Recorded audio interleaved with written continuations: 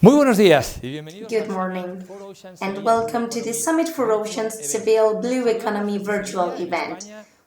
We would like to greet you from Seville, Spain, everybody who is online on this event.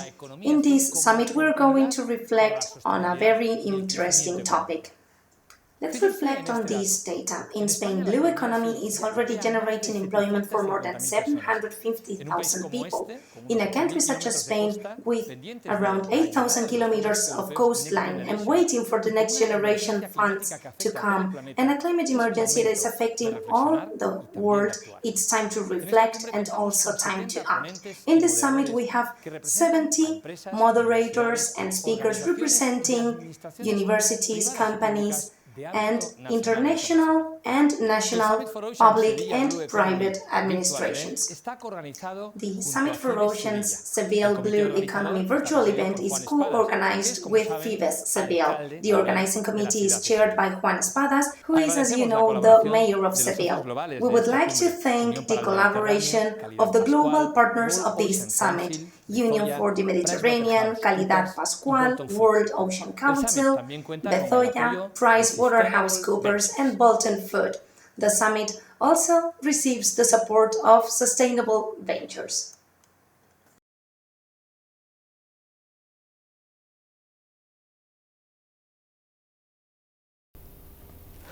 We will start this opening event chaired by Luis Planas, the Minister of Agriculture and Fisheries in the government of Spain.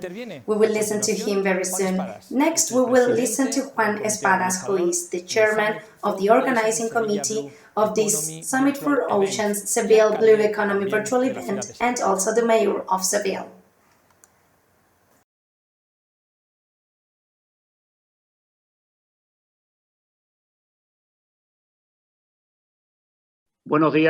Good morning. Good morning to all of you. I am honored in my position as the mayor of Seville to be here in the opening and also the president of the organizing committee.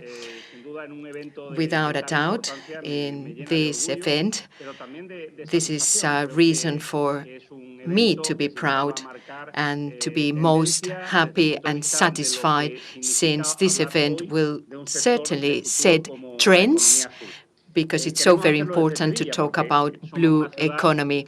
And we want to do so from Sevilla, from Seville. Seville is known for its capacity to organize major events, and because Sevilla is also sensitive to subjects that can bring opportunities for growth and employment development. In that regard, this opportunity, this event, has become a working line that we want to ensure, we want to maintain in coming years.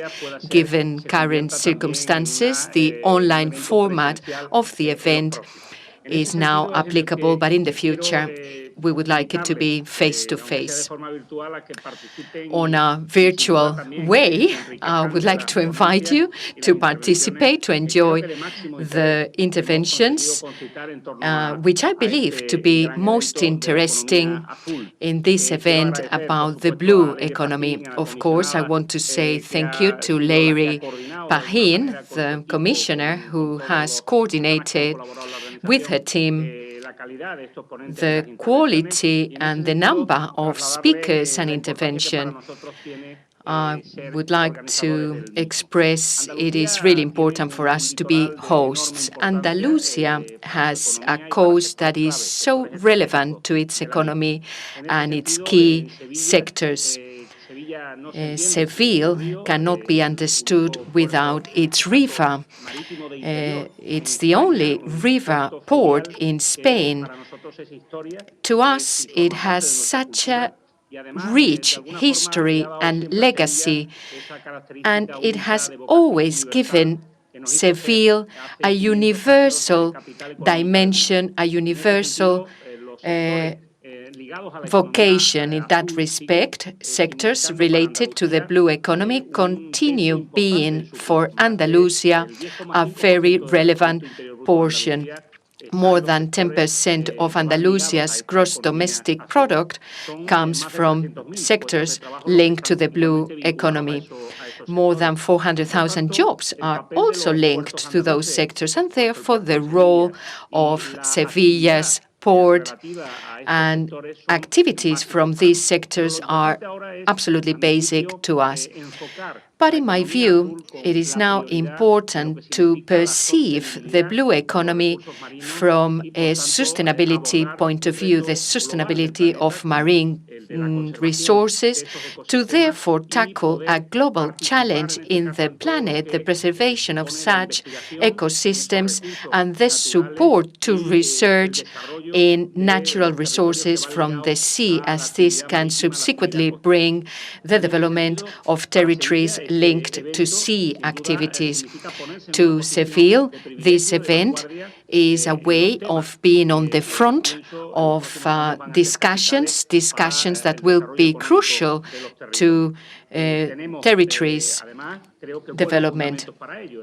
And we have good reasons to do that.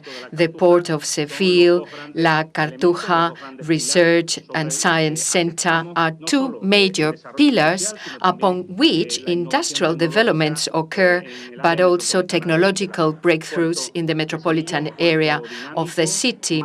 Sevilla's port is dynamic. It has a strategic plan which is in line with the city's plan for 2030, which includes aspects such as renewable energies and the building of wind energy infrastructures. Similarly, training and research connected to innovation causes the University of Sevilla to be a key player in liaison with research councils at the Science Park in La Cartuja.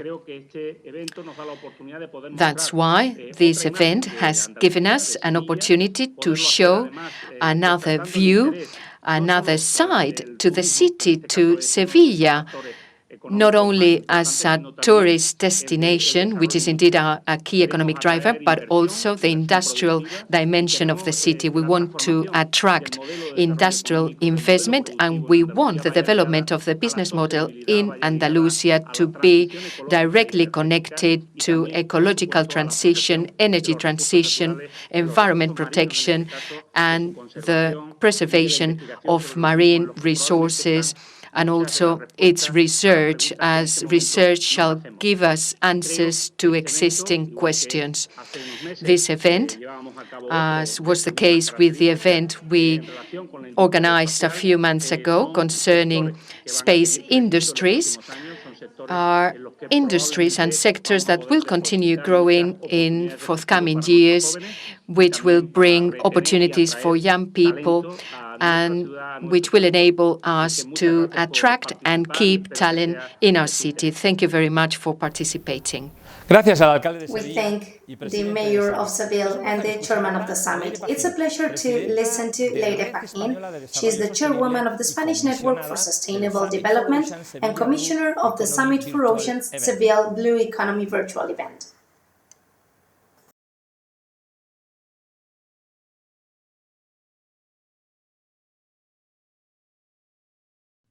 Muy buenas. Hello. Allow me to first start by thanking the organizers of this Summit for Oceans to have read the Spanish Network for Sustainable Development in this event. I feel very honored and delighted to be commissioner of this great event. I would have loved to be in Seville on site, because it's always a luxury to be there. But I'm sure we will soon be able to do so and enjoy its cuisine, its cultural spaces, and its people. As you know, the Spanish Network for Sustainable Development, which I am honored to chair, was born to promote a real sustainability culture in our country in all spheres, in the educational sphere, in the economic, social, financial sphere, trying to achieve the SDGs, the 2030 Agenda approved by the United Nations, which now needs to materialize in all the countries with specific measures and with certain areas of action. I would also like to congratulate the mayor of Seville, Juan Espadas, who is a great friend and a great supporter for sustainability for many years, for organizing this summit because of this very important topic. And I'm sure this will have a very positive impact for Seville. I would also like to take this opportunity to greet another great friend, Luis Planas, Minister of Agriculture, Food and Fisheries in Spain, Josep Lluís Bonet, the chairman of the Chamber of Spain, the chairman of the Confederation of Companies, and all the organizers with whom we've been working all these days to create this event. As we have seen throughout the different presentations and the press release, this summit is a forum for reflection amongst the different agents. They are all different, but they are all aware of how important the preservation of our environment is. And also some lessons learned after the very hard pandemic that we are living, which brought on the table. The pandemic showed us some lessons we have to learn for the future. First is we need to be aware about what the science is telling us, because we have to take action as soon as possible and not to respond when the crisis have already exploded.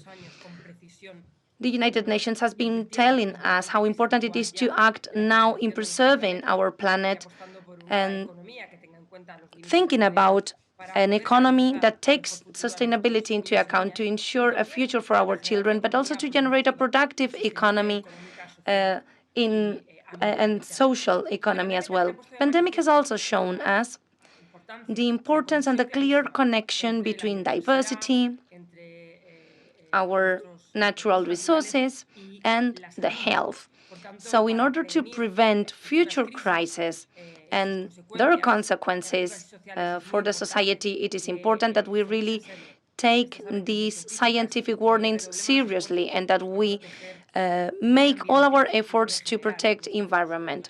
The oceans and the seas are the main reservoir of water in the planet and generate many resources which are totally essential for our life and for our economic development. And these resources are now under threat because of the excessive exploitation, pollution, and the effects of the climate change that endanger the sustainability of all the system, with a great negative impact also for people. Two-thirds of the world's population live near the seas. We live very close to the sea, to the coastlines, and this is a threat if the sea levels rise. So the pollution, extreme climate phenomena, and the accelerated urban development have very direct consequences in the health and welfare of the human being, as well as the economic development of those societies. The possibility of having resources, environmental resources, close to us is also so important, next to our homes or the places where we live. That's why it's also important that cities decisively think about blue resources and all these environmental areas, because they are intertwined with the better management of stress, with our welfare and well-being, and with our health, all in all. When we speak about sustainability, when we speak about green economy, low-carbon economy, and efficient use of resources, and that is socially inclusive, we cannot forget that more than 70% of the surface of our planet is covered by seas and oceans.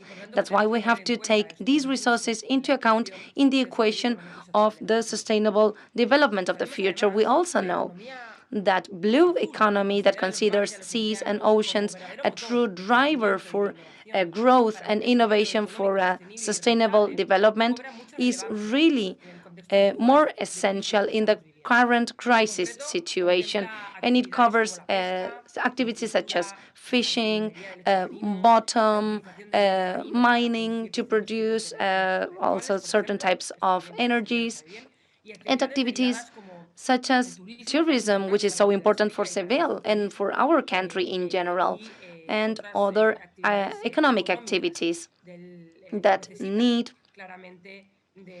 the diversity of the seas and the need to create different products for consumption, and that takes care of the different substances for medical research. So this is a fundamental place for resources, for a robust and sustainable economy for the future. Even more, the European Commission has been telling us that blue economy generates approximately 5.4 million euro, 5.4, sorry, million jobs, and it generates an added value of 5 billion euros a year. It still has some room for maneuver or room for improvement in certain areas, but it is a great generator of employment. And this is why this summit, which is the first global forum in Spain focused on this topic, is so important, because it will enable us to raise awareness amongst the society about the benefits of blue economy for sustainable development, and it does so involving researchers, companies, governments, public administrations, media, all the society. Because if you go for sustainable development, you need the help and support and cooperation of all the stakeholders in this equation. We call the academia and the science, because they are the ones that make us better understand how our environments are, but also the private sector, because it generates wealth in economy, and they are also state-of-the-art in innovation. And blue economy can be a good niche for economic development and employment generation. We need public administrations because they regulate and establish the framework, and they generate fiscal incentives, for example. So the alliance of a whole society working together in one same direction. This is a relevant topic for many years. In 2017, in our Spanish Network for Sustainable Development, have had several conclusions.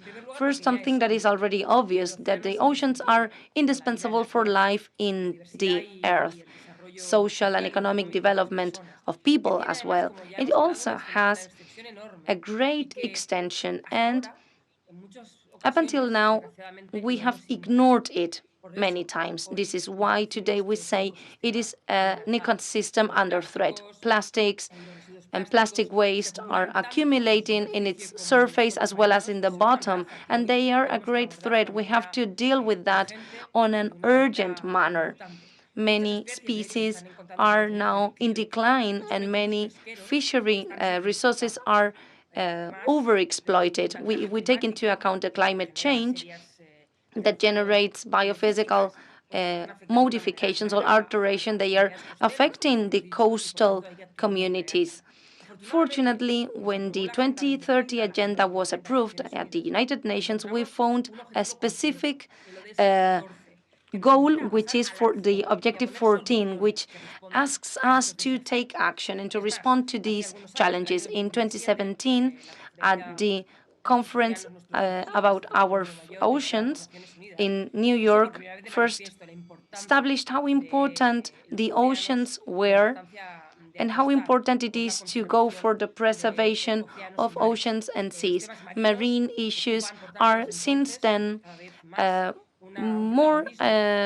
a more important role in the international agenda, which is absolutely essential for the future. We have been speaking about different topics related to that. The fisheries subsidies, we have been speaking about that in the World Trade Organization, or the legislation that our own country is now discussing with the framework of sustainability and with specific protection goals, with the aim to preserve our marine environment and our environment in general. So we need legislation. We also need technological innovation.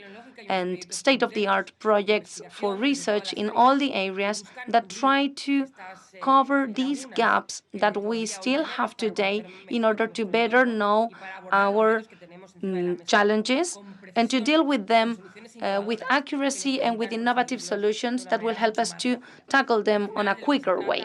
In the end, the purpose is to mobilize the available resources to meet the sustainability agenda. In that sense, the pandemic, as I said, has made it really obvious how dependent we are from the oceans and the need to have a deep transformation. We have an enormous opportunity with Europe thinking about green economy, with this capital investment that will get to our societies, that would get to our country, and we have to really go for it with many different companies that are really innovative with green energy and alternative energies and will generate wealth and economic growth. And this is something we have to do together with researchers, public administrations, working together from different angles, but with a common purpose. Connection and collaboration, those would be the key words that define the advantages that this Agenda 2030 approved by the United Nations offer to us, and where we have a clear examples such as Article 13, 14, 17, Alliances for Sustainable Future, that are so important and that are so appropriate for this forum. I would like to finish with an important message. The connection between the different knowledge and the active collaboration amongst all the countries and stakeholders to combine an inclusive, sustainable development, and in doing so, through the sustainable management of the marine resources, because the Agenda 2030 continues to be the best guide for us in order to build a common global response for coming out of this crisis and for an inclusive, sustainable development.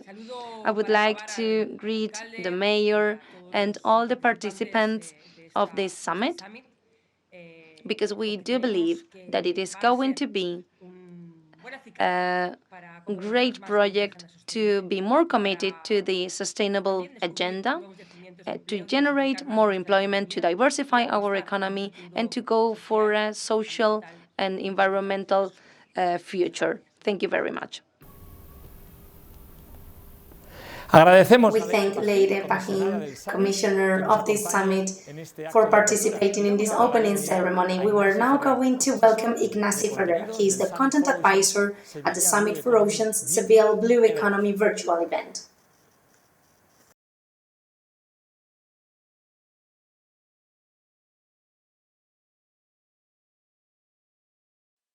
Buenos días. Good morning. First of all, I would like to thank and greet Juan Espadas, the Mayor of Seville and Chairman of the Organizing Committee of the Summit for Oceans Seville Blue Economy virtual event, also the Minister of Agriculture, Food, Pedro Duque, Minister of Science and Innovation, also our colleagues Leire Pajín, Chairwoman of the Spanish Network of Sustainable Development, José Alberto González Ruiz, who is the Secretary of the Spanish Confederation of Companies, and Josep Lluís Bonet, the President of the Spanish Chamber of Commerce. Thank you for participating here. I am Ignacy Ferrer. I'm the CEO and founder of Sustainable Ventures, a company specialized in boosting scalable projects for blue economy. At this point, we're working with more than 150 scientific centers around the world. So this is one of the platforms of reference in the Mediterranean in this flourishing industry. And for us, it's a privilege to participate in the coordination of this event, especially in advising about the speakers and the content. The goal of this summit could be summarized in two words: take action. What we're going to see in these 2 days is the attempt to build bridges between science and technology, companies and capital, and the world of administrations, so that we all together start to build this reality, which is blue economy, and that we can make the most of it for the opportunities that come up in the post-COVID world. We cannot lose the idea that Spain has a marine industry that is absolutely consolidated. It's the second one in Europe. It has an enormous potential for blue economy, understanding that blue economy is just the sustainable marine economy. The sea is one of the best resources of wealth for any type of energies for the humanity. But in order to harness this wealth by the seas, these 2.5 billion euros a year that this is generated in the assets that we have in the marine ecosystems, we can only do so by making sure that they are healthy. That's one of the considerations that boosts blue economy from the perspective of the European Commission. So in these 2 days, what we are going to do is building these bridges between these three great stakeholders, so that Spain, with the many thousand kilometers of coastline, can really benefit from all the opportunities. In these days, we will have the opportunity to see technologies that enable the profitable exploitation and generating wealth and jobs, but also sustainable, guaranteeing its future in the years to come. We will also have the opportunity to discover scientific innovations that will enable to regenerate the marine environment, this marine capital that may be lost, and as a consequence, new opportunities to generate wealth and to generate employment through the sustainable exploitation of the goods and services by the ecosystems that were recovered. So these are new opportunities on spaces that we may have already lost. We will have the opportunity to take a look at practical cases with different companies that are implementing these initiatives or using these technologies to have sustainable management without damaging the resources, but also startups, innovative companies that are now implementing new projects that have new development opportunities in sustainable economy. In order to have this cross-cutting vision and to build these bridges we were mentioning, what we will do in the following days is to structure the summit so that we have an approach from different sectors for each of the blocks. We will be mentioning the different key sectors in our economy. We will start with tourism, where we will speak about regenerative tourism. This is a new format through which we can regenerate and recover new opportunities for services, and this is and in consequence new wealth. We will have John Pagano and Mr. Duarte. They are representatives of great companies for sustainable tourism. We will tackle infrastructures and the potential by marine infrastructures through a good planning. We will also have the opportunity to take a look at the marine industry in general, taking a look at its potential and its growth with the sustainability focus. The large consumption will also be present, with examples such as Calidad Pascual or Bolton Foods, the Italian company, which will give us their view from the large consumption sector, how they can play a key role in marine sustainability with the sustainable use of resources. We will also have an approach of biotechnology. This is probably one of the highest potential fields, with medicine and new formats of food, the resources that the sea and the oceans can give us. We will not forget the finance world. All these economic sectors, all these opportunities need to be financed, of course, and we will have the presence of the European Investment Fund, the EIF, with the manager of sustainability, with great projects and great support to new developments. We will also have specialized funds on sustainable and blue economy and new formulas for financing this new paradigm. Finally, by the end of the second day, we will pay tribute to the pioneers in the world of blue economy. These are institutions and organizations and companies that started some years ago that are revolving around the Mediterranean, and we will take a look at different case studies, and we will have the opportunity to speak to their leaders. And we will close the summit with a dialogue where we will take a look at the different conclusions that we may highlight after 2 days of conversation and discussion and presentations of projects and innovations, but also at the opportunities for the future, because we are optimistic. If we know how to benefit from these new opportunities, we can find a significant resource or source of job creation, of sustainability, without forgetting, of course, the marine sustainability, because the resources that we can find on them are only available if the sea is in good condition, and also because the sea is also a source of other ways of wealth, such as well-being and health of the humanity. Thank you all for making this summit a reality. I would again like to thank the Mayor of Seville for boosting this great summit, this event, because it places the city at the forefront of these innovations, which is now flourishing and growing exponentially. And I would like to thank all the speakers for their participation and the effort they have had. I hope these 2 days are very interesting for all of you. Thank you very much and have a great day. We were listening to Ignasi Ferrer's words, who is the content advisor of this summit. It's a pleasure to now listen to José Alberto González Ruiz. He is the General Secretary of the Spanish Employers Confederation.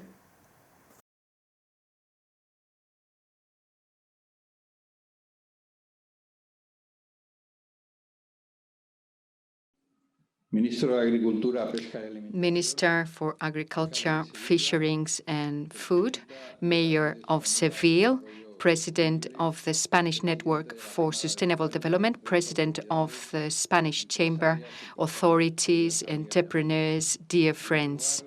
First of all, I would like to say thank you to the organizers for their invitation to participate in the opening of this summit on blue economy. I would also like to say congratulations on the approach given to it and the slogan, an opportunity for sustainability and growth. This is indeed an opportunity, the way we need to consider the blue economy in our country, a country with a maritime vocation, since we have an extensive coastline. This reality sort of forces us to look at the sea, and this has been so from a historic point of view. Our industry and other activities have given way to great prestige all over the world, and ocean-related activities have huge economic impacts thanks to their multiplying effect on employment and added value. This relevant role in the economy has been acknowledged by a number of international organizations, and therefore we can state the blue economy is a strategic asset for Spain and a driver for growth in the mid and long terms. The sector is broad, is continuously evolving, technologically speaking, and has a large network which is embedded into the entrepreneurial fabric. It also contributes to economic growth with direct and indirect participation, which can be estimated to be about 5-6% of our gross domestic product and employment in our country. As we know, the COVID-19 pandemic has triggered a huge economic crisis. The level of affectation on the overall economy has been most severe. And even though there is a common denominator, the impact is being asymmetrical on the different sections of the economy in the country. The effects derived from this activity has been heterogeneous across sectors and also across subsectors making up the blue economy. It is still hard for us to accurately evaluate the real impact this crisis is going to have in the mid and long term in all sectors. The analysis and evaluation of existing data shows that some activities such as sea tourism, sea transport, the building sector, shipyards and auxiliary industries and the extraction of marine resources have suffered a greater initial impact, their recovery being more slow than desired. Other sectors with severe impacts have also been affected. However, the recovery is being faster. For instance,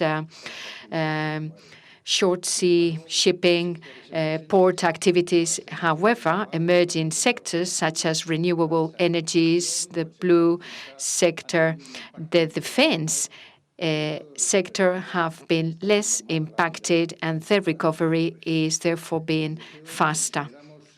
From my organization, we believe it essential to make progress and work on the sustainable intelligent use of marine resources based on technology for the transformation and recovery of the overall Spanish economy at this moment in time, which is definitely difficult. COE have been aware from minute one of the need to respond rapidly and work on recovery. In that respect, the European funding passed by the European Union, the Next Generation funds, will certainly play a key role for the country to recover, more particularly for the blue economy sector. Among the activities developed in our organization, we have commissioned a European project office for companies to be assisted in applying for funding and to also be able to advise on how the España Puede plan can be implemented. España Puede will certainly mark our economy in the next few years based on the proposals put forward by CEOE. From the vision of the country is really steady and focuses on a triple transition. One of these initiatives is the one about a transforming sustainable blue economy. In that proposal, we talk about the intelligent, sustainable use of our oceans in a view of the sector as a critical one due to its potential to create jobs.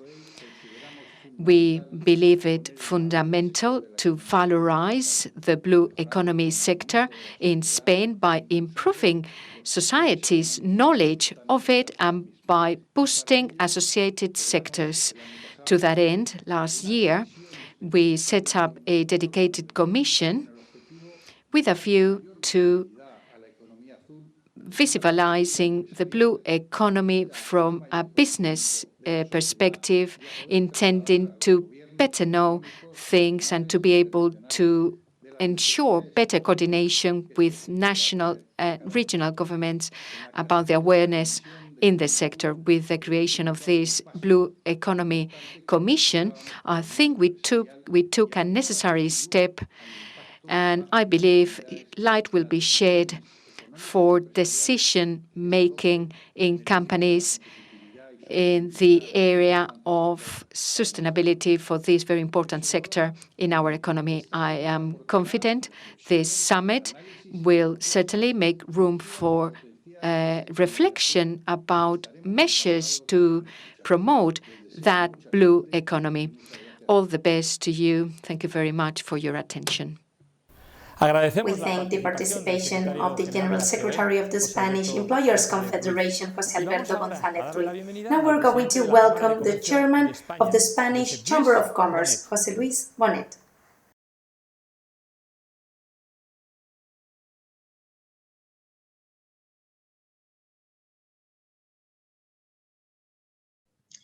Minister of Agriculture, Fisheries and Food, Luis Planas, Mayor of Seville, Juan Espadas, authorities, ladies and gentlemen. I would first like to thank the organizers of this first summit, Seville Blue Economy virtual event, for their invitation to participate in this event. And I would also like to congratulate the Mayor of Seville, Juan Espadas, for his strategic vision in placing his city at the forefront of innovation and the future in such interesting topics such as the airspace industry, the 5.0 industry, and the blue economy. More than two-thirds of our planet are covered by seas and oceans, which together provide resources equivalent to 5% of the GDP at world level. Making a good use of these resources will make us be successful in having a sustainable future development. This is why the SDG 14 of the United Nations under the Agenda 2030 calls for the preservation and sustainable use of oceans, seas, and marine resources. In Spain, the activities linked to blue economy, such as fisheries and fish farming, biotechnology, underwater mining, tourism, maritime transport, and the port activities and the offshore wind energy generate an added value, gross added value of 23 million euros, and they almost represent 7,000 jobs. These are data from the Spanish network of the World Compact. In blue economy, the word blue economy covers all activities related to oceans, coasts, and seas, covering the sustainable transformation of traditional activities, but also emerging activities that represent great opportunities for innovation and employment globally. The growing importance of this sector under the Spanish economy is reflected in the fact that the National Plan for Recovery, Transformation and Resilience covers in one of its projects that will be financed with the Next Generation European Union funds the technological innovation in the fishing and fish farming sectors for driving blue economy. This is a niche of activity that has an enormous transformative power for our country. The chambers of commerce are aware of the high potential of this sector, and we are already working on projects that generate strategic value at international level through the INCIBE Foundation of the Chambers of Commerce.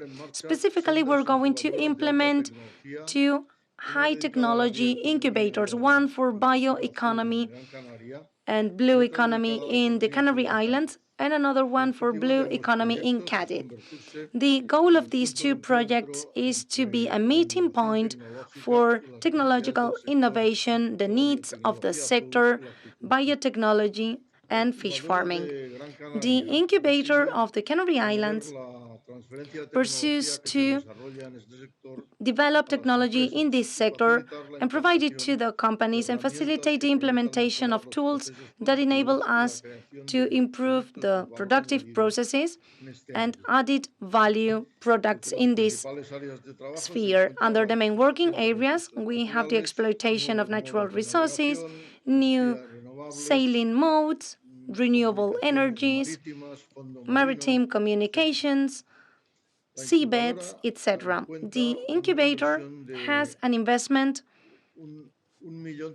of 1.3 million euros, where 71% come from the European Fund, European Regional Development Fund, and the other part will be provided by the City Council of Gran Canaria. In the case of the incubator of Cádiz, they want to innovate and generate transferability for the companies in the progress that is now in place in these sectors, but it will include other technological and logistics sectors that are complementary. The investment foreseen is 3 million euros, financed 80% by the ERDF, and the other part will be provided by the City Council of Cádiz.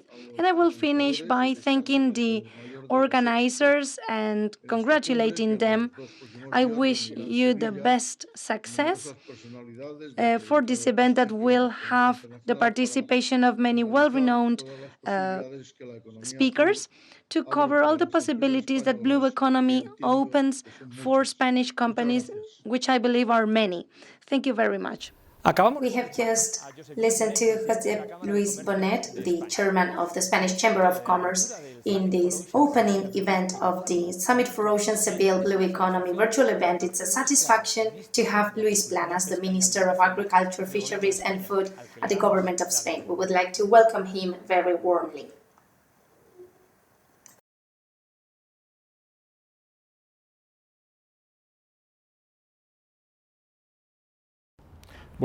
Good morning, and congratulations to the Council of Seville and FIBES on the organization of this event, of this summit. Hello, my best wishes to all of you, and for the first Summit for Oceans to give a real boost to the economy. This is indeed a great opportunity for sustainability and economic growth. Both concepts come hand in hand. It is particularly relevant when we talk about seas and oceans. In fact, they account for 70% of the whole planet surface. They are indeed a determining factor to life and a vital source of wealth.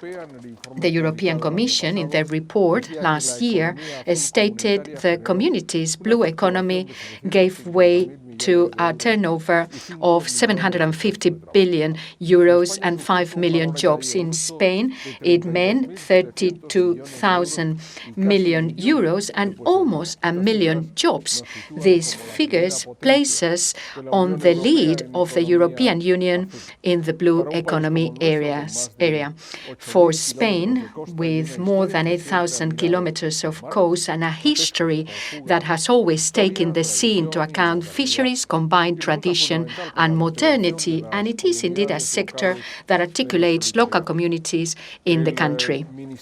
The Ministry for Agriculture, Fisheries and Food works very hard at a community level, EU community level, and also nationally and internationally to valorize the role of fishing and aquaculture as relevant, sustainable sectors for the sustainable development of our coastal areas. More particularly, fisheries and aquaculture provide 2/3 of Spain's growth to the economy, with an added gross value of 21 billion euros and a production of almost 1 million tons of fish and seafood, which place the Spanish fishing fleet on the lead of the European Union concerning volumes and values of the fish extracted. The government of Spain has clearly and firmly defended fishing and sustainable aquaculture. It is a landmark for Spanish fisheries worldwide, and to that end, we rely on the involvement of the whole fishing sector. We have the best possible instrument to do that, the common fishing policy of the European Union, which encourages a balance between the three pillars: the environment, the economy and society. Fishing, as a sustainable driver of the blue economy, is also registered into and incorporated into a national plan. That plan will be supplemented with 1,100 million euros coming from the Maritime European Fund for the period 2021-2027. It will also be supplemented by the budget of the ministry, thus giving full support to enhancing competitiveness in the agricultural and fishing sectors. Indeed, we defend a sustainable sector, one that is modern, efficient, prosperous, and one that is environmentally friendly. It does deserve all the acknowledgement of society as a whole. I am confident that today's conference, today's event, will certainly enhance the visibility of the sector and will allow these objectives to be fulfilled for the benefit of our economy, for the benefit of our seas and oceans, and for the benefit of society as a whole, and more particularly coastal communities who participate in fishing as an activity to make a living. Thank you. Thank you very much, Luis Planas, Minister of Agriculture, Fisheries and Food at the Government of Spain, for participating in this opening ceremony of the Summit for Oceans Seville Blue Economy virtual event. We're now going to start our summit with an analysis that's coming from Italy. We will listen to Vincenzo Bianco, the chairman of the National Council of ANSI, which is the National Association of Italian Municipalities. He is also a member of the European Committee of the Regions. Mr. Bianco, you have the floor.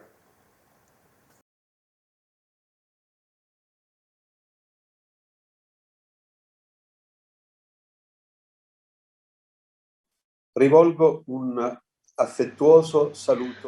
like to extend my warmest greetings to the city of Seville, to Andalusia and to Spain. I greet you from Italy, a country with a close bond with Spain, and more precisely from the south of Italy, from Sicily, my region, whose bond is even stronger with Spain and especially with Andalusia. Catania has a very special connection with Seville, a city it has been cooperating with a lot in recent years. I would like to launch an appeal. My resolute call is that we consider the blue economy and the fight against the pollution in the Mediterranean as a central issue in our political commitment. 1 year and a half ago, before this terrible pandemic began, I took part in the plenary session that was held in Barcelona by ARLEM, the Euro-Mediterranean Regional and Local Assembly. I took the floor in Barcelona as keynote speaker to deliver a very important opinion, which is, let's say, the Mediterranean Sea. I would like to invite you all to reflect upon some important facts, some relevant information. As you are well aware, the global temperature is rising, and what's especially rising is the sea temperature. The Mediterranean Sea is the single place in the whole world where the temperature, right after the Arctic Sea, is rising more quickly when compared to the other seas. Every day, every year, in the Mediterranean, the temperature rises 20% more than in the other seas. Think about it. This means that in 5 years, the temperature rise in the Mediterranean doubles with respect to the other seas and the other oceans. The same occurs with the sea level rise, which means that the seawater in the Mediterranean rises with respect to the mainland 20% more than in other seas. Just think that every single year 700 new species of tropical marine fauna and marine flora get into the Mediterranean. Our seas, and we know it all too well, are changing. They are increasingly becoming tropical seas. But the figure that impressed me the most when I was studying to prepare the opinion I had to deliver is what follows. Listen carefully. Every single minute of every hour of every day in any year, 32,000 plastic bottles are thrown into the Mediterranean Sea. And I repeat, 32,000 plastic bottles. Every single minute, any moment. As you can understand, this has transformed and could transform even more our sea in a huge plastic deposit, with all that this implies, considering that several years, centuries and millennia are needed in order to dispose of plastic.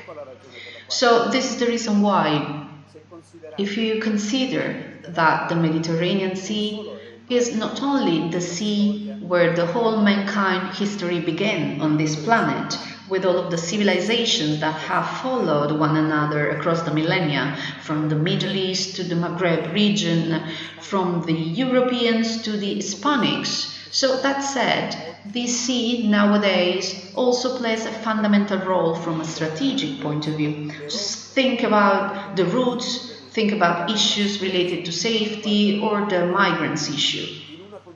Against this backdrop, we cannot just settle with ordinary measures or decisions. We cannot pretend that we are committed to the Mediterranean without fixing or tackling none of these issues in this area. So this is the reason why we need to take this opportunity, also take the opportunity of this extraordinary conference, so remarkable, to do something outstanding. The first thing we need to do, if you allow me to suggest, is to raise the awareness of the citizens and of the public opinion on the actual existence of this problem and on the need of strong and brave decisions to revert this trend.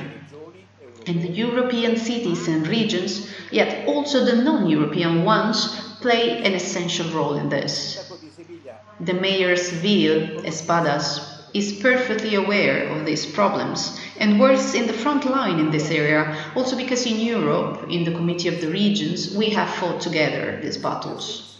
We need to raise the awareness and give a central role to the cities and the regions, both European and Mediterranean, in the fight against this issue. The cities and the regions are the first inhabitants of this sea. However, we also need, as I was saying, to raise the awareness of non-European cities and regions, because they obviously have the very same obligations and the very same rights as us. To do what? In order to undertake some tangible and important actions, I have identified 5 actions very briefly. The first action implies working seriously and committing ourselves to largely increasing our ability to produce renewable energy, wind energy, solar energy, and any other type of renewable energy. The more we use renewable energy, the less we will need the traditional energy resources. We need to turn the Mediterranean into the global leader of this trend reversal. The second action, a very tricky yet extremely important one, by the year 2030 and even before where possible, we absolutely have to ban the oil and gas exploration and production in the Mediterranean. If this sea is to become a sea full of life, we need to choose to abandon in the Mediterranean the policies that are focused on the extraction of gas and oil and gradually replace them with the renewable sources of energy. The third objective, we have to move firmly toward the circular economy. The economy that reuses everything and that allows us to produce without consuming. It is a fundamental choice in any industry, from the agricultural sector to production and to fishing. All of this can be done in the frame of the circular economy. The fourth objective, to reduce waste. The reduction of waste is absolutely essential. Reducing, reusing, and recycling waste is a must-do. If we keep on producing waste with the very same rate as we've done so far, and we still do, all of the other actions will not bear good results. And lastly, the fifth objective. At least 10% of our territory has to become protected area. Areas where special attention is paid to these issues I've been mentioning. In order to achieve all of this, we need to make bold decisions. I believe, and indeed I am aware, that I'm a dreamer, but at times in life one has to dream in order to get important results.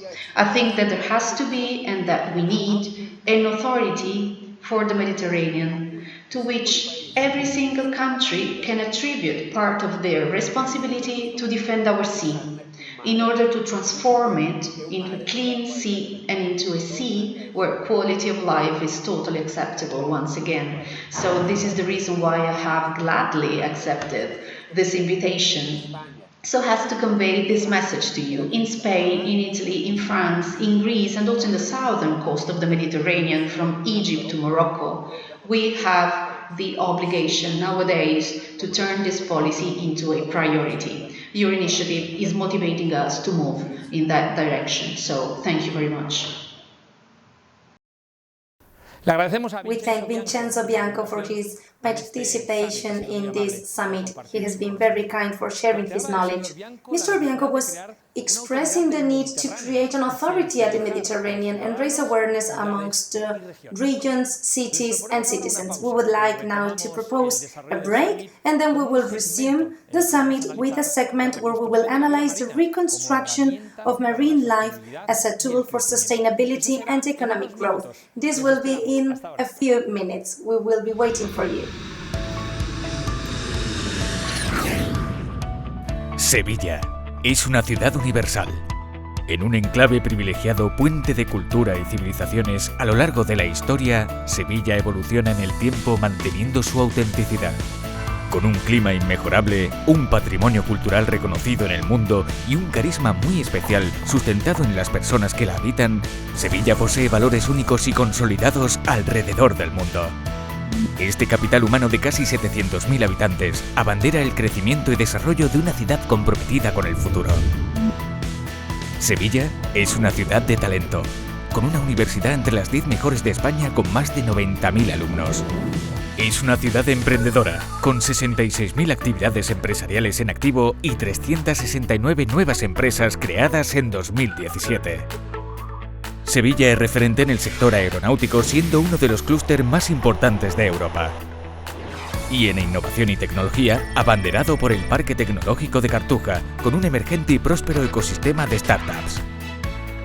Sevilla es una ciudad conectada por tierra, mar y aire con casi 5 millones de pasajeros anuales, 24.000 cruceristas y con el puerto interior más grande de España. Es una ciudad atractiva y acogedora con un crecimiento turístico ejemplar, siendo reconocida como la mejor ciudad de turismo MICE de España, la capital iberoamericana de la tapa o el mejor destino urbano por Lonely Planet en 2018. Sevilla es una ciudad sostenible y saludable, que apuesta por las zonas verdes, las energías renovables y una gestión de residuos selectiva con un firme compromiso contra el cambio climático. Aquí nació la Declaración de Sevilla por la Economía Circular, un compromiso por un modelo económico, social y productivo sostenible e innovador. Una ciudad para disfrutar del deporte, con citas internacionales referentes como el Maratón de Sevilla con más de 14.000 corredores, los 10.000 del triatlón o la popular carrera nocturna con más de 25.000, un auténtico evento social. Y además, acogemos los campeonatos de España de remo, piragüismo, regatas, competiciones juveniles, nacionales e internacionales de tenis, natación sincronizada o fútbol. Y una ciudad donde la calle es espacio de encuentro vibrante, sobre todo para la cultura. La ciudad vive a cielo abierto más de 3.000 eventos anuales tan representativos como la Bienal de Flamenco, el Año Murillo o sus centenarias Semana Santa y Feria de Abril. Y en los próximos años, la ciudad se embarca en el homenaje al 5º centenario de la primera vuelta al mundo de Fernando Magallanes y Juan Sebastián Elcano, que partió y concluyó en Sevilla. Una efeméride en la que Sevilla promueve de nuevo una mirada universal. Soy Juan Espadas, alcalde de Sevilla. Hace 500 años, desde aquí, partió la expedición que dio la primera vuelta al mundo de Magallanes y Juan Sebastián Elcano. Entonces Sevilla era la capital económica del mundo, era puerto y puerta de América. Y de alguna manera su vocación universal desde entonces nos ha traído hasta ahora siendo una ciudad moderna y una ciudad que quiere afrontar el futuro con todas las garantías. Las ciudades del mundo, los gobiernos locales, tenemos la responsabilidad de plantear soluciones a los retos del cambio climático, la sostenibilidad, a las ciudades y a sus políticas más inclusivas para hacer de las personas más desfavorecidas personas con igualdad de oportunidades y sobre todo también a los retos de la modernización digital de nuestros territorios. Tenemos que trabajar en red, tenemos que cooperar para conseguir esos objetivos.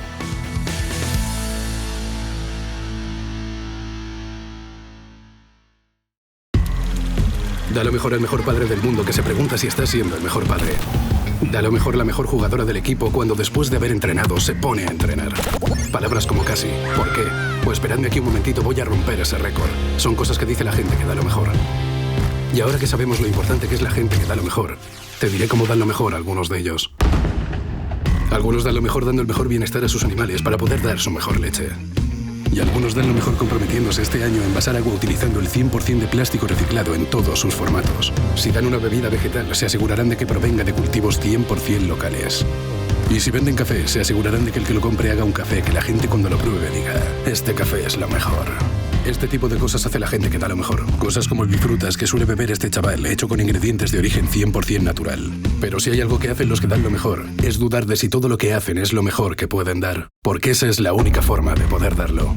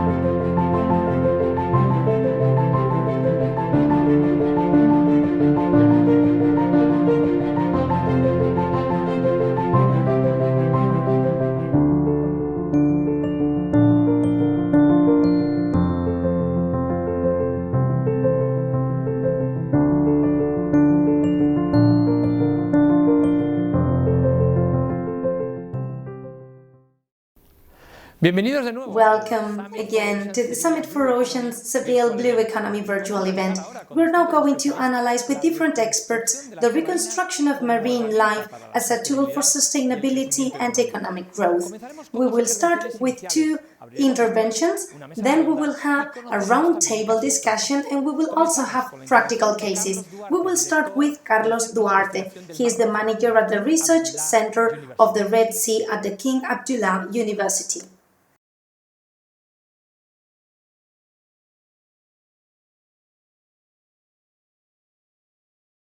I would like to start by thanking the invitation to participate in this event, and I am going to focus on how we can reconstruct the wealth of life in the oceans. We have to think that we've lost virtually 50%, half of the blue capital of the oceans, due to the decline of biodiversity in the last 30 years of the 20th century.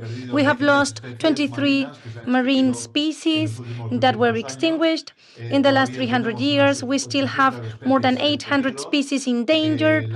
The marine animals exploited have fallen in 89%. For example, whales.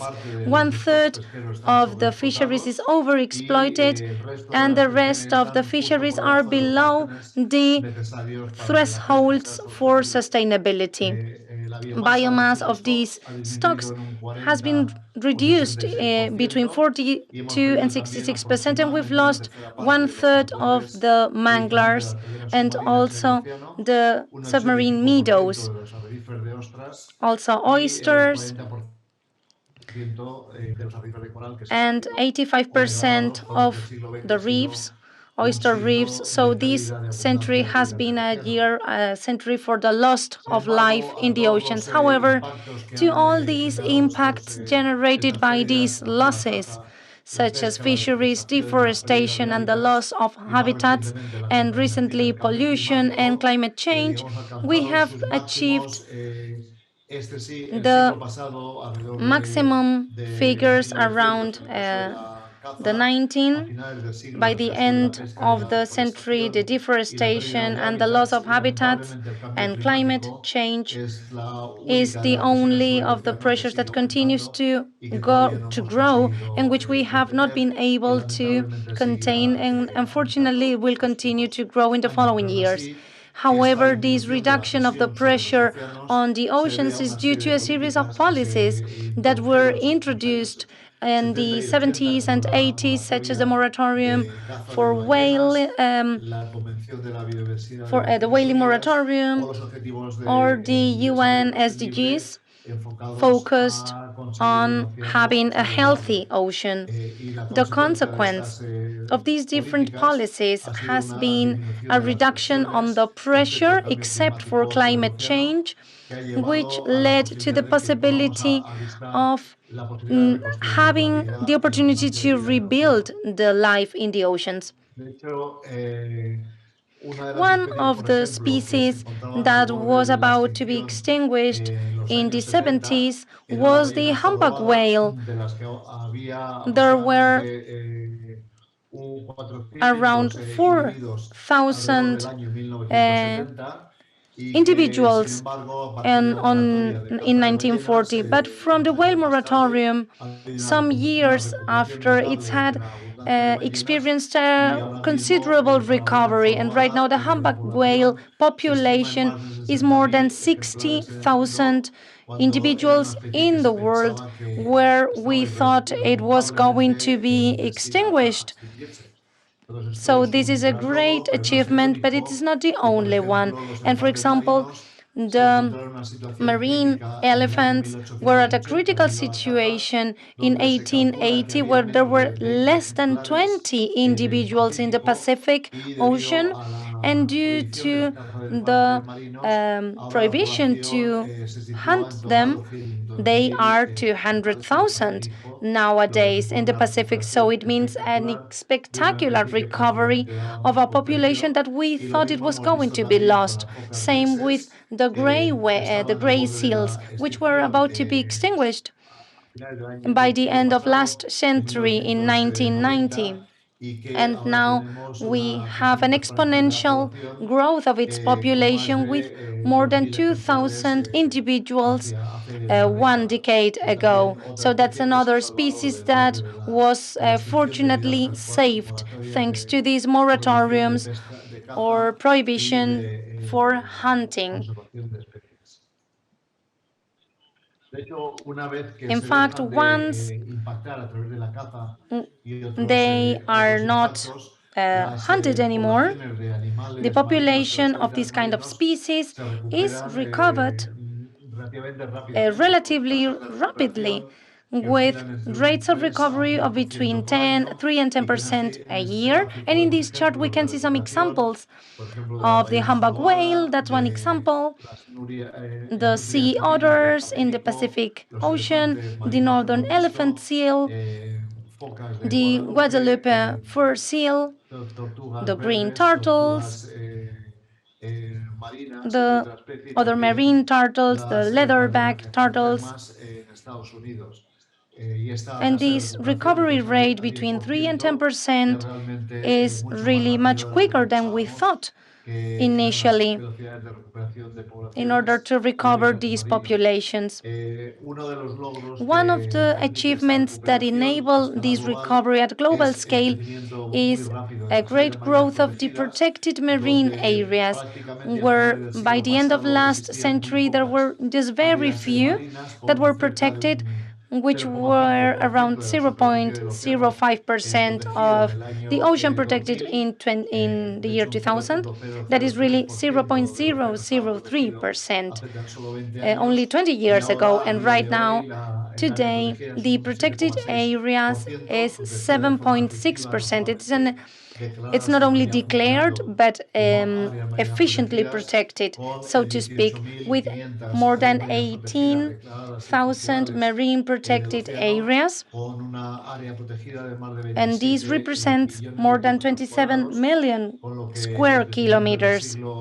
So the growth in this century is really spectacular, but we fall short if we compare with the Convention of Marine Protected Areas, which they were expecting to be 10%, but hopefully this year there will be a declaration, an international declaration of marine protected areas in the Antarctic, which couldn't be achieved last year, and will make this figure to grow to 10% with 1 year delay. But this is a relatively good rate for growth, which generates hopes not only for this 10% with 1 year delay, but with this rate going forward, we may achieve the 30% protected areas by 2030, and we will have more than half of the ocean protected by 2050. This activity for protection is now being deployed in the ocean. It already has tangible effects in the oceans, and the protection of species has gone from 18% of the populations evaluated that were under threat to 11.4% in 2019. This is a trend that is not only important, but it also covers many different marine species and in all the ocean basins. We can also witness a great percentage of marine mammals that were on quite a critical situation, and it's been growing 47% for the populations on which we have data are growing, 13% are reducing, and 40% are stable. So there is a trend for increase, which can be witnessed in most of the basins except for the Antarctica.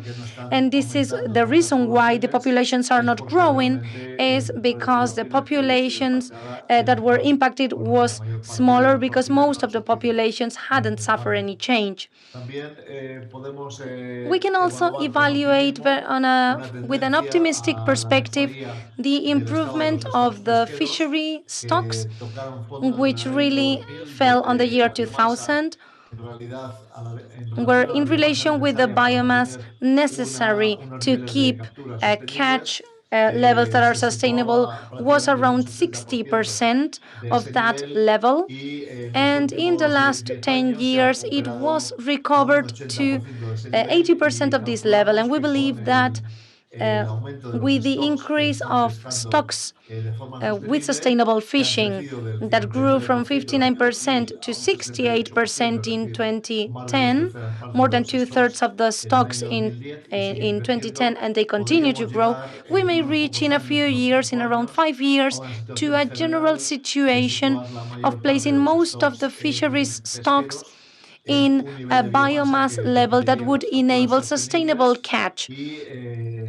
And when we compare the stocks, the recovery timeframes to achieve these levels, if we reduce pressure on those stocks, this could be around 10 to 20 years. So probably by 2030, we may achieve most of the fisheries stocks to levels that may enable us for a sustainable catch.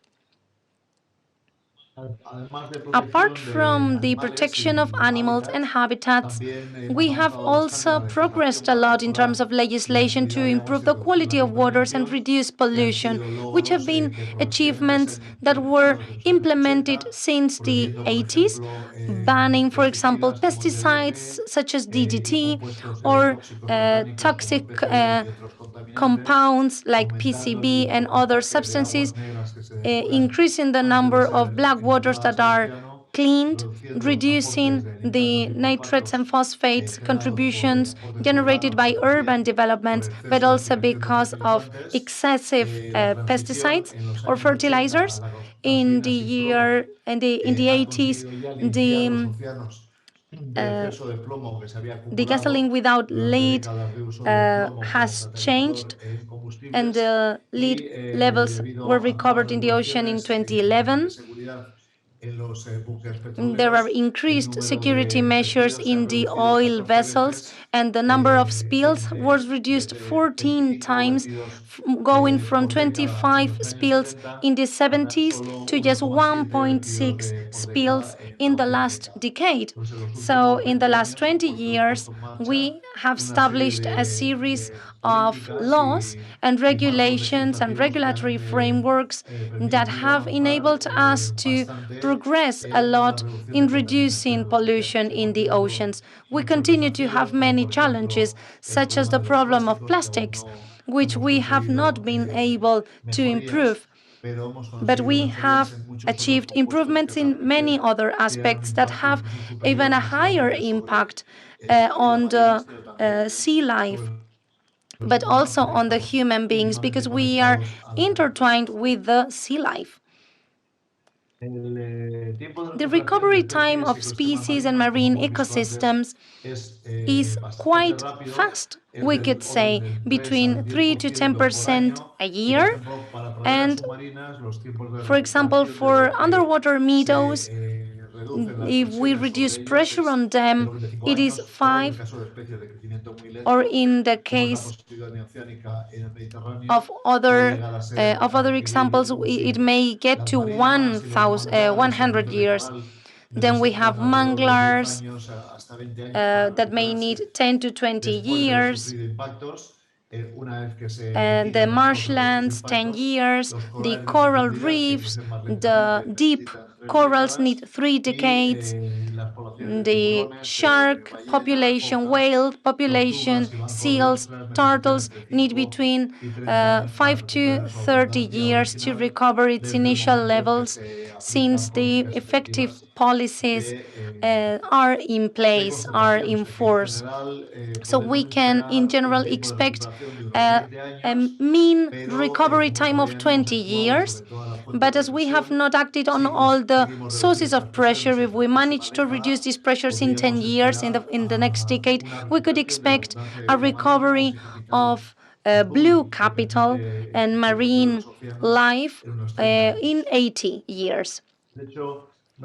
It is not only about waiting for these populations to be recovered spontaneously, but there are growing efforts, proactive efforts of restoration, mainly in habitats, And in this chart, we can see the number of mangroves, seagrass, salt marsh, and oyster reefs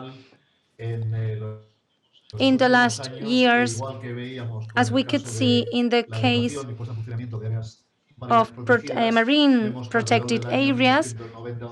Between 1990 and the year 2000, there is an important boost for all the restoration projects, and the number of projects are multiplied, and now it is 900 times higher than the number of projects that were in place in 1990. So there is really a great boost to the restoration efforts. It is considerable. And this year, the United Nations has started the decade for ocean restoration. So we can hope and we can expect that this decade will bring many good news, and we will have the necessary time frames to recover the wealth and biodiversity of these habitats. With that, I would like to conclude, and these are the results that we published in the Nature magazine last year based on scientific evidence. It is possible to recover biodiversity by 2050, that is, in one human generation, and we have to think that the ethics to preserve and maintain what we have is not acceptable anymore, because this goal started in 1990, and year after year we have been losing wealth and diversity. So it is not only maintaining what we have, but we have to recover what we lost. That's the idea. We have to do so. We know how to do it, and we have the opportunity to do it before it is too late.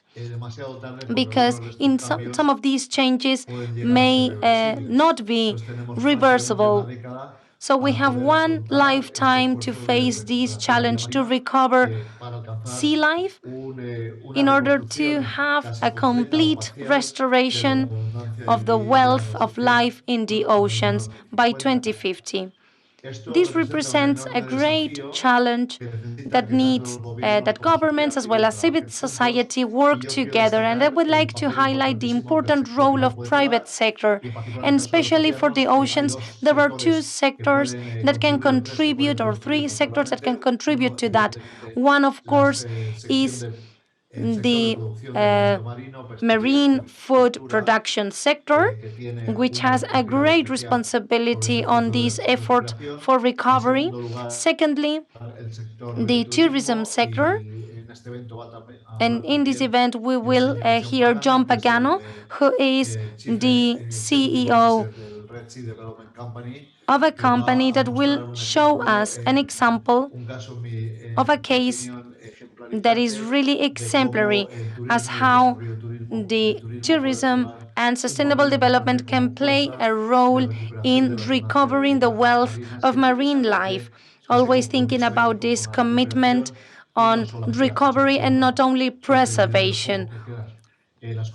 And we have corporations, NGOs, citizen groups, or collectives, but we all have to work together in integrated frameworks that would enable that each of the stakeholders can deploy its contribution. We calculate that the global investment necessary would be around 10 to 20 billion dollars a year, which represents 0.01% of the GDP, and we are reaching to some extent this goal, but a bit inefficiently. So it would be important to reorganize and see how this investment effort is deployed so that it can be managed more efficiently and we can achieve more ambitious goals to a greater scale only by organizing these investments more efficiently. And it is not a cost. We calculate that the return on the investment would be around $10 for every dollar invested. And these would be returns that can be monetized in terms of increasing wealth of marine life, increase of food, reduction of damages on infrastructures and properties on the coastline, because the coastlines will be more protected with these natural barriers, and reducing the impacts of climate change, because if you reduce the wealth of sea life, of these mangroves, and they can reduce carbon, so they may have a great impact on achieving these goals. We need to have a robust plan and a coordinated plan to achieve our goals, because standalone actions or single actions, local actions, without coordination may not achieve the efficiency levels that we need in order to reconstruct sea life. The strategies we have in place are already well known: protecting species, protecting spaces, extracting resources, not only live resources, but also mineral resources on a smart way, reducing pollution, restoring ecosystems, and reaching or even improving the goals of the Paris Agreement to contain climate change. And these 5-6 simple rules need to be there.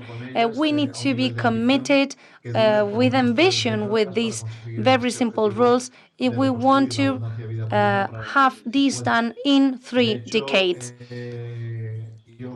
In fact, when I work with my students as a university professor, I speak to them about a generational change where my colleagues and myself in the last 2 generations that come before me have been responsible for the decline of sea life. And I tell my students that they are the generation that really see and witness these losses and are trying to stop them. And if we start now the steps needed in order to recover and set the basis for the recovery of wealth in sea life, our children and our grandchildren will be the generation that will achieve this goal fully and double the blue capital of life in the oceans, on which we strongly depend in many aspects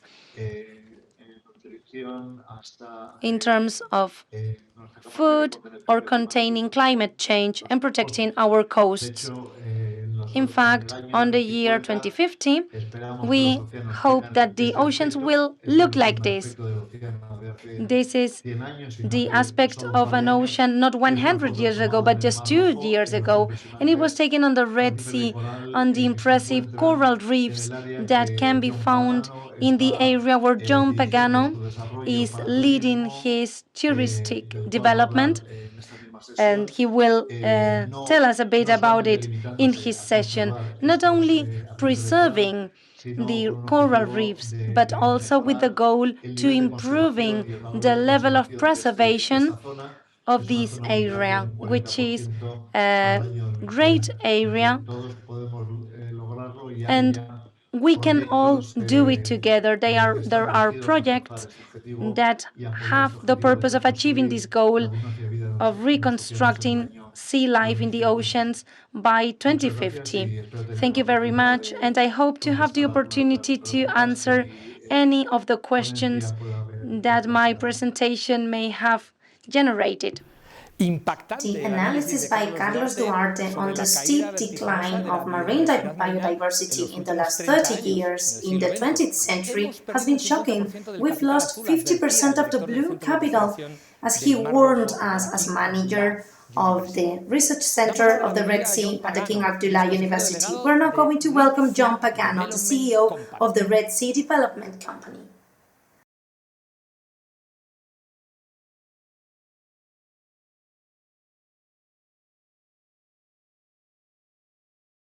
Thank you very much for inviting me to be part of the Summit for Ocean conference. I'm John Pagano, Chief Executive Officer of the Red Sea Development Company and Amala. two companies owned by the Public Investment Fund of Saudi Arabia, created to be crucial drivers of Vision 2030, a national transformation program.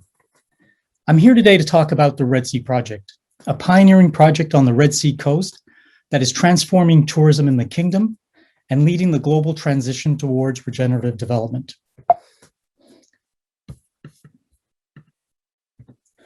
Oceans have fostered trade and tourism for centuries. They're the lifeblood of coastal economies across the globe, driving investment, jobs, and growth. And according to the United Nations, the blue economy is currently worth between $3 and $6 trillion. If the oceans were a country, it would be the fifth largest economy in the world. Now, for oceans to sustain their current output, they have to remain healthy, pristine, and productive. However, all of our oceans are under enormous stress. Habitat destruction, pollution, and climate change have put this economic engine in peril. Now more than ever, we need to protect, preserve, and regenerate this precious ecosystem. On the Red Sea coast, the oceans are an important part of our natural capital, and their preservation is integral to our success. For us, tourism, growth, economic success, and return on investment must and should go hand in hand with the regeneration of our blue and green environments. Now, with technology and capacity at hand, we have the opportunity to create a sustainable model for coastal tourism. From the very beginning, the Red Sea Development Company envisaged a project that would be a game changer. The Red Sea Project is not just about buildings or infrastructure. It's about the connection between humans and nature. It's about demonstrating that development and the environment can happily coexist. We have a business model that applies groundbreaking theories on sustainable development on a very large scale. It's pioneering, sustainable as well as profitable, and will support the growth of the blue economy. Saudi Arabia's Vision 2030 recognizes the role of sustainable tourism plays in its future. It is seen as a driver of investment, an enabler of innovation, a pillar of the economy, and of course, a generator of jobs. This is particularly true on the Red Sea coast, home to some of the nation's most ambitious tourism projects, including the Red Sea Project. Here we seek to resuscitate the age-old notion of tourism as a transformative experience, a way to connect with nature and the ocean, with the culture and the people, to immerse, learn, and regenerate in the midst of a flourishing natural environment.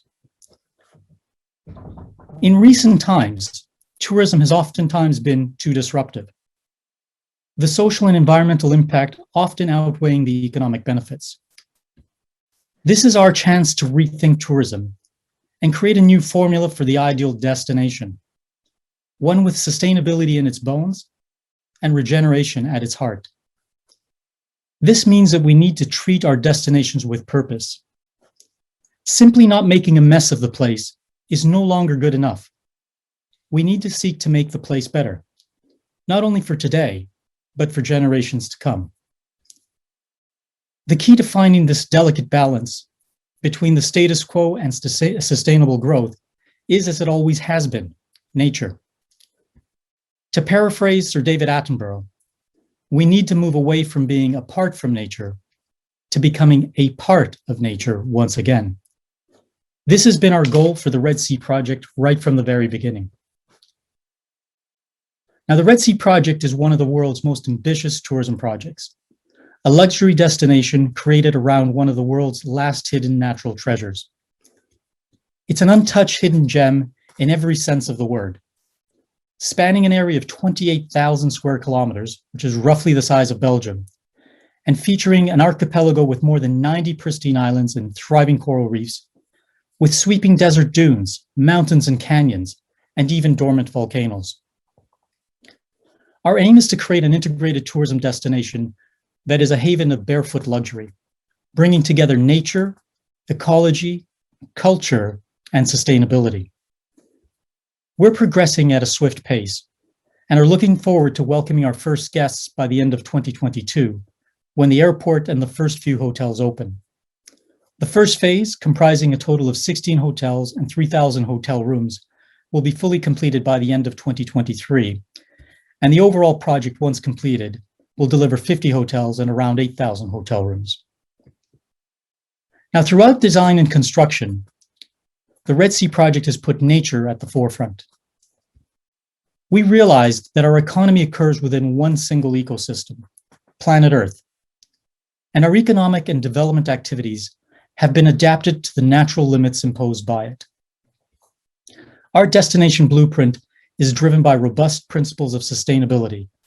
For example, the living systems theory, an approach to design and building that restores the local natural systems to a healthy state, and the economic principles of pioneers like Herman Daly, who established the ecological ceiling of the economy. Now, as we move forward from design to construction and to ultimately operations, these principles will continue to guide us. We've also instituted checks and balances on our development strategy based on the planetary limits model by the Stockholm Resilience Institute. These have helped us assess the vulnerabilities of the local environment, place reasonable limits on development, and prevent any breaches.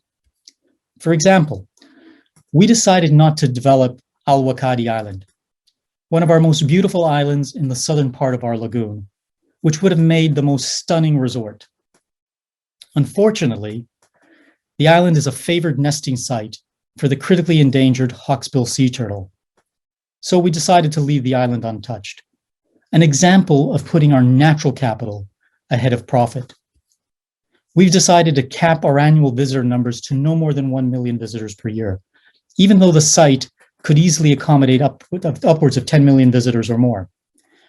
And minimizing our environmental footprint during construction is also important. So we're pursuing off-site manufactured buildings and structures whenever possible. Now, studies of our natural, both blue and green environment have also informed our approach to design and construction. We've adopted best practices in circular waste management, zero emission mobility, sustainable food production, as well as sophisticated carbon sequestration strategies. We're using low impact construction methods and nature inspired solutions. For example, lightweight structures that can be placed and disassembled if required. The project will be completely powered by 100% renewable energy 24 hours a day, never attempted before anywhere else in the world on this scale. To accomplish this, we're building the world's largest battery storage facility at 1,000 megawatt hours, allowing the destination to remain completely off-grid. To complement our sustainability strategy, we've also deployed a strong conservation strategy. In partnership with leading experts from around the globe, we've created measures to safeguard our resources, such as natural habitat mapping, in collaboration with the NASA Airborne Science Program, so that we can evidence our success from a clearly recorded baseline. We're establishing the most extensive no-take marine protected area in the Middle East region to increase both fish biomass and abundance. We're seeking to become the largest certified dark sky reserve in the world to protect the nocturnal environment enjoyed by so many species that call the Red Sea home. We're also eradicating invasive species and responsibly managing our blue and green habitats. This combination of sustainability and conservation strategies will ensure that we avoid damage to the environment. But why stop there? Why not enhance the biosphere when we have the technology and the capacity to do so? Through an innovative marine spatial planning simulation that we developed in partnership with the King Abdullah University of Science and Technology, we've been able to analyze the conservation value of our local ecosystem. And this in turn has helped us chart a path beyond sustainability, towards regeneration. Now, this is regeneration at a scale never attempted before. It's the largest regenerative sustainable project ever designed and being built, and our goals are noteworthy. Instead of simply maintaining what exists today, we've set ourselves the goal to increase the conservation value of our destination by 30% by the year 2040, by increasing habitats and enhancing biodiversity. We will expand our blue and green natural habitats, such as mangroves, seagrasses, and native land vegetation. We've created the largest landscape nursery at 1 million square meters in the Middle East, and the first specializing in native and endemic Red Sea plants in order to do so. We're protecting animal habitats in key endangered species, such as the nesting habitats of the crab plover and the critically endangered hawksbill sea turtle. As you will recall, I mentioned not developing Al-Wakadi Island precisely to protect the habitats of the hawksbill sea turtle. We've launched a turtle tagging program in partnership with King Abdullah University of Science and Technology to track and to better understand the behaviors of the hawksbill and green turtle species, both of which are native to the Red Sea. Now, while we're blessed with thriving coral reefs, now is not the time for us to be complacent. We all know that coral reef systems around the world are under severe threat. So we're actively seeking ways to increase Red Sea coral reef abundance through enhancing reproductive successes, through coral nursery development and thermally adaptive reef building, as well as growing coral reef in the laboratory using 3D printing technology, all in the interest of protecting our fragile reefs from future challenges, which will come. Now, as I wrap up, I wanted to circle back to where we started, the fragility of our natural capital. We're first and foremost a business, and we have to keep return on investment top of mind. That's the nature of the beast. However, we don't have to achieve this at the expense of our environment and of our natural capital. Development and the environment can coexist, and in fact, be complementary. If our journey so far has taught us anything, it is that investing in our natural capital pays off. Through the measures I've detailed over the last 10 minutes, the Red Sea Project is not only growing its natural capital, but also increasing its investment potential. Thanks to our nature-focused approach, we've already entered into a large-scale public-private partnership to design, build, operate, and finance our primary utilities, including the 100% renewable energy system that I mentioned before. And we've secured and signed a $3.7 billion green loan facility, recognition of our efforts towards regenerative, sustainable development. Now, when we set out to build the Red Sea Project, it was viewed as revolutionary, ambitious, and maybe even a little audacious. Having come this far, and having weathered the economic upheaval of the last year, I can look back with certainty and say that as audacious as it was also essential. It was essential for the future of our project, of Saudi tourism, and maybe even global tourism. This is the destination of the future, rooted in sustainability, conservation, and above all, regeneration. A destination founded on authenticity and respect for its setting. A destination to explore and not to exploit. Thank you. And now I'd like to share with you a groundbreaking video that gives you a little bit of an insight as to the work that's taking place on the Red Sea Project. I hope that you enjoy it.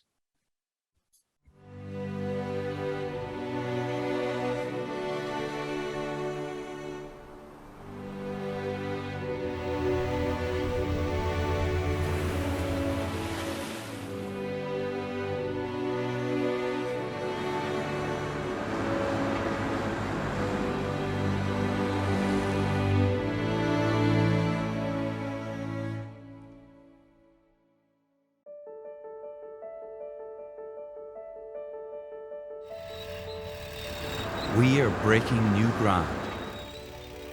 We're thinking differently. Sustainability is no longer enough. As David Attenborough so rightly mentions in his latest film, we're moving from being apart from nature to becoming a part of nature once again. For us at the Red Sea Development Company, nature is our most valuable asset and our greatest inspiration. We are located between Al-Waj and Umluj on the west coast of Saudi Arabia, in an area comprising a pristine archipelago of 90 islands teeming with coral and sea life, spectacular mountains, rolling dunes, and even dormant volcanoes. Our master plan was approved by His Majesty King Salman in 2018. Since then, we've been constantly breaking new ground and building on our promise.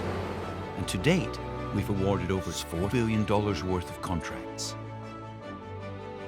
Our hub island continues to build momentum, created in partnership with some of the world's leading architects and designers. And work on our new international airport, designed by award-winning architects Foster and Partners, is well underway. Our site hosts 7,000 construction workers, and this number is growing weekly. Soon, they will be housed in our new construction village with the highest quality accommodation, healthcare, and sports facilities. The construction of our coastal village is progressing well. Eventually, this will be home to 14,000 people who will work at the destination. Connecting all these locations are newly completed roads, jetties, and causeways. Upskilling young Saudi talent is also our priority. For example, our partnership with the University of Prince Muqrin has provided 120 scholarships for international hospitality management degrees accredited by École Hôtelière de Lausanne. And 45 Saudis from the local area have been trained to manage our 100-hectare nursery.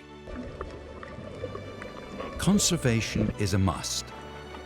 Sustainability, a step in the right direction. Saudi Arabia's groundbreaking vision is coming to reality. This luxury flagship destination is delivering new standards in hospitality. Carbon-neutral regenerative development is at the heart of our ambition. But the new frontier for tourism development is regeneration. This is what the Red Sea Development Company is all about.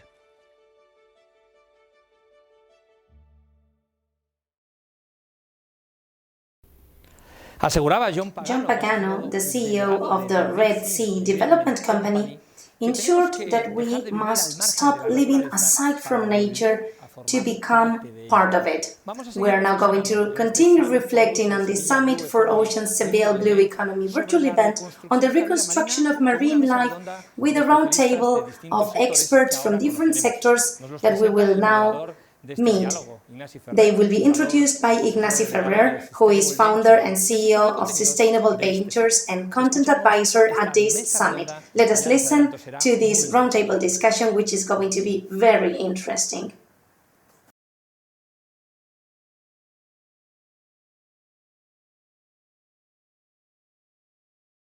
Hola, buenos días. Hello, good morning. Welcome to the second block of Summit for Oceans Seville.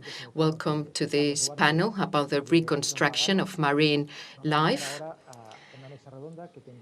Following the interventions of John Pagano, I'm very honored to chair this table. Let me introduce them to you. We have Soraya Romero. She's the Sustainability Director of EMEA, Grupo Iberostar. We also have David Alvarez, Executive Director of EcoAXA, Biodiversity Reserve. Good morning. Ignasi, thank you for participating. We also have Francesco Pitito, Scientific Director of Ocean Ecostructures. Thank you, Ignasi, for inviting me.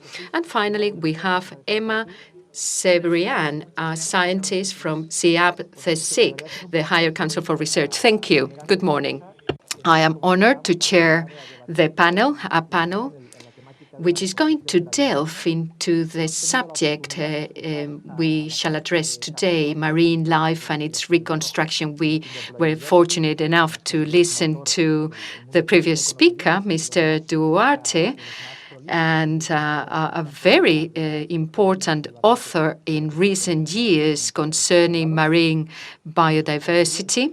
We also listened to John Pagano and his project, Red Sea Project, and the new concept for regeneration tourism.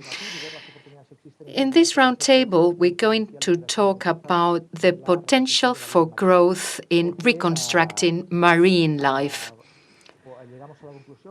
We may draw a conclusion, or, well, rather, I've sometimes listened a phrase, a sentence, the potential that has gone unnoticed, the potential for regenerating what was lost, which can be even greater than whatever is there left.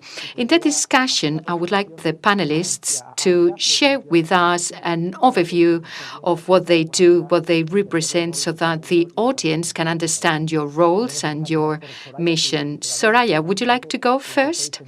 Can you tell us what you do in Iberoestar about sustainability and regeneration? Iberostar is a hotel chain. We have more than 100 hotels in a number of countries, and 80% of them are right on the seafront, on unspoiled beaches with amazing ecosystems. A few years ago, we launched a slogan, the wave of change, with a number of actions around circular economy and more particularly to work on our waste. We also want to tackle other areas concerning fish consumption. The fish we use in our restaurants, we want it to come from responsible sources, sustainable sources. And then we have the coastal pillar, which is part of our mission, which is not that easy to sort of implement. We are talking about water here, and we work on 3 lines: discovery, protection, and restoration of the sea, of the beaches. We have a number of projects, particularly in the Caribbean, in which we work on reefs aspects. We have reef protection measures. We have reef laboratories. We are very much aware that for restoration and conservation efforts to be fruitful, it's important to work hard, and actually this helps maintain our tourists and for them to keep coming to our hotels. We know this has direct repercussions on local communities where we work, where our hotels are. People choose a destination, not so much the hotel. And so we are very much aware we need to conserve and preserve those destinations. So we encourage science, education. We liaise with local communities for these projects to be implemented and put in place. Thank you. Francesco, brief introduction of ocean ecostructures. My name is Francesco Pitito. I am the science director of Ocean Ecostructures. This company first emerged with a very ambitious goal, but a motivating one, namely to be able to transform structures in the sea, such as harbors, ports, offshore structures, windmills or turbines, sea turbines, and transform them into structures that can dynamize life and motivate life. Hence, we catalyze technology that can, by applying existing infrastructures or by designing new structures for them to be accessible, and therefore these structures become points for attraction for marine organisms and species, and therefore they become sources of wealth and ecosystems, sustainable ecosystems from which we can benefit as human beings too. Thank you. David, EcoAXA, your company. Yes, thank you, Ignacy, for your invitation to the panel. EcoAXA and our DNA have very clear missions and motives. Our leitmotif, our slogan is at once our mission to integrate biodiversity into natural capital and into society, helping companies to integrate it from all viewpoints. Biodiversity is part of companies' everyday life. That's what we aim at.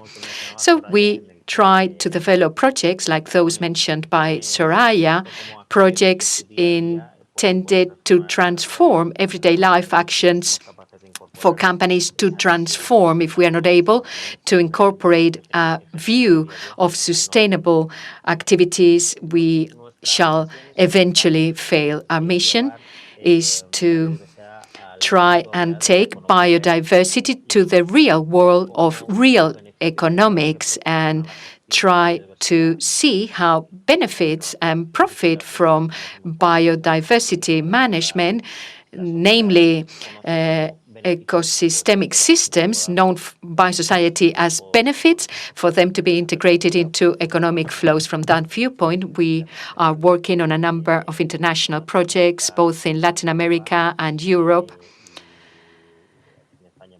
In Spain, more particularly, concerning the marine medium, we are working on Mallorca to make more visible regenerative economy and how it can contribute to real economy. Thank you. And last but not least, as Professor Duarte said, any regenerative process requires a sound scientific base or basis. Of course, the viewpoint of science is paramount. In this case, the Council for Higher Research. What are you doing at CSIC? Good morning again, and thank you again. Yes, I am going to give the scientific view. I work in a section of CSIC in Girona, which focuses on the study of aquatic systems. More particularly, I work with marine ecosystems and their operation. Much research, particularly when I started, was focused on studying impacts caused by humans on the sea. Those impacts, such impacts have also evolved over time along with our research. I first started studying the impact of pollution, of contamination on many of these systems, and then I sort of moved to studying impacts which globally are very important in areas or regions which were not that affected by pollution, such as climate change or invasive species. This research is amazingly exciting to me, but it's also frustrating. It's like sort of documenting tragedy after tragedy. That's why recently we decided to focus too on the biology of conservation, namely how to reverse existing trends, settle trends. Similarly, we've also focused on exploring new restoration techniques for these ecosystems, first with small projects such as the one launched by Fundación Biodiversidad, but we've also broadened the scope of action, including European projects. And I suppose that's why you invited me. Finally, at a scientific level, I should say these are not particularly easy jobs. Some ecosystems are more easily reversible, but I would like to get a message through which is optimistic. We have managed to restore not only trees in a more terrestrial terminology, but also forests. After a few years' time, forests can be brought back to life and their ecosystems too are regenerated or reconstructed. The same can be done in the sea. Thank you.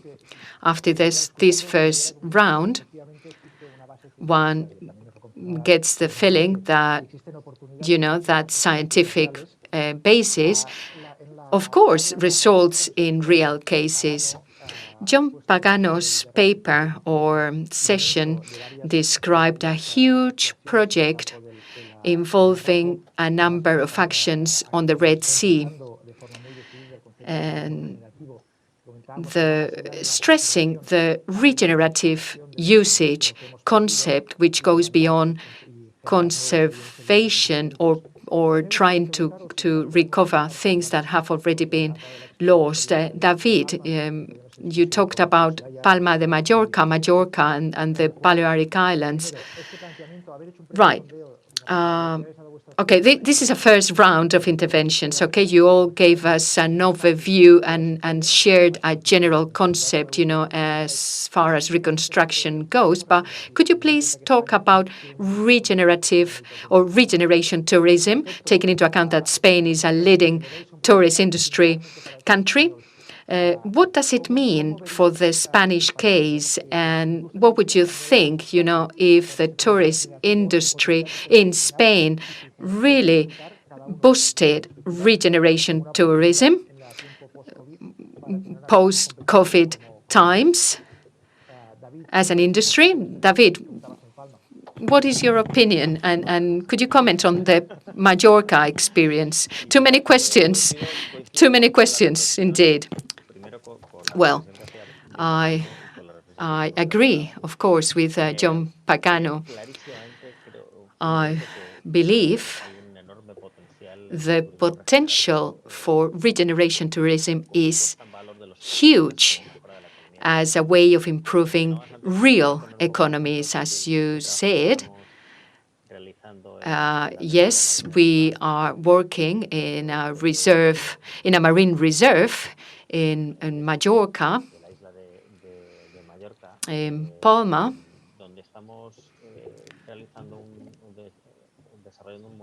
We are developing a model for natural capital biology. For those of you who are not familiar with this concept, it is a way of taking a snapshot of a natural environment, but in all aspects, from all viewpoints. Physical point of view, the ecosystem's point of view, and from the point of view of the economy generated in that area, and how that snapshot is developed over time from an economic, ecological, and social point of view. In our first exercise in the project, we found out that in spite the fact that, well, this marine area was classed as protected given the interests of fisheries, more particularly traditional fishing. In spite of that, the main benefits from the marine reserve do not come from the exploitation of traditional fishing resources, rather they come from tourism, from those visitors who come to Mallorca from countries across Europe to just enjoy this marine protected area, and from those who simply come to do cetacean tourism or do scuba diving and see, the natural species or whatever, visits to the protected area. For you to get the picture, the benefits generated by conserving these areas are multiplied 10 times maintenance costs. Outnumber maintenance cost by 10. These benefits, when I talk about benefits, I'm not referring to quantifying the so-called externalities, as in accounting.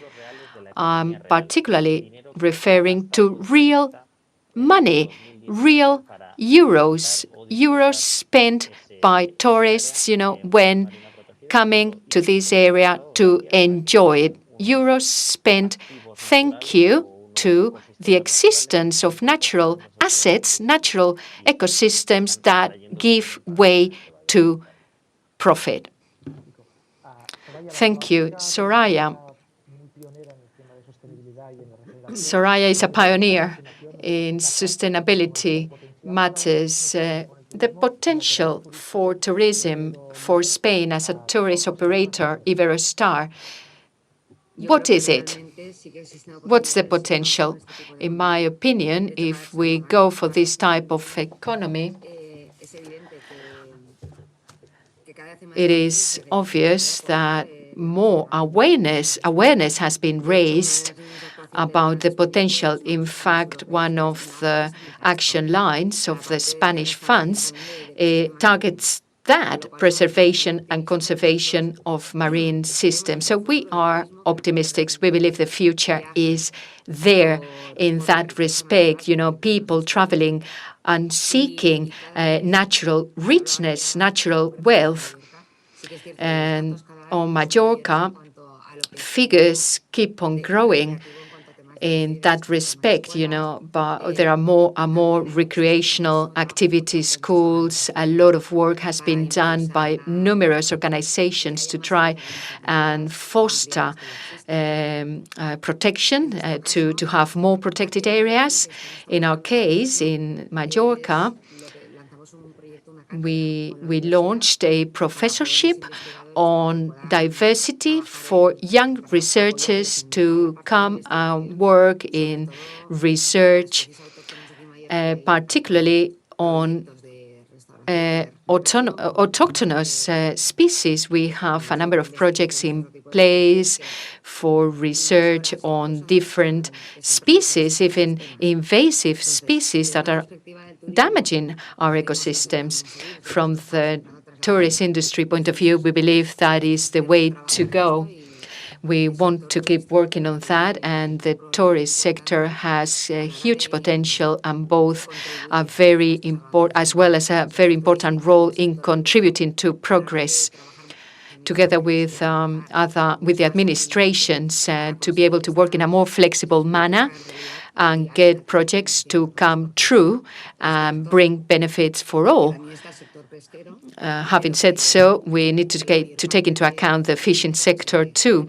But most of the turnover, most of the revenues come from tourism in coastal destinations, sea and sun destinations. So it's important for the tourist sector to stand up for this, to invest on this, to become allies with science, to forge synergies with science for us to become more resilient in the future. We keep on talking about sustainability, but basically sustainability means ensuring resources in the long run.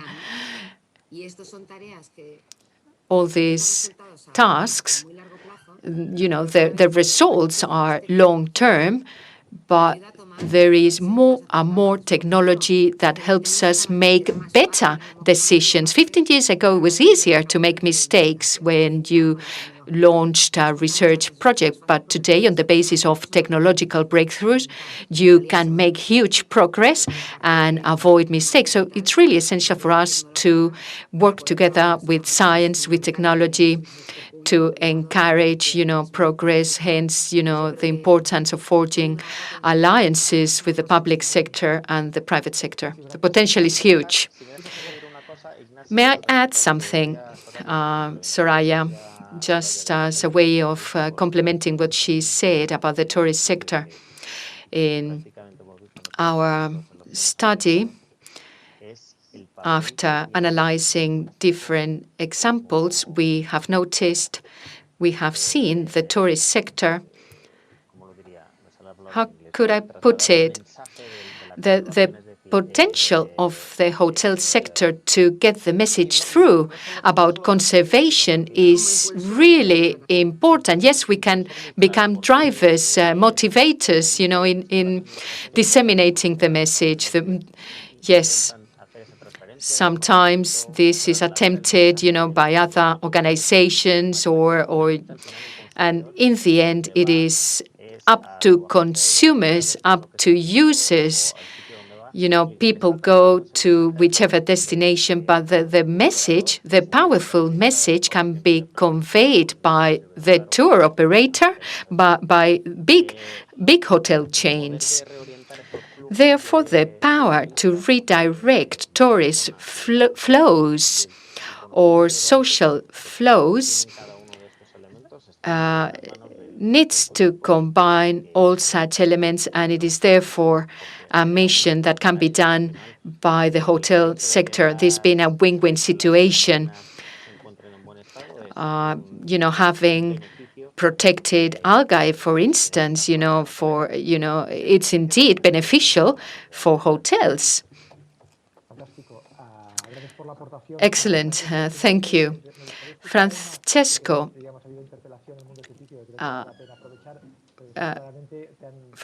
Yes, Francesco's view is certainly going to be very interesting too. As Soraya mentioned, technology is crucial. So, and Emma, of course, the same goes for science, not only technology. Could you comment on that, Emma? Yes, everything needs to be sound and supported by sound foundations. This is not a choice, it's a need.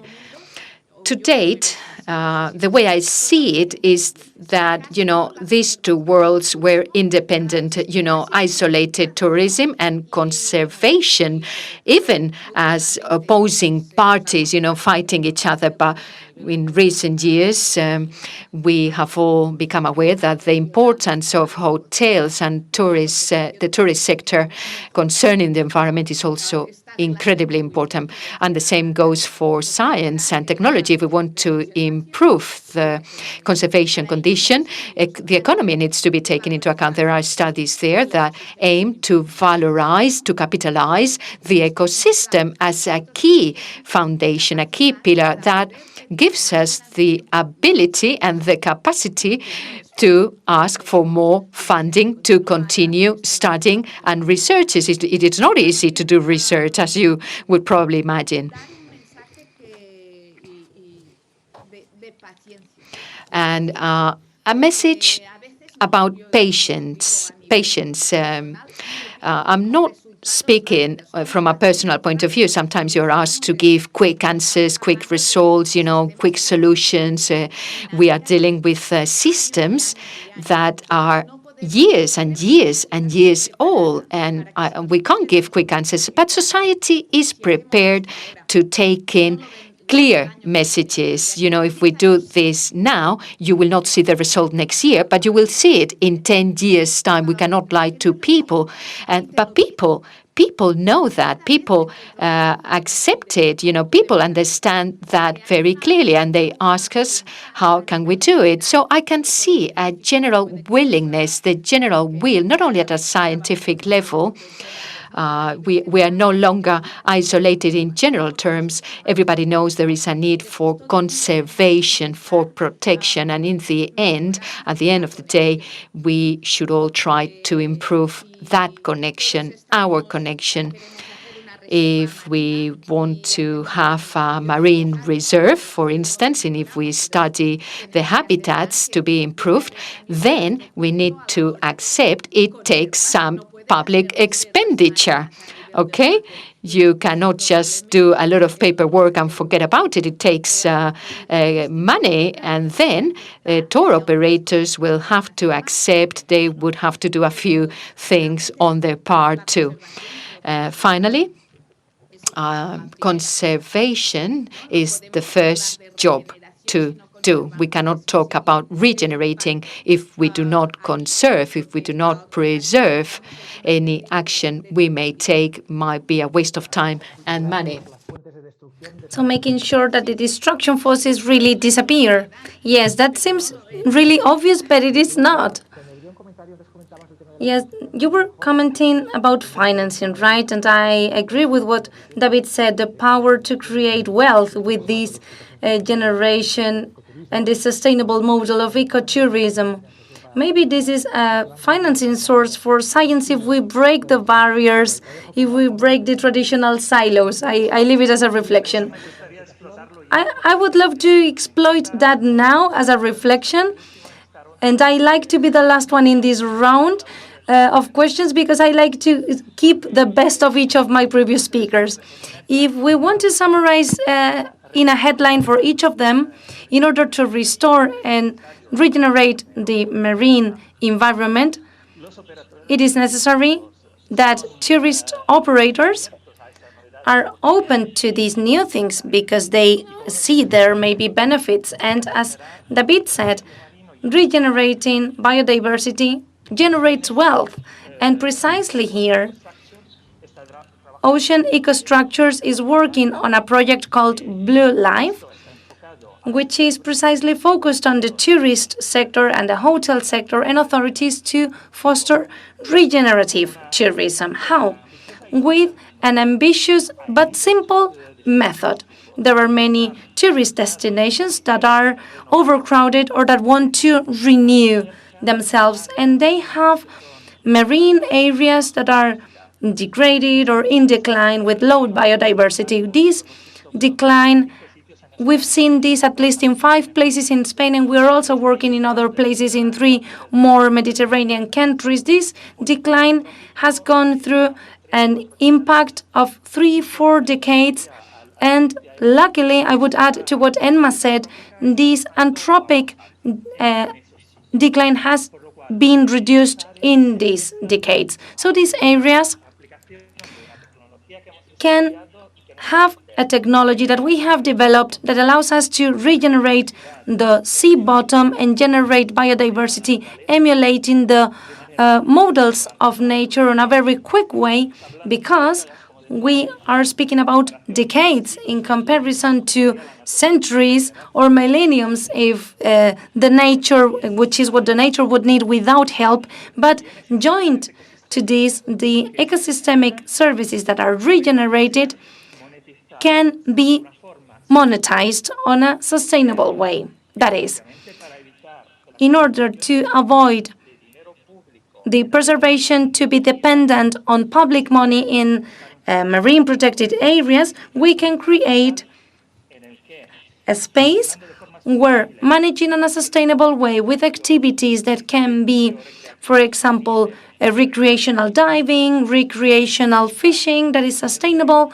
we can create a business model that generates more wealth for the local populations, the local communities, and they increase the possibility to preserve the environment. So what we do is we catalyze the good things we see on research centers, which unfortunately sometimes just stay there, but we take it into practical use, which is the regeneration for tourism. This is regenerative tourism to generate local wealth.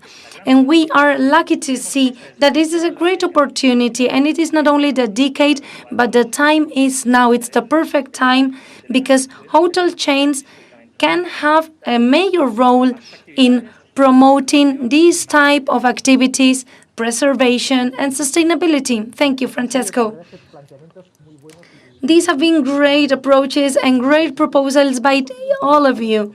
This is a topic that Emma was explaining about the silos. I would like to ask a question, which is, from your point of view, what should we do as a society in this country to boost this regenerative tourism, and in order to generate these communications between the scientific world, represented by Emma, and the business world, with this philosophy that Soraya was explaining and Francesco was explaining with his solutions? What do we need to generate a bigger collaboration between these two worlds that sometimes do not speak to each other? And second question, what would we need from the public administration to facilitate this implementation of regenerative tourism? If you allow me, just to cover some of the things that Emma and Francesco said, I would like to start with the second part of your question, because the first is clear to me, as it is so clear that science is indispensable in all this.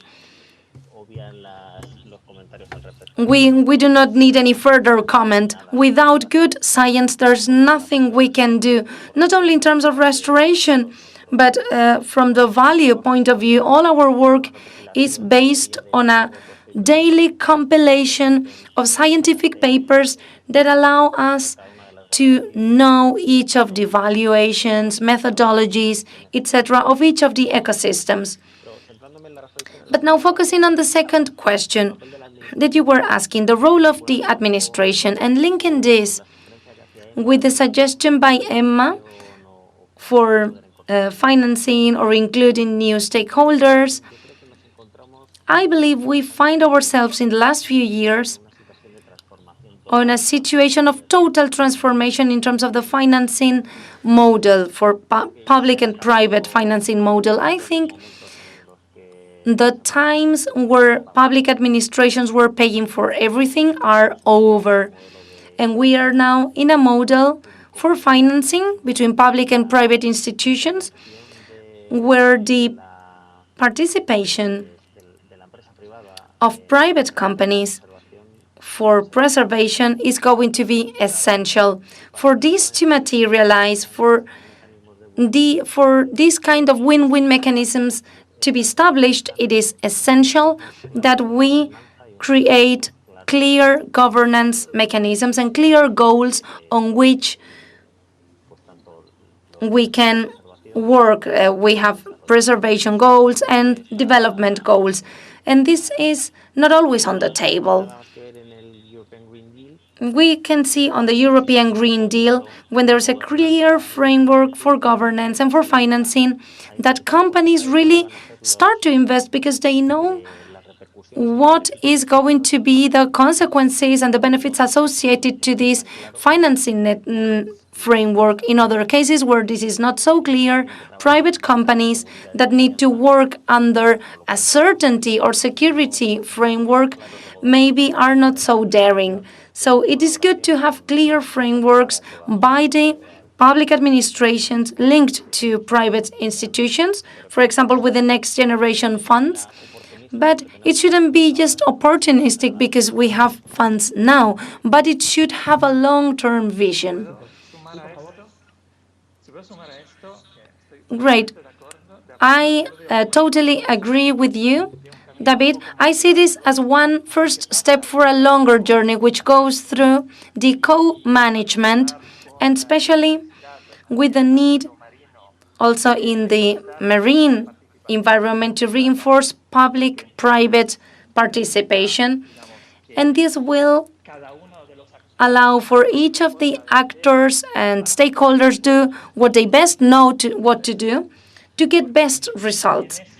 Because even if this in some fishing environments and on the ground is well developed and well assumed, according to our experience in the marine environment, this doesn't happen so often, and this is a limitation that is considerable, added to a topic about granting permissions, licenses, etc.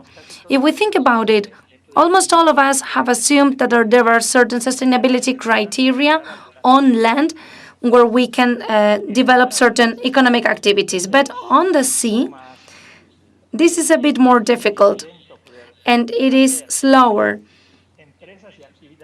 to have companies and activities to have the scientific rigorousness and the support of local stakeholders for them to reach the market on an agile way and being competitive. Then my forecast is that in this decade, which is the restoration decade, can be faster. We can make it more agile. If all the parties involved, the tourist operators, the administrations, they should all, or they can all do good economic activities on an agile and quick way. Thank you, Francesco. Soraya, is there any additional element you would like to comment? Well, I totally agree with the comment by Francesco. It's true that we lack this clear governance framework because on the ground everything seems to be very clear, but once you go into the sea, it seems it's all a bit more difficult, and it depends on the administration. Sometimes there are great obstacles in terms of licensing, and timings are also very important. They are too slow. And sometimes it's difficult because you have many limitations when you want to implement a project because you have many different requirements by different parties. So as a private company, sometimes you cannot do it alone. You depend on the public administration. So this is fundamental, to have an alliance between the different institutions. But sometimes there are obstacles on the journey and for the projects to materialize. And we know that the policies also have an influence. If there are changes, sometimes the projects are delayed or they need to be stopped. So this clear governance framework is so important to understand who is responsible for what and make the timings more agile and place facilities, make things easier so that the companies that really want to contribute can do so. Sometimes the limitations hinder us to progress. Of course, if there's something that is an obstacle, it would be a problem. And under these frameworks and public and private collaboration, it is important to ensure that we do not make mistakes, as Emma said. Well, yes, that is crucial from my point of view, because sometimes you see projects that have not been taken into account scientific evidence, and sometimes there are mixed projects, public and private projects, and if it's been financed by the public authorities, how cannot you take into account the scientific criteria? At the preservation level and in the nature, we know that 1 + 1 = 2, but everything is more complex than that. But we need to be flexible and have an open mind and try to include scientific knowledge all the way, because otherwise this is like harming ourselves. In terms of restoration, well, not all restoration is possible.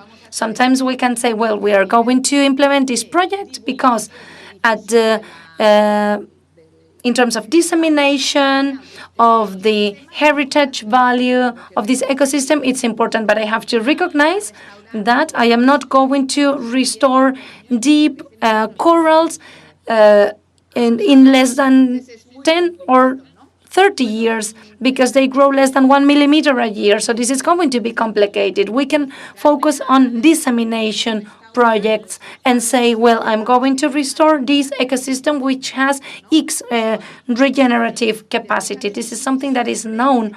So it is a bit surprising to me that this knowledge is not considered, is not taken into consideration, because we are just kept in the doors in our research centers. We feel frustrated, but we, the scientists, our researchers, maybe didn't know how to do it better. We need to make bigger efforts in terms of dissemination of our results, and also at public administrations.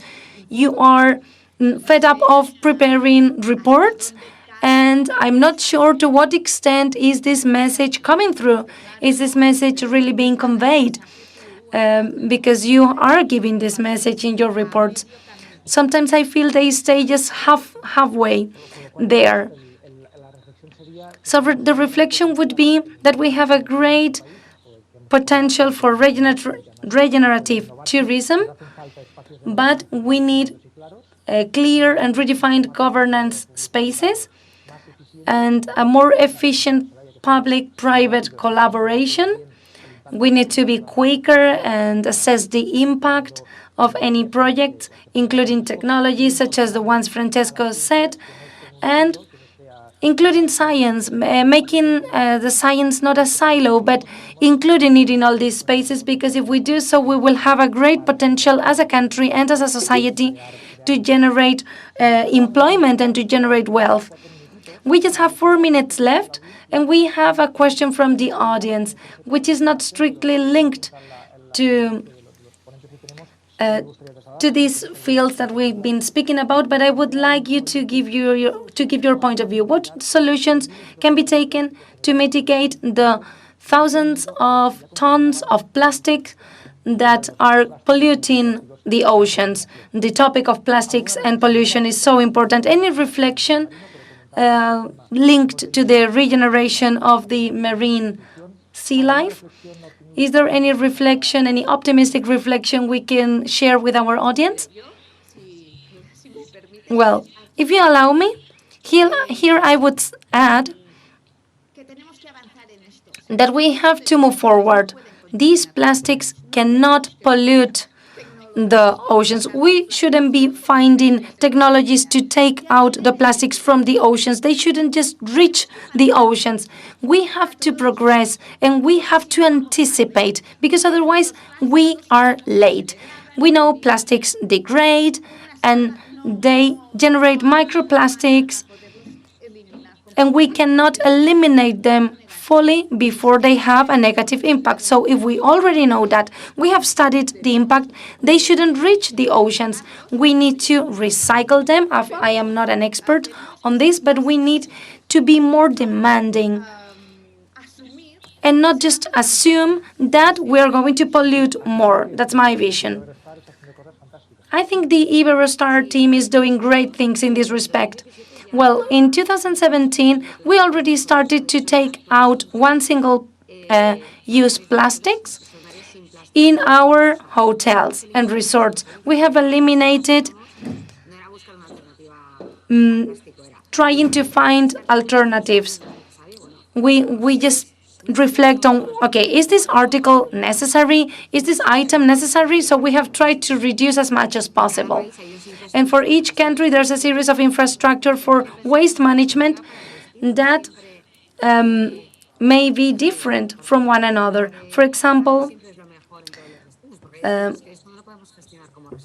the potato waste it may not be the best for all destinations, so it depends on the analysis country by country. But when we speak about waste management, we try to not to generate wastes. That is, everything we generate in our hotels, there will be packages, rests of food, etc. But for 2025, all these waste will come into the circle and will be reused, as Emma said. The best waste is the one that is not generated. We want to avoid it to come to the sea.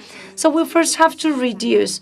Then we need to find a reusable alternative.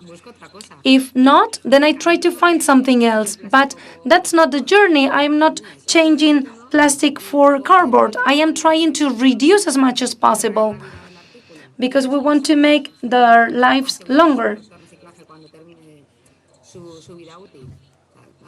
This is so important, and we analyze this for each of the items. In terms of science, as Emma said, and what you have explained wonderfully, in terms of mitigation, it is much more important than taking it away from the ocean. And focusing on the efforts of not generating impact. And apart from hotel chains and other stakeholders, we have to also work on the communication about responsibility. And I will explain myself. In other countries, maybe this is not so much the case, but in Spain, we are now used to having the user thinking that the responsibility for waste management is not theirs, because there is an administration cleaning the streets or taking things from the dustbins, or if they are in a hotel, there will be somebody from the cleaning service cleaning everything they throw on the beach. And that's not the case. We have to work on raising awareness of all the users. And the users, when they are in a hotel, they should do so. And when they are out of the hotel, they are just a normal citizen. And we have to work trying to avoid plastic consumption. And if there is no alternative, we should make a responsible use of this plastic. That's a very good reflection. We have 1 more minute, Francesco. Very quickly. I just want to leave an optimistic message, because I share your vision about the current situation. But as in the last few years, we are now seeing a trend to restore what we have degraded. I like to think that this is also an opportunity. Of course, making it clear that we all need to be responsible, but I do see a great opportunity for the businesses to try to recover what we have polluted right now in the oceans. And now there are very interesting projects and promising projects. So I would like to end with an optimistic note to this session. Thank you very much, Francesco. We are now going to close. It's been a great round table. I hope the participants have enjoyed it. I did, certainly. And we will have another session about large consumption, and we will have an example of Pascual, the company Pascual, and how do they recycle and reuse materials. And thank you very much, the four of you, for participating, for your contributions, for your ideas. And I would like to invite you to continue collaborating to make this regenerative tourism a reality, with technologies such as the ones Francesco implements, and with the scientific point of view. We have extraordinary scientists in our country, and we should lever achievements such as the one by Iberostar. And if we achieve that all the ecosystem works under these recommendations that we set on the table, we will be able to regenerate the environment and avoid damage and generate employment, wealth, and have opportunities for development for the post-COVID tourism. Thank you very much and have a nice day. Thank you for participating. Thank you very much. We thank the participation of all these experts at this roundtable discussion, where we could see that Spain has a great potential in terms of regenerative tourism. But in order to benefit from it, we have to redefine governance spaces and also a framework for public-private collaboration, which is precisely the topic of the next roundtable discussion. We're now going to have several case studies that analyze the economic opportunities arising from the regeneration of the marine environment, and especially from tourism and technology.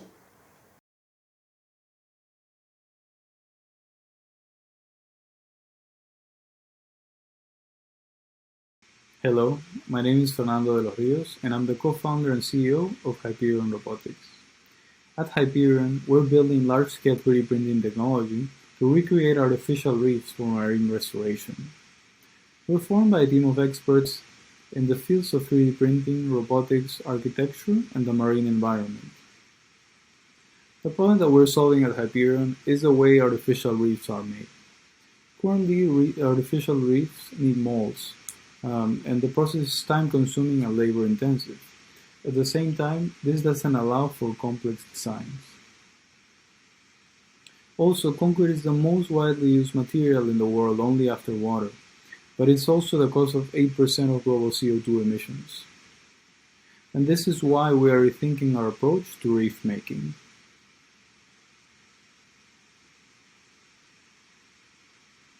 Here's an example of a real-time video of a 3D printed making all those different patterns and designs, which are very positive for recreating these reefs. One of the benefits of the process is that it's automated. We don't need any formwork, we don't need any molds, and we only require a single operator. Another benefit is the design complexity from our unique algorithms, where we can provide this surface rugosity and geometrical complexity that the reefs need. Here are some examples of our different patterns and designs. At the same time, we have created this circular material mix, which is more sustainable than concrete and uses calcium carbonate, which is the same composition as the coral reefs. Also, we almost have zero waste because the printers only print what is designed on the software. The system is very mobile. We can mount it on a truck, take it to the shore, and print the reef right next to the water. Also, the process is safer. There's less exposure of people, and overall the robots are doing all the hard work.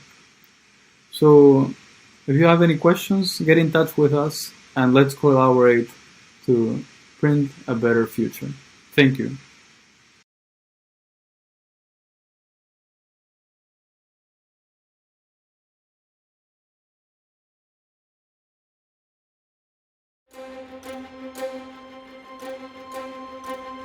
We have lost about half of the abundance of marine life and habitats, and therefore sustaining and conserving what is left is no longer enough, it's not acceptable.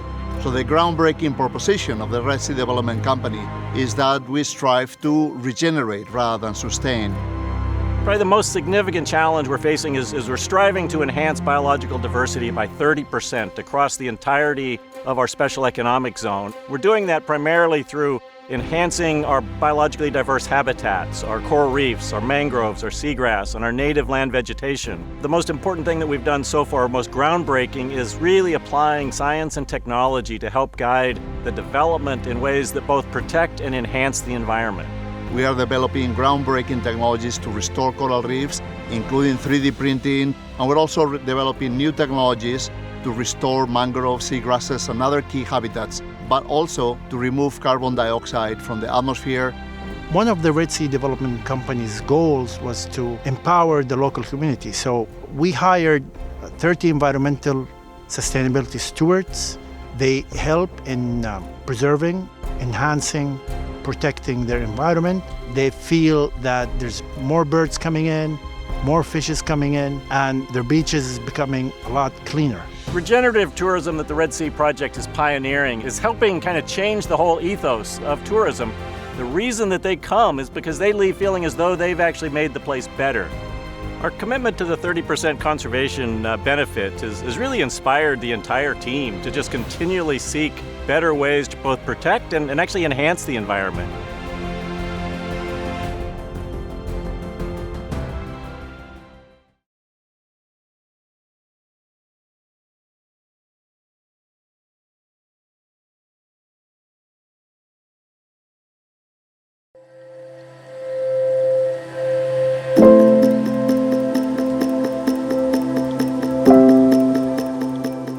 Las praderas de Posidonia oceanica son formaciones de gran importancia para la biodiversidad por su riqueza en flora y fauna y por su notable influencia en la preservación de los ecosistemas marinos. Tienen además una enorme relevancia como almacenes de carbono orgánico, ya que pueden acumular cada año hasta el 10% de la huella de carbono que se genera en los océanos. Estas características convierten a la Posidonia oceanica en un actor clave en la lucha contra el cambio climático, por lo que ha sido incluida en el anexo 2 de la Convención de Berna como especie de flora estrictamente protegida y forma parte de varias directivas comunitarias orientadas a su protección. El bosque marino de red eléctrica, aparte de ser un proyecto con una línea de diversidad clara, que es la regeneración del espacio, tiene otra pata que sería la de cambio climático. Cambio climático porque estamos en una zona de pradera degradada, entonces lo que estamos evitando es que se emita todo el CO2 que tiene esa propia pradera, y luego diversidad porque estamos regenerando una zona degradada, entonces volverá otra vez a crecer la pradera y todo su ecosistema alrededor. El compromiso que en Red Eléctrica mantenemos con la conservación de la diversidad biológica y la lucha contra el cambio climático, unido a nuestra responsabilidad por evitar o minimizar las interacciones de los enlaces eléctricos submarinos con las praderas de Posidonia oceanica, nos llevó en 2012 a emprender un proyecto de I+D+I enfocado al estudio del uso de semillas y fragmentos de esta planta que permitiese la recuperación de las praderas afectadas. El proyecto, desarrollado en colaboración con el Instituto Mediterráneo de Estudios Avanzados, estableció 2 zonas de investigación y plantado, una en Ibiza y otra en Mallorca. En ambas localizaciones se efectuó, con excelentes resultados, la recolecta, cultivo y plantado, tanto de semillas como de fragmentos de Posidonia. A partir de estas conclusiones, se ha puesto en marcha el Bosque Marino de Red Eléctrica, un proyecto pionero de alcance europeo cuyo objetivo es la restauración de 2 hectáreas de pradera de Posidonia oceanica en la bahía de Pollensa, en Mallorca.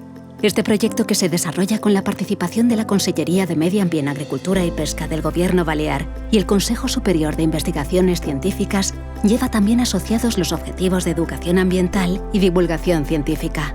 El eje principal del proyecto es la restauración de praderas de Posidonia degradadas. Para ello, gracias a la colaboración del Aeródromo Militar, se están pudiendo utilizar sus instalaciones en la bahía de Pollensa para la plantación, cultivo y seguimiento de más de 12.800 fragmentos y semillas de Posidonia, que en una primera etapa está dando resultados esperanzadores.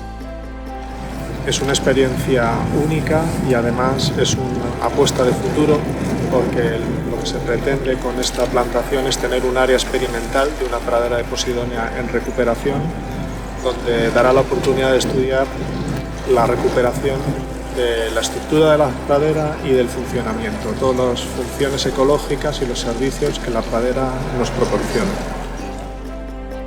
Para evaluar el éxito de la plantación y del ecosistema, el proyecto contempla varios seguimientos. En primer lugar, se valora el método de anclaje y plantado al mes de realizarse el trasplante.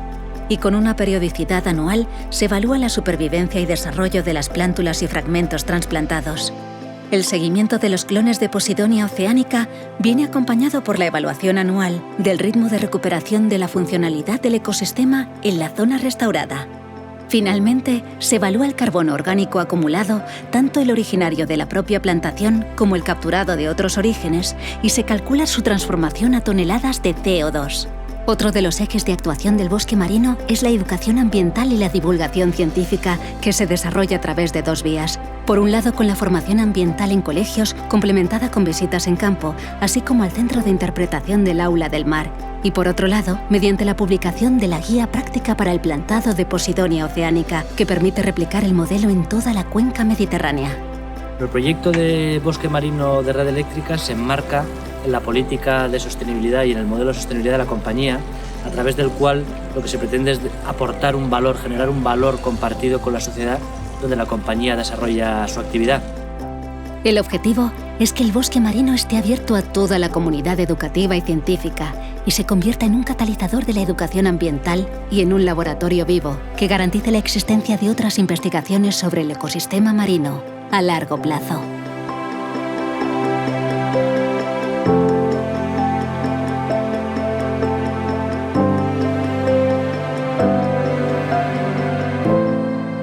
Red Eléctrica.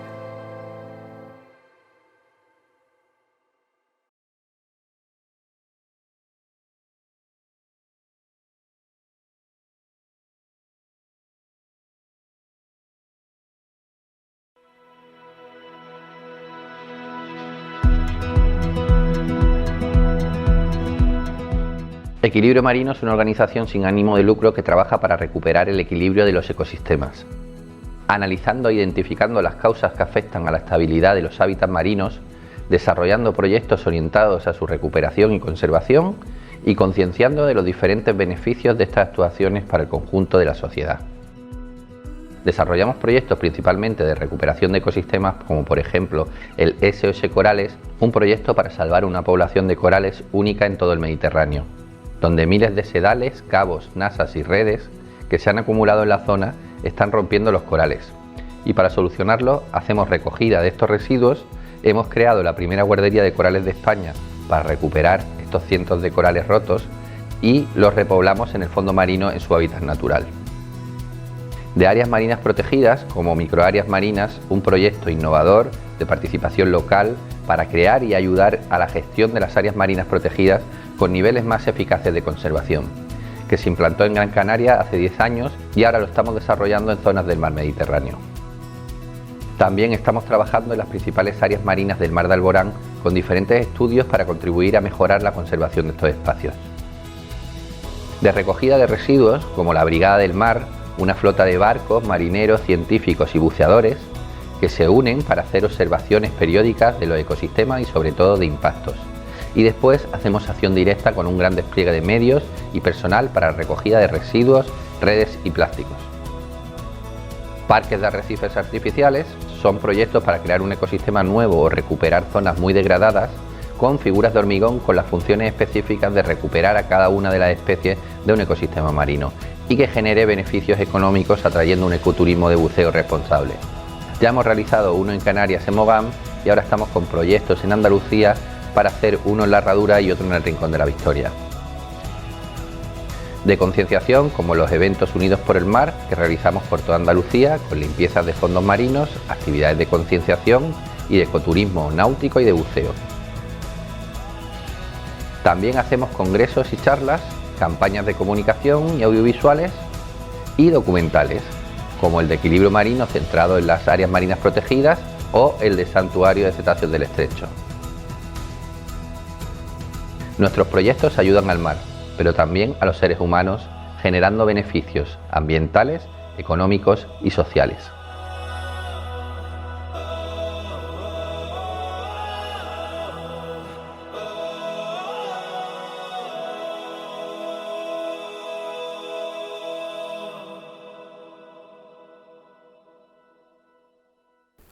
In the previous roundtable discussion, we could see how important it is to have public and private collaboration to achieve an effective reconstruction of marine life. We're now going to address on a detailed way how the collaboration of public and private institutions can play a role in the preservation of the oceans. Let's start by listening to José Carlos García Quevedo, who is the chairman of the Spanish Credit Institute in Spain, to then give the floor to the following roundtable discussion.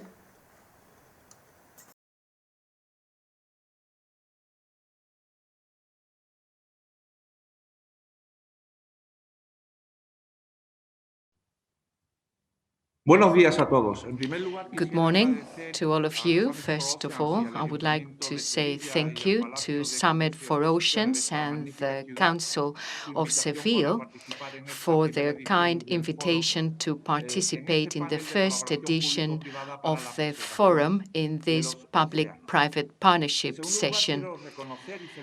Secondly, I would like to congratulate all the organizers on organizing such a relevant meeting, relevant to our country, where we can share experiences, company owners and entrepreneurs, researchers, technology representatives, administration representatives, about blue economy. For Spain, where today it is primordial to keep our tourist sector going because it is absolutely relevant for our gross domestic product. In fact, we are leading tourist hosts, and also based on the importance of blue economy to preserve sustainability in regard to aquaculture and the sea sector. But there are other sectors we work on too. Blue biotechnology, for instance, which has important applications health-wise and food-wise, as I am sure the president of FIAF, Tomás Pascual, will describe and touch upon. The Federation of the Food and Beverage Industry has played a crucial role during the health crisis. I would also like to stress the important role of renewable energies and sea transport. Spain is an important international platform too, also as a shipping industry. ICO, the Institute of Official Credit of Spain, in line with government lines, is also going to play an interesting role in providing funding. I could refer to the 10 leverage policies and its components, for instance, the fishing system, the food system, restoration of marine areas, preserving coastal and water resources, which has direct impact on the blue economy, and also tourist activities. All these components in the recovery plan account for more than 8,000 million euros, with a significant percentage being applied to blue economy. If we also include renewable energy, we ought to include 3,000 more million euro. So all in all, we are talking about more than 10,000 million euros. This money will be mobilized if we resort to public-private partnership, as this is one of the foundations to encourage investment and improvement in the roadmap of the pluriannual framework program of the European Union, which seeks to have a more digitalized, sustainable system. As the president of ICO, we firmly believe in public-private partnership, not only between ICO and the financial sector, which has allowed us to deploy funding lines as per government mandates to overcome the crisis, but also for other sectors and entrepreneurial segments which today shall participate in these public-private initiatives. As you will see, we include representatives of both big and small companies. The credit lines of ICO have mobilized huge and vast amounts of money, most of it targeting SMEs in Spain. We are one of the main countries in the European Union which provides most funding for these types of common instruments for member states. This has been possible thanks to the effectiveness of public-private partnership. Besides, at ICO, sustainability is most important concerning our financial policies. In the first term of last year, we passed a sustainability policy which was most ambitious and with a focus on the future, incorporating the fulfillment of Sustainable Development Goals, the Agenda 2030, the Paris Agreement too, and the taxonomy of the European Union. Concerning liabilities, ICO has issued bonds to respond to COVID-19 crisis for people and company accounting for more than 9 emissions of social and green bonds. This has been used and is used to finance sustainability, circular economy, blue economy, to try and reach large companies, which has effects on medium and small companies too, but also directly funding SMEs, always within PPP partnerships. In 2020, this allowed sustainable funding to companies by ICO as the National Promotion Bank to reach more than 2,700 million, out of which more than 140 were targeted to sustainable projects, climate change projects by incorporating blue economy projects such as wind energy, marine energy, and also for the transformation of hybrid motors and engines in ships in shipyards, in Spanish shipyards, thus reducing emissions into oceans. But also through private equity funding, we've been able to give funding to projects involving private partners, and such as green energy, which is a renewable energy project. Our goal for the future is also focused on the European Union. In that respect, we collaborate with our counterparts in Germany and the European Investment Fund in 2 initiatives which are highly related to blue economy. On the one hand, the Joint Initiative for Circular Economy, and on the other, the Clean Ocean Initiative, which has a direct impact on the blue economy. Both initiatives will mobilize, together with participating countries, more than 3,000 million euro to mitigate and fight climate change on the one hand, and to improve the health and sustainability of marine resources in general. Let me give you some examples of the projects by ICO, Aquaservice, EcoReg. EcoReg manufactures accessories and fashion items. Since Irene Diaz is here with us, the director of ECOAL, would like to refer to the activity of her company, though she will probably explain things much better than myself. The company tries to avoid the presence of plastics in oceans. This initiative is a Clean Ocean Initiative, since the sea, with more than 8,000 kilometers worth of coast in Spain, is one of our most valuable and competitive resources. Other companies are here with us too. They will share their experience with us.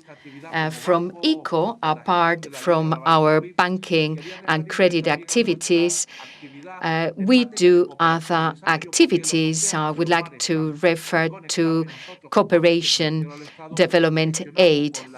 We also manage, together with the Spanish cooperation agency COFRODE, which is a fund, and the Water Treatment Plant Fund. This fund works on preventing plastics from arriving into oceans and to treat residue and waste. In sum, we work hard too in Latin America as well as counterparts to entities there. We have a different group of initiatives and projects. For instance, the one we do in rivers. To finish with, I would like to refer to ICO's vocation to try and boost public-private partnerships also in the area of the blue economy. At the end of last year, ICO was certified as an implementing partner for the management of European Union funds. We can organize transfers, bank loans, and coordinate many supporting instruments. We continue working with companies such as Balearia. The Connecting Europe facility has an impact on the blue economy. We are totally available to these companies to improve sustainability and technologies. In sum, we will continue working hard on PPP, private-public partnership. Together, we have representatives from many entrepreneurial organizations and from many different companies who are the genuine players of public-private partnership in their goal to enhance sustainability, competitiveness, employment, steady employment, and so contributing to the transformation of our country's economic model to make it more sustainable and more digital. Thank you very much for your attention. 8 billion euros are going to be associated to blue economy. It is the budget assigned and that is going to be invested under the Plan for Recovery, Transformation and Resilience. The chairman of the Credit Institute was also defending public and private collaboration. We would now like to welcome Rafael Minder, the correspondent of the New York Times in Spain. He will be moderating the following panel and he will introduce its speakers. Thank you very much.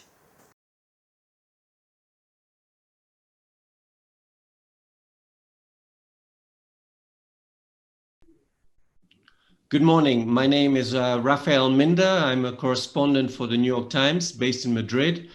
It is a pleasure to welcome you to this panel discussion within the Summit for Oceans meeting that is being virtually held from Seville. We're here to talk to two key actors in the push for sustainable development in our oceans, and they are both at the heart of a very exciting initiative called the One Ocean Foundation.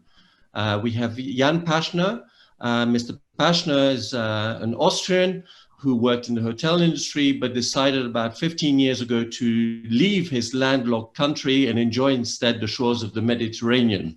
So he has been working at one of the most prestigious yacht clubs of the Mediterranean, the Costa Smeralda on the beautiful island of Sardinia, as its Secretary General, with the main task of leading the expansion of the brand. From this platform, he set up the One Ocean Foundation, which is a non-profit organization aimed at promoting the protection of marine environments. He's the Secretary General of the One Ocean Foundation. And last year, the foundation achieved an important milestone when it presented its latest report on business for ocean sustainability to the United Nations. And we've also got with us Stefano Poguz. Mr. Poguz is a professor of corporate sustainability at the Bocconi School of Management in Milan. He's focused his research work on sustainability for over a decade, and he's also founded and directed a master in green management, energy, and corporate social responsibility within the Bocconi University, one of Italy's and Europe's most prestigious education establishments. He serves as a member of the board and advisory board for several companies and investment funds in Italy and overseas, and he's taught at several universities around the world, including ESADE in Barcelona, where he's a visiting professor. last but not least, of course, he's the chair of the One Ocean Foundation's Scientific Committee. So I look very much forward to discussing exactly what the foundation has been doing. And I guess, Ms. Pachner, the starting point would be, could you briefly tell us why this foundation exists and what it has so far achieved in these last few years of existence? Thank you very much, Rafael. Hello to everybody. It's a real pleasure to be invited to speak with you. And well, the foundation, the reason for the foundation was we started in 2017. Yacht Club Costa Smeralda celebrated its 50th anniversary. And we thought there should be some key event linked to that historic event for the club and also for the whole vision of the Aga Khan, who's still the active president of the club. And so together with Princess Zara, who's the president of the board of the club, we thought that the time was right to really launch an initiative on sustainability, on the ocean sustainability. As a yacht club, passionate about the sea, we've taken so much out of pleasure out of the sea environment, and I think it was time to give something back. And so, celebrating the 50th anniversary, we had a big event in Milan. We had about 600 participants over 2 days, and it was we called it the One Ocean Forum. We invited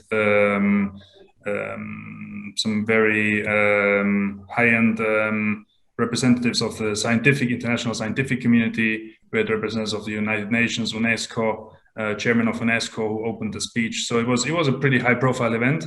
To our astonishment, it was the first time in Italy that actually there was a dedicated forum on the ocean, which was a bit surprising for us because we thought, Italy being quite surrounded by the sea, the importance of the ocean should be pretty strategic. And so this made us think. I think it was late in the game. We knew that. I mean, obviously the issues that we're facing now have been there for quite some time, but I think it was an important step. And probably it was a lucky timing because the real issues, environmental issues on microplastics and everything have exploded over the past 4 or 5 years, also on the public media. So this gave us the kickoff to the success, which was quite big of that event. Said obviously this cannot just be a one-off. So we said, how should we go from this in the future? The Aga Khan himself, he asked to have a ongoing commitment in this direction. And so we thought the best vehicle to transfer this commitment was to launch a foundation, and that's where we are. So we have been here for now 3 years, good 3 years. At the beginning, obviously, it was a startup. We had this big kickoff, but luckily, with the relationships from the members, from the club, from the corporate institutions that were supporting already the yacht club, for sure it helped us on starting these initiatives. And we have some very important partners that believed in the initiative since the beginning. Rolex that has been with us for 30 years on the side of the Yacht Club Costa Smeralda.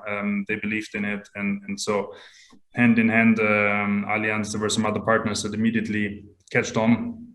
So it's a great idea. And so we, over the past 3 years, we really focused on trying to enable change the quickest way possible. And we thought to concentrate on companies, on businesses, trying to help the businesses with the process to make them more sustainable.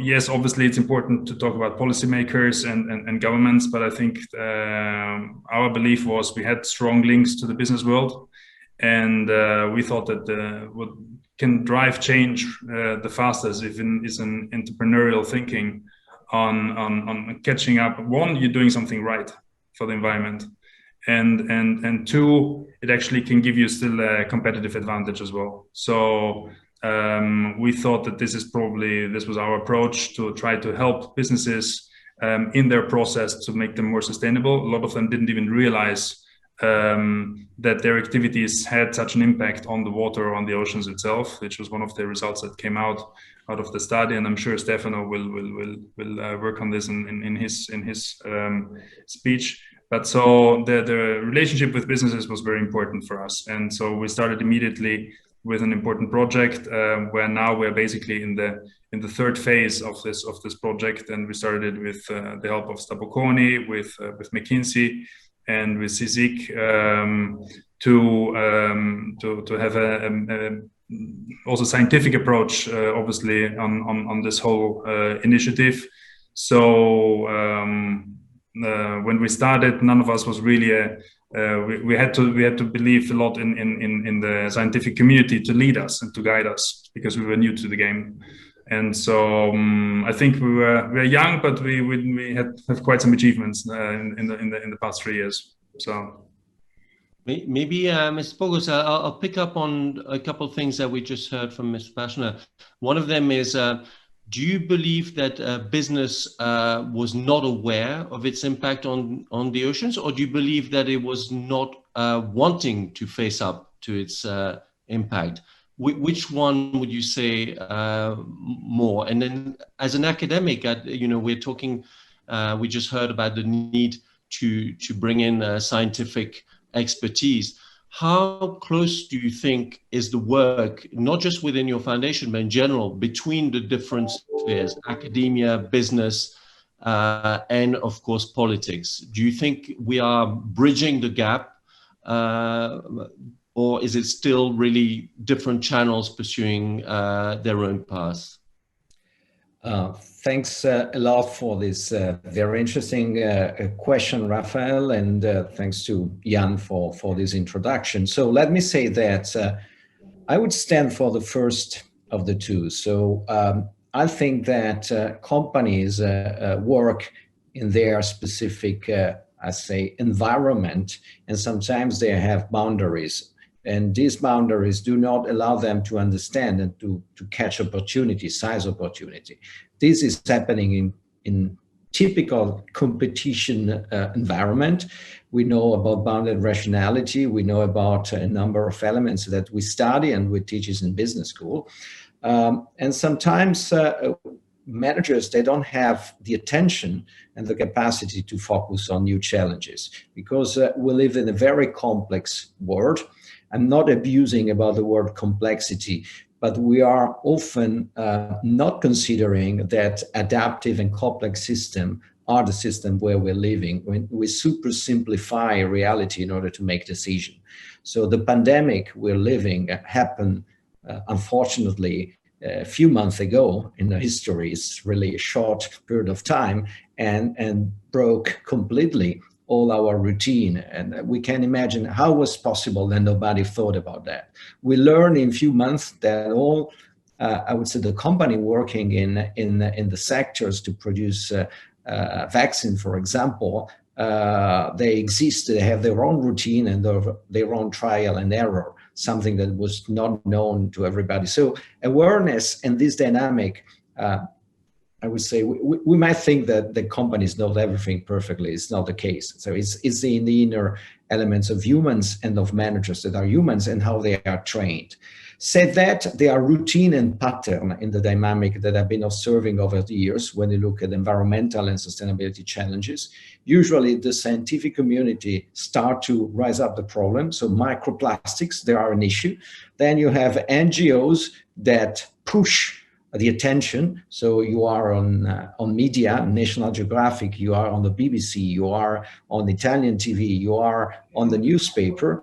And with that pressure, companies start to react. And as always, some companies are quicker, faster, because they better understand the impact and the vice versa, the opportunity, and some are more lazy, they are lagging behind.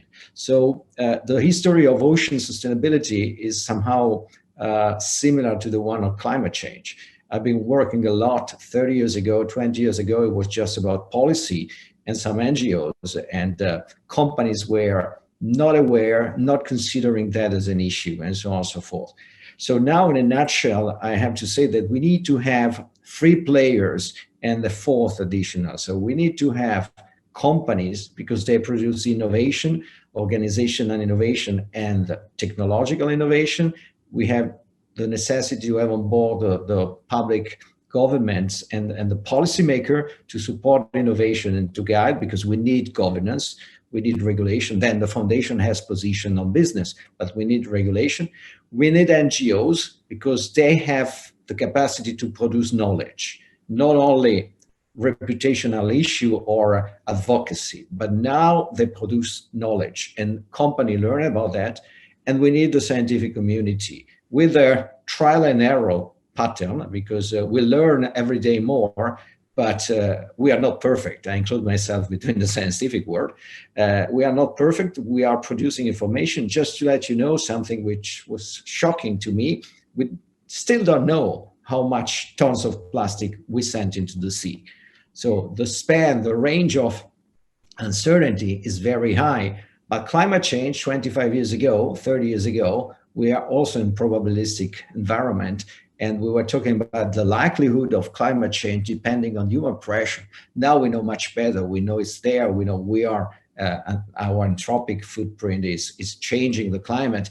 And science has improved a lot, but it took many, many years. And on the ocean, they will follow the same pattern, probably quickly, because we have much more technology and data today. I just maybe to follow up, I mean, it's shocking to me to hear that we don't know how much plastic there is in our oceans. I'm wondering, we saw with the coronavirus, initially we were told it would take probably years to develop a vaccine. It took literally 1 year to do so. How quickly do you think we can get things moving? For example, the answer to that question, how much plastic, if we focus, how quickly can we get that answer? And what are really the tools and the instruments needed to get companies to become more active? Is it more the carrot or more the stick?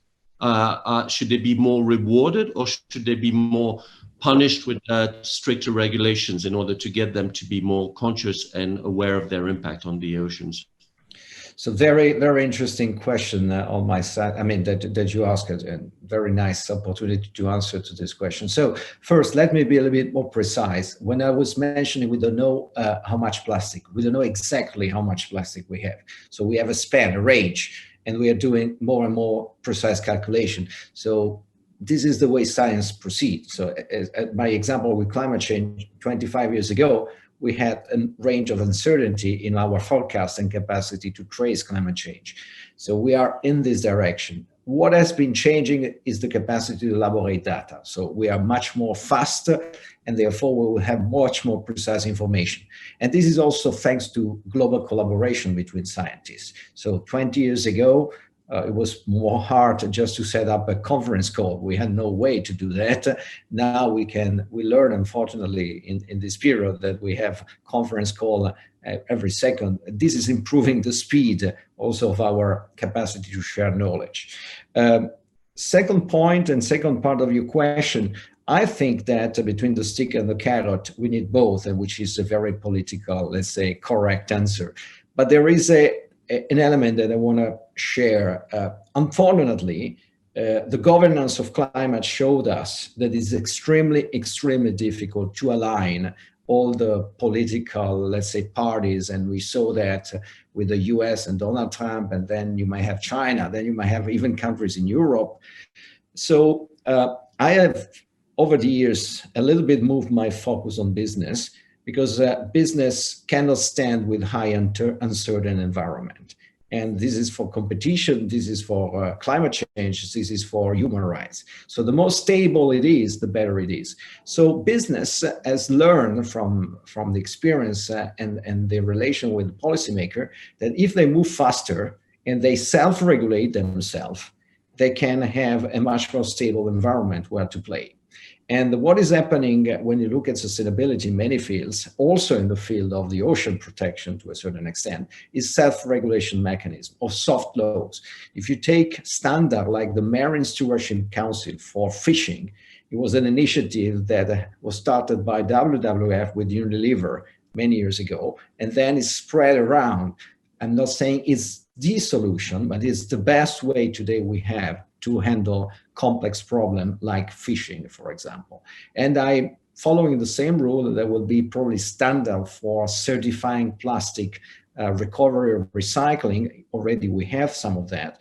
And this is the way business is trying to organize, thanks to this multi-stakeholder collaboration, where knowledge, as I was saying, is also part of what it is produced by NGO and science, and therefore in scientists. So this is the way I see, potentially with an optimistic view, we can see this organizational model as a solution. On the other hand, we need governance. Without Paris Agreement, we had no such a speed up of the finance world, for example, because of the risk of stranded assets related to climate. All that was shaped also thanks to the Paris Agreement. So we also need that. On the ocean, we probably envisage to have such an overall agreement to protect the ocean, but it's very, very, very hard to put in place, I think.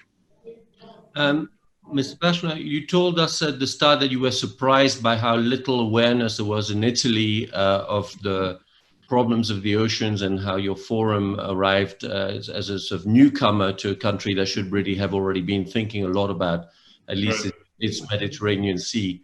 Can you give us a sense, maybe, how much time do you think there is to solve the problems of the ocean? I mean, we've just heard from Mr. Pogos that we don't have yet an international agreement on the oceans. I mean, is there time? I mean, what is your foundation trying to say in terms of, you know, this is not a story where we can wait any longer? What do you hope? What is the message you would like in the next phase to get across? Thank you. Timing for sure is probably the biggest issue we have. The more you talk to the scientific community, the more you in a way you tend to get pessimistic, but you have to watch out not to be, because I think there is solutions out there, and there's just different approaches, right? I think we have seen it with the pandemic. There was different approaches in different parts of the world, and some work much faster and much more efficient than others. While we for sure have the benefit of our you know, of our own private lives on certain political circumstances that give you sort of your personal freedom. Unfortunately, when you have to resolve problems very fast, sometimes you see that you always have to cut compromises, and in some certain situations, I think you just cannot compromise. And I think we are probably getting to that point, and more people realize that, I think, and I think the public opinion is turning to that as well, which again puts pressure to the policymakers and to the business world. So, as a foundation, from a foundation perspective, obviously we take we have to be optimists, and we have to work on solutions and try to drive these solutions the fast way possible. Trying to become a platform, a networking platform where we push innovations and new solutions that are coming to the market.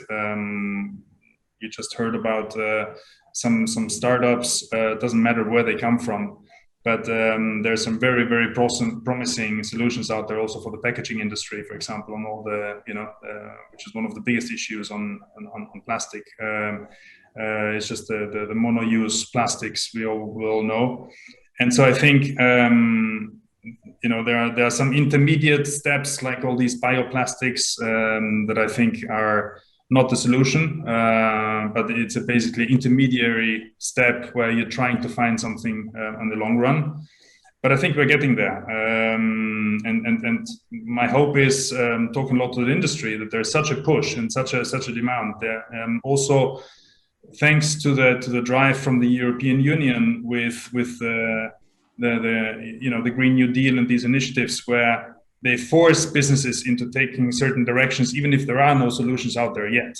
Okay, I think that a lot of, that's maybe my personal feeling now, but I think what could happen pretty quick is that you'll end up with the plastic problems on the same on the same pattern where we ended up with CO2, where countries or companies are going to pay some kind of plastic tax of some sort if they continue not to innovate and not to find solutions to the issues, because it causes huge environmental problems that again cost the country enormous amounts of money. So I think once you have the financial community that becomes the driver of the change, I think then you're really going to see some change happening pretty fast. And I think that's what's happening. I mean, we heard presentations of BlackRock, of the big banks, financial institutions that stopped, made declarations. They stopped financing fossil fuel investments, and so I think this is where the biggest change is coming from, because money makes the world go round, unfortunately. And I think if the financial institutions are really pushing the way towards sustainability, I don't think there's any way policymakers cannot they will have to change as well. And I agree with Stefano completely on the businesses. I think we saw it also from our reports. You have winners, you have losers that are lagging behind. But I think the winners that are out there, I mean, they are far beyond the policymakers with their environment. They really made the sustainability part of their culture, part of the corporate culture, and that's where you see the change. That's where you see and customers are willing to pay for it. I think sometimes we just have to work on getting the right information to the consumers. And I think at the moment we're in this step in between, where you have to watch out between greenwashing on one hand from the companies that are trying to jump on that sustainability wagon just because it's the trend of the day, but actually they're not really doing anything or not much or not enough. And on the other hand, you have these intermediate solutions that are not really solutions. Talking about bioplastics, every month there's something new coming up. Your point just now, customers are willing to pay for it. Yes, customers go into a supermarket and these days pay for the plastic bag. Why do you think businesses have, the idea of a plastic tax seems to be something they may want to resist more?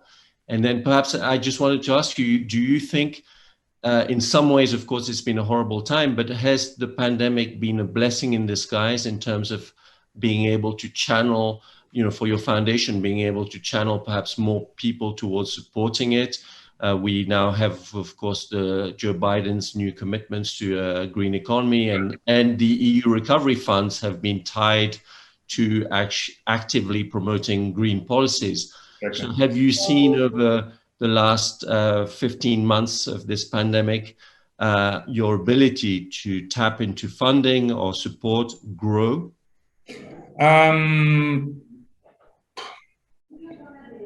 Maybe on the pure funding side, yes, it's a positive year. I think the pandemic, with all the disaster it caused, I think yes, it was a wake-up call. I think for a lot of, probably globally, because it changed completely the value chain of people, right? And even what you were used to, there was a different world.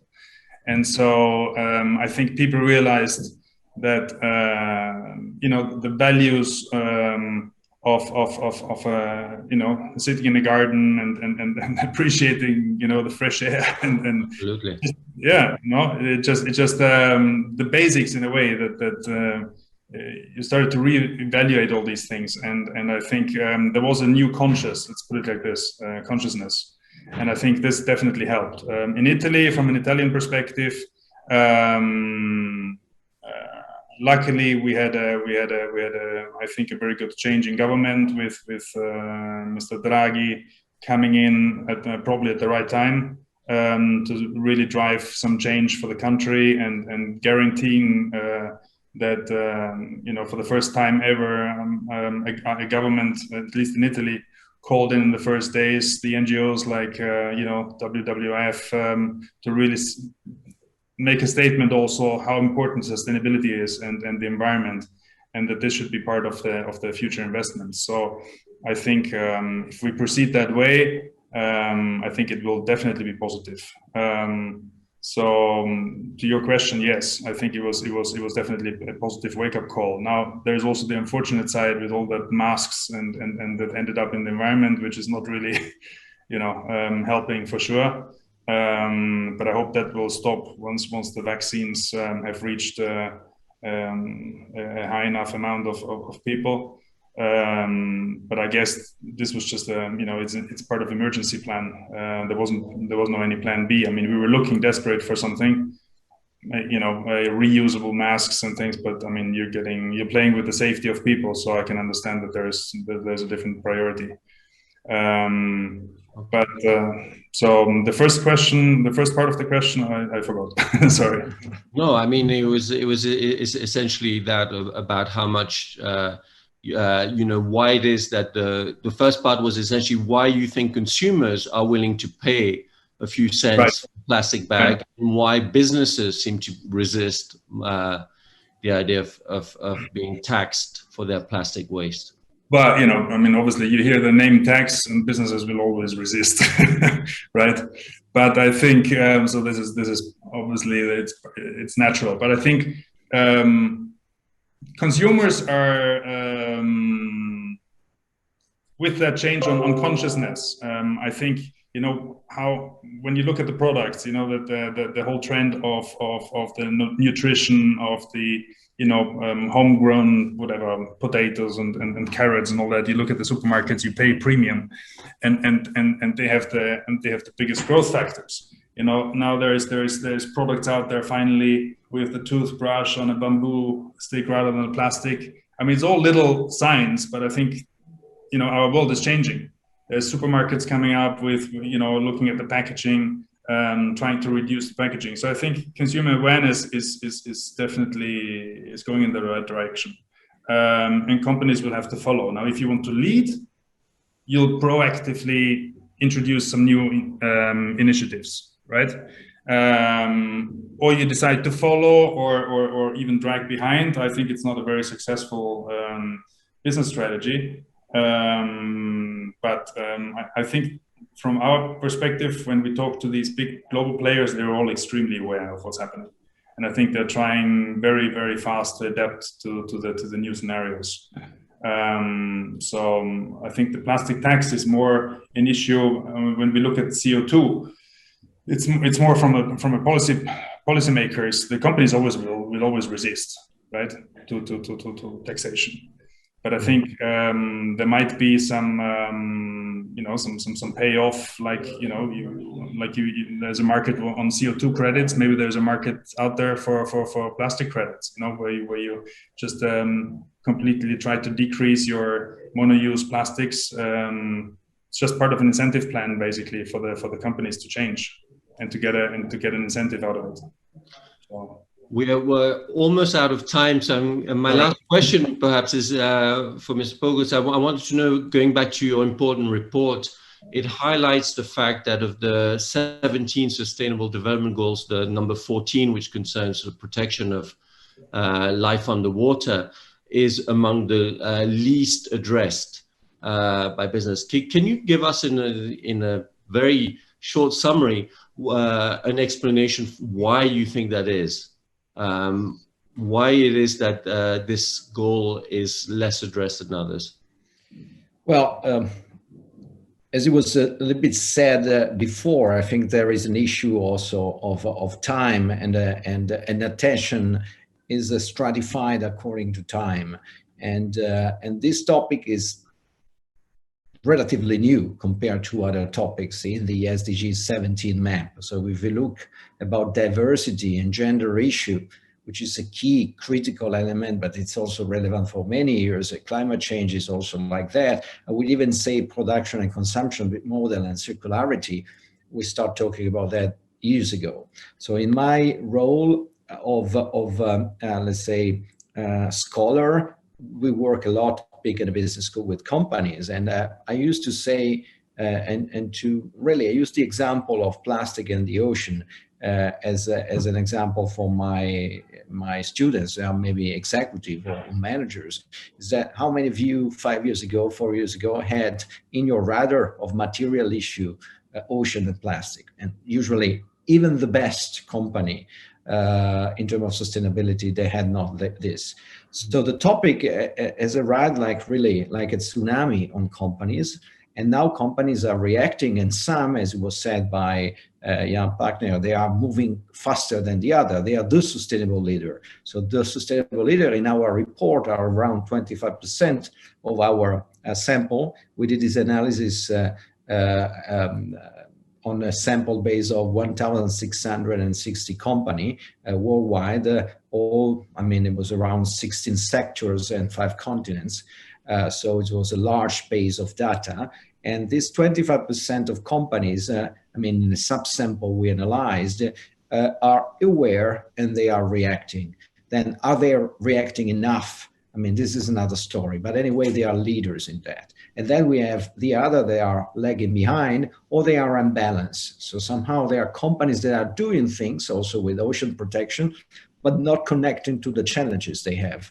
And this is more maybe for reaction to pressure, but without understanding deeply, if I can say that, the problem they need to face. And then we have other companies, they are unbalanced on the other way. So they are maybe not reacting, but they are more aware of the problems they have. So the leaders are those we need to leverage, because we need to, let's say, be supportive, to spread the best practice, and to ask the leader to become the model for changing the industry. This is also about segmenting an industry or segmenting a market, because same as you have leaders, you might have segment in the market that are interested in paying more or in buying sustainable. And then when year after year, this can become the routine, and then it's a precondition to stay in the market. So usually it's not a very short process, it takes time. And the real critical challenge is that the clock is ticking and we need to react very, very fast to try to address this challenge.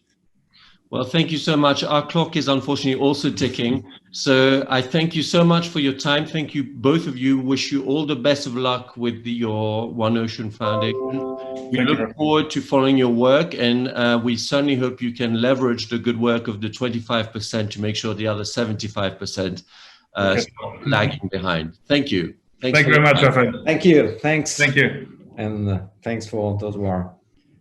Thank you. This panel conveys a message about the need to quickly react to environmental challenges and how complex it is to align in this challenge all the politicians around the world. We're going to continue reflecting on the relevance of the private sector. Now we're going to listen to Tomás Pascual. He is the chairman of the business group Calidad Pascual.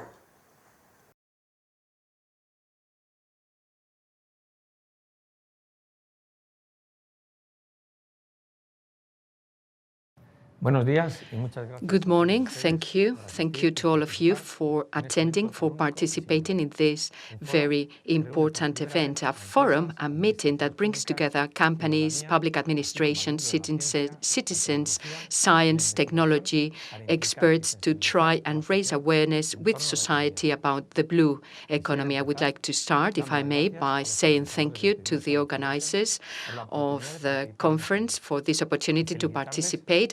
And I would like to congratulate them on this very interesting initiative. I would like to say a few words to you in a dual perspective. First, as the president of the Federation of Food and Beverage Companies from Spain, and later on, I will talk to you as the president of a family-based company, Calidad Pascual.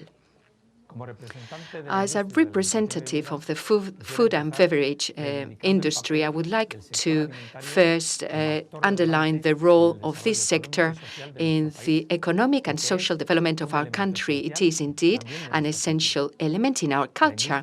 Food and beverage industry is the leading industry in Spain, with the production totaling hundreds and thousands of jobs and bringing added value to Spain. in this industry, and given this venue, I would like to talk about the processing sector. I'm particularly referring to the processing of fishing products and farming products, which brings in high numbers of productive elements. This industry is a strategic sector to Spanish economy, and it contributes products and foodstuffs that enhance people's well-being. We provide basic goods, ensuring, above all, food security and food safety. We therefore want to convey a message to society. We work for society. We bring in value. We innovate on a constant basis to try and meet strong demands by citizens. We are committed to people's health by encouraging a balanced diet. And lastly, we are a responsible industry, a sustainable industry, and we foster solidarity. From this position, we always like to enhance the importance of food, beverage, and tourism as a factor for growth for our country. Three elements that come together that articulate the food value chain from the primary sector, agriculture and the sea, to consumers, but also shifting from the industry to the hotel sector. Spain is proud of its foodstuffs, its diets, its gastronomy, its cuisine, its farmers, producers, its industry, but we are also proud of our people, our weather, our seas, our unspoiled beaches, which are key to the tourist sector. Besides, these elements are key to a sustainable economy that seeks to improve people's well-being, social development by generating growth, while positively managing its impact upon the environment. It seeks to ensure the food supply by sustainably managing natural resources, and more particularly, these elements are key to the world economy. The blue economy accounts for 1.4 million jobs and generates a gross added value of almost 500,000 million euros in Europe. Oceans are a source of life, richness, and growth. Oceans account for the main water reservoir for society. Besides, 40% of our society live on coastal areas. The blue economy contributes to the two-thirds of the wealth of the world. The blue economy encompasses different and varied economic activities which depend on each other. Fisheries, algae production, sea mining products, biotechnology, tourism, marine transport, sea transport, and blue energy, among other things. In Spain, our marine ecosystem, which covers thousands of kilometers of coast, is key to our economy, but also to our culture. The Spanish blue economy includes a leading fishing industry, our economy being able to make the most of it, and also our tourist industry, which is widely recognized by the whole world, given the quality of its offer, its food, its weather, its people, and of course, thousands of kilometers of sea, coast and beaches. That's why, given the importance of continental waters, oceans and seas to the beverage and food industry, Pascual defends a sustainable management of all resources in line with the strategies in the European Union. The challenge is basically to find balance between growth and economic value by reducing environmental impacts at the same time. Growth needs to be understood as a synonym for sustainable fishing, fighting global warming, where CO2 emissions play a critical role as they cause the water level to increase and the disappearance of marine flora and fauna. These having repercussions on local economies which live on fisheries and tourism. Of course, water quality is very important too. We need to control pollutant disposal into the seas, and of course to defend circular economy by encouraging the use of renewable resources, reducing plastic consumption, and therefore eliminating microplastics in water. And of course, we are also to respect biodiversity, preserving marine flora and fauna. Blue growth is about maximizing economic growth, social development derived from the use of marine resources, at the same time avoiding the degradation of the environment, which is our heritage. The ocean heritage is our heritage. At this point in my talk, I would like to share with you my experience in Pascual and Pascual's practices concerning sustainable growth. The mission of Pascual is to improve people's quality of life by providing foods and beverages which are quality-based. That's why our goal, our target, is to give our very best to society. Giving your very best is to do your best, to do whatever you can do by working in teams, in creating value together with all the components in our value chain and sharing those values with them. Doing your very best is also to listen to our clients, to our consumers, meeting their needs, offering them the best possible value proposals in the market through products and market trends which are unique. And finally, it means giving society your very best to make room for a better world. And that really represents our philosophy of social, environmental, and economic sustainable that covers all of our value chain. The environment, social development, economic growth are the three axes of Pascual. They are included into our managerial model and into our code of ethics. Within this framework, Pascual contributes to society's well-being, to people's adequate diets and health by providing them with healthy products and by encouraging healthy habits. It also means creating quality jobs and so contribute to social and economic development in the territories where we are present. And of course, it also means to manage environmental impacts derived from our activities by being responsible and accountable. In other words, zero disposal into waste tips, and also to encourage and favor circular economy by analyzing life cycles for all of our products, by reducing our carbon print and by protecting biodiversity, which we do by using sustainable packaging and reducing waste.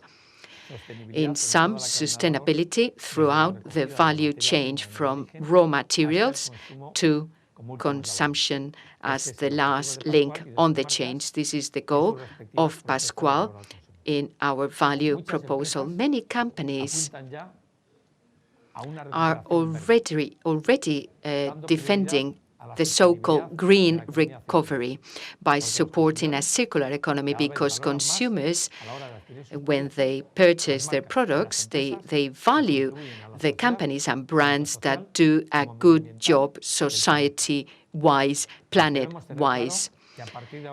We are aware that from now on, economic growth cannot be conceived without sustainability. Both concepts go hand in hand if we want to take care of our planet and natural resources. In that respect, public-private partnership is essential. The participation of companies and public powers needs to go hand in hand to achieve our common target. In Pascual, we are absolutely convinced that in the coming years, the environment will become our leverage for growth for our companies, for our brands. Thank you very much to the organizers, again, the organizers of the the conference for this very necessary initiative and for making the meeting possible.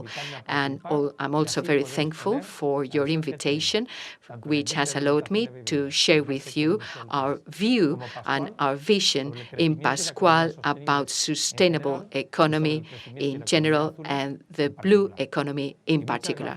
Thank you to all of you too for listening to me, and thank you for your contribution to making blue economy a reality, a source of opportunities for sustainability, economic growth and social development, which is so needed at this moment in time. Thank you. Tomás Pascual was ensuring that economic growth cannot be conceived without sustainability, and that companies as well as public institutions need to work together for that. Also, the food and beverage industries represent the first economic industry in Spain. We are now going to start with a roundtable discussion to continue deepening into public-private collaboration. We would like to welcome Stefano Pogot. He's professor and scientist at the University Bocconi. He will be moderating the next panel, and he will introduce the experts at this roundtable discussion.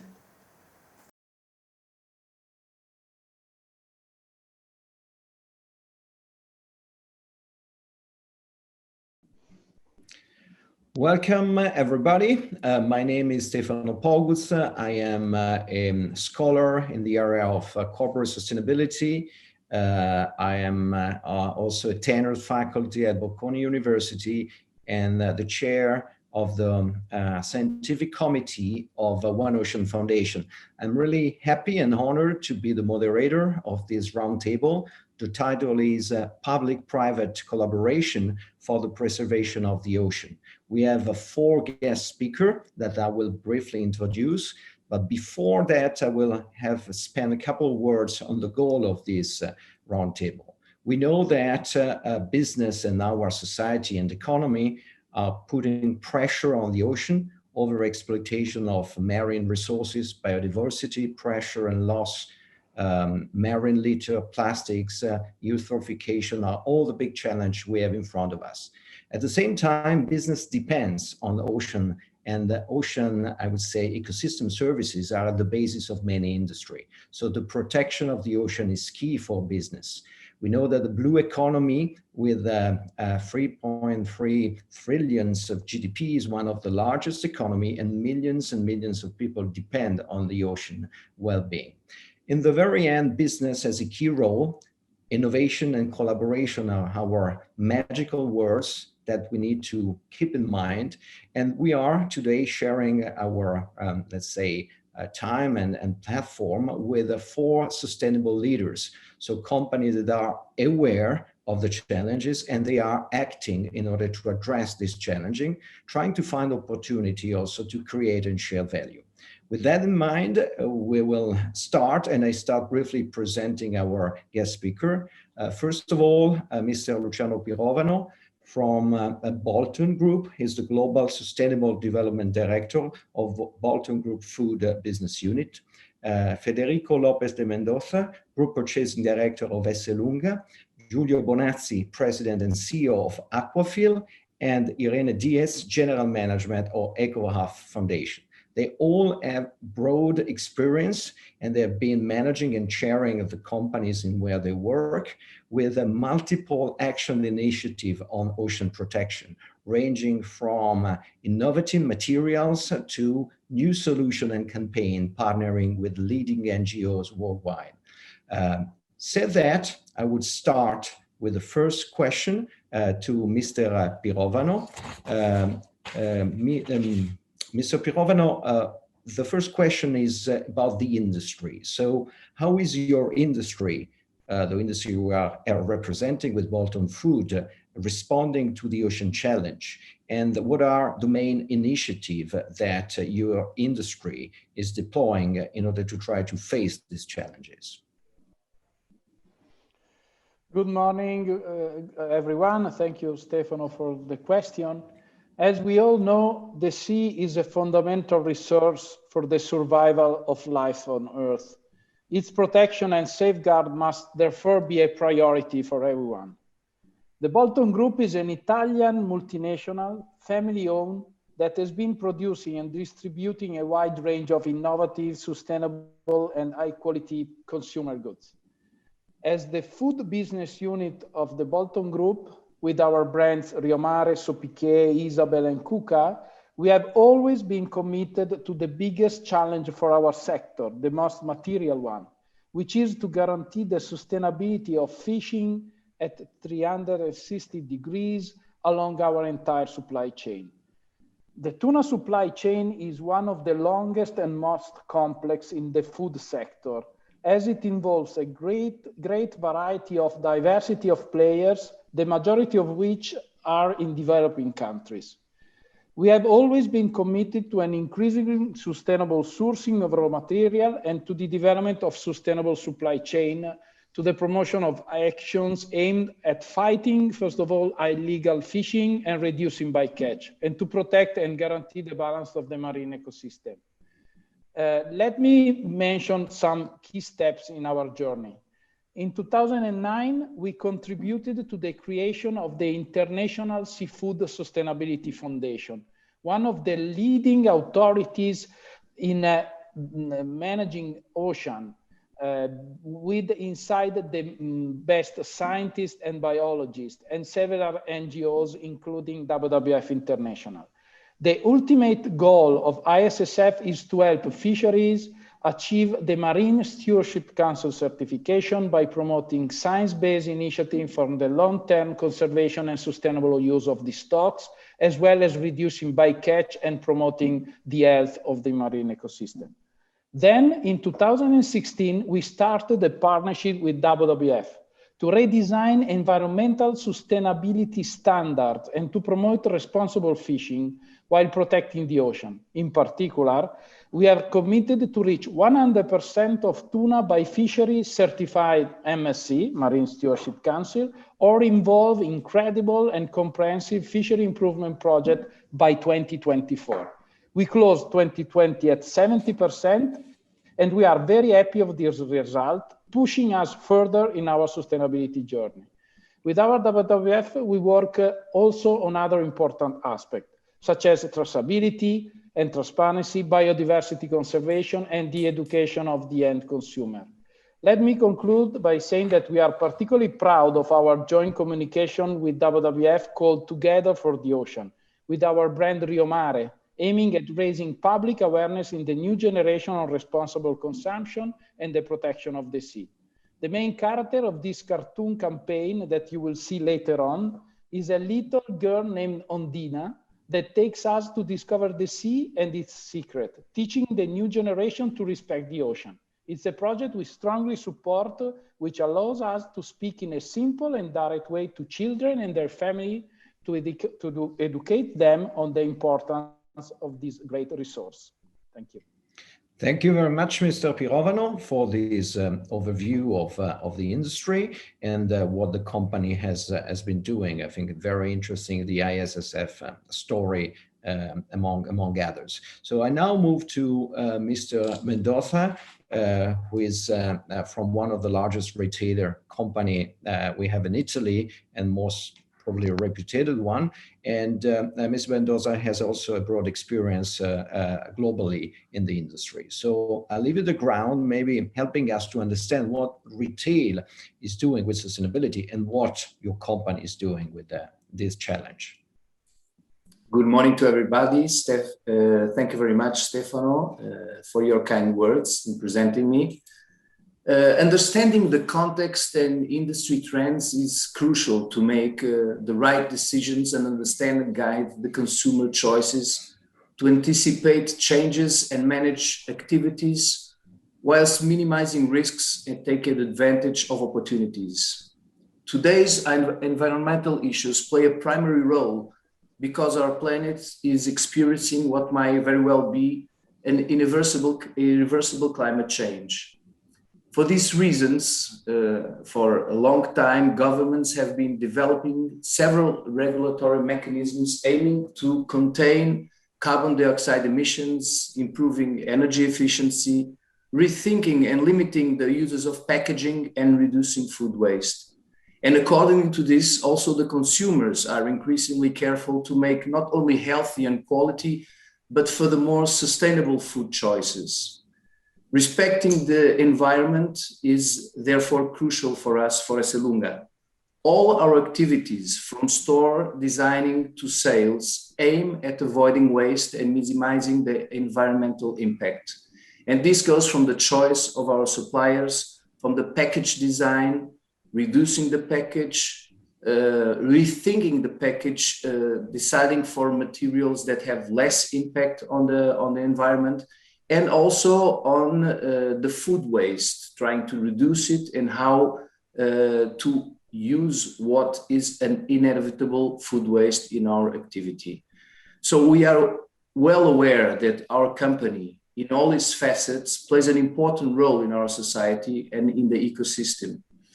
And therefore, as a food company, we must make important and responsible choices that generate positive outcomes on the environment and on consumer lives. For example, we try also to educate, to inform our customers about what we do to sustain the oceans, to make a positive impact in the oceans through information such as leaflets in our stores that inform about our actions.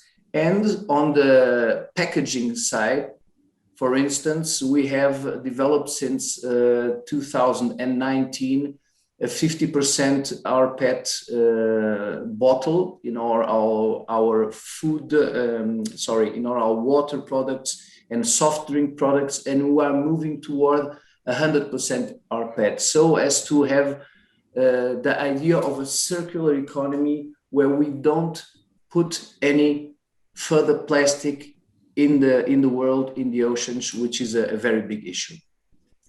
Thanks a lot, and thanks for this very clear and broad overview of what the industry and your company is doing to address the challenge. Now I move to Mr. Bonazzi, who is the chairman of Aquafil, a leading manufacturer in the production of nylon, and one of the most, I would say, interesting company we have in Italy when we look at upcycling and circularity. With that in mind, I'll leave you the ground, Mr. Bonazzi, for maybe introducing a little bit the challenge of this industry, which is under the spot of attention because you are in a chemical sector, but at the same time, you also provide one of the most important solutions I've seen in order to really close the loop. So thanks for your participation, and the floor is yours. Thank you. It's good to be here with you today. Well, we at Aquafil produce synthetic fibers and polymers. So as it sounds like, nothing very friendly with the environment and the oceans, because of course we use oil derivatives, and also we release microplastics and microfibers. Then there are many other things that are impacting our planet and our environment. But we at Aquafil, we try to do it in a different way, because instead of starting from oil derivatives, we start from waste, at least for 40% of our production. And we have invented a fiber or a polymer that we sell under the brand of ECONYL, that starting from fishing nets, carpet waste, plastic scraps or fabric trims, can upcycle them infinitely, because the system is not simply to mechanically recycle those plastic waste, but it is to return to its original building blocks. So we return to the monomers, and then through a proper purification system, of course, without using any harmful substance, we can remake every kind of product made out of nylon. So we make the polymer that can go for injection molding or film packaging or whatever you like, or we make the fibers that fortunately a lot of good and beautiful companies have adopted as one of the possible solutions in terms of being more responsible. It's a long journey, and I believe that we are just at the beginning, but I mean, the textile industry is already today one of the most polluting in the world, and if nothing happens, will become the most polluting ones. So it's absolutely necessary to begin this change and to take actions in order really to solve the problems and not to be part of the problems. Particularly, we at Aquafil, beside using waste or nylon waste as a raw material, we are also very, very careful about all the different problems that we could create, like toxicity, microfibrils release, and the volatile organic compounds, just to mention, let's say, the most important ones. Of course, we have to go step by step, but with the collaboration of the industry, we have already made a lot of very, very good projects. Thanks a lot, and thanks for this fascinating, let's say, solution that your company is providing, and we will learn more later on in the next step of the roundtable. Now I move to Irene Diez. Irene, she's an environmentalist, and she's been working as a consulting in CSR, and now she's general manager at EcoAlpha. And this is a very fascinating and interesting company. When we look at textile, I mean, upcycling and recycling is a kind of new wave, but is also very complex to put in practice. So, Irene, can you tell us more about a little bit how the industry is moving and what you are doing within EcoAlpha, this very interesting brand? Okay, thank you. Thank you for the invitation, and thank you, Stefano, for the introduction. I firstly would like to highlight some facts about the fashion industry. No, as it was said before, is the second most polluting in the world. The fast fashion model is creating 100 billion items of clothing every year, no, which consumes big quantities of water and is responsible of 10% of the carbon emissions. According to Ellen MacArthur Foundation, if we keep in this way, this carbon footprint will be increased until 25%, which is really shocking. No, sometimes we don't realize about the impact of clothing of the industry. Besides, regarding the impact on the ocean, we can talk about microfibers, and that in fact 1/3 of the microplastics in the oceans came from the textile industry. No, so we realize, or we have learned, as it said, that the business model is not working anymore. No, and fashion cannot be just about looking good. It has to be something more sustainable, and to have a whole vision of what we are doing and what we can change the things, and we can create a positive impact if possible, or at least less negative. So we believe in EcoAlpha that nowadays, if you are not part of the solution, it's because you are part of the problem. You cannot be just waiting, or you cannot be looking for excuses. So it's time to act. And EcoAlpha in this context was created 10 years ago from this starting point. We wanted to do fashion in a different way. It wanted to, with a clear vision of stop using the natural resources in a careless way, and a difficult mission, as has already been mentioned here, of creating the first generation of recycled products with the same quality and design as the best non-recycled. No, we think that nowadays, regarding fashion industry, is not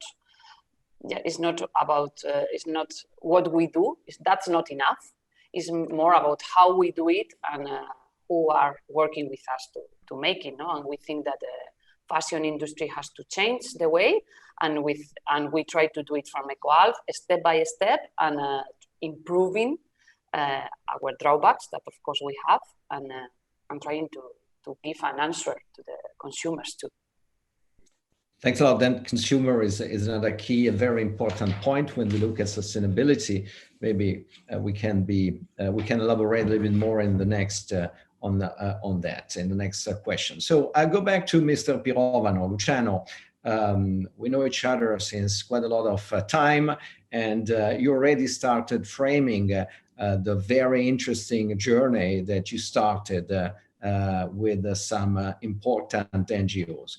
So a topic very important when we look at sustainability is the fact that the journey can't be done alone, I would say. Collaboration is key. Collaboration is a platform for innovating and so on and so forth. So you are, in my view, one of the very interesting, example of best practice, I would say, in this idea of journey through collaboration. Can you tell us more about your journey with WWF and the other big player, and finally with Oxfam, that, as far as I know, you just started? Yeah, thank you, Stefano. I agree with you. We need to join forces. Our entire sustainability path is based on close interaction and collaboration between the private world and the NGOs. We have the ambitions to become the most sustainable tuna company for the world, and we cannot achieve this challenging goal alone. To do this, we use important and strategic partners, as you said. Our approach is based on a global and scientific strategy aiming to create shared value with our stakeholders. We have a mantra: partnership is our leadership. This is also what says the last SDGs, the number 17, partnership for the goals. Probably is because is the last, because to achieve the 16 you have before, you need to join forces. An example of our approach to partnership is our long-lasting collaboration with WWF on sustainable fishing and healthy ocean, which I have mentioned in my previous answer. Another good example, as you mentioned, is the partnership with Oxfam. We signed a few months ago, end of 2020. Oxfam is an NGO present in over 60 countries, committing to eliminating inequalities and extreme poverty. Oxfam is used to collaborating with companies to have a fair and inclusive supply chain. This partnership will see us engaged side by side with them for 4 years, with the aim of setting new standards of social sustainability in the fishing sector. Together with Oxfam, we are promoters of a new vision, the one of fair and sustainable seafood, where inclusion, elimination of inequalities, gender equality, and respect for safe and dignified working conditions are ensured for all the people involved in the supply chain.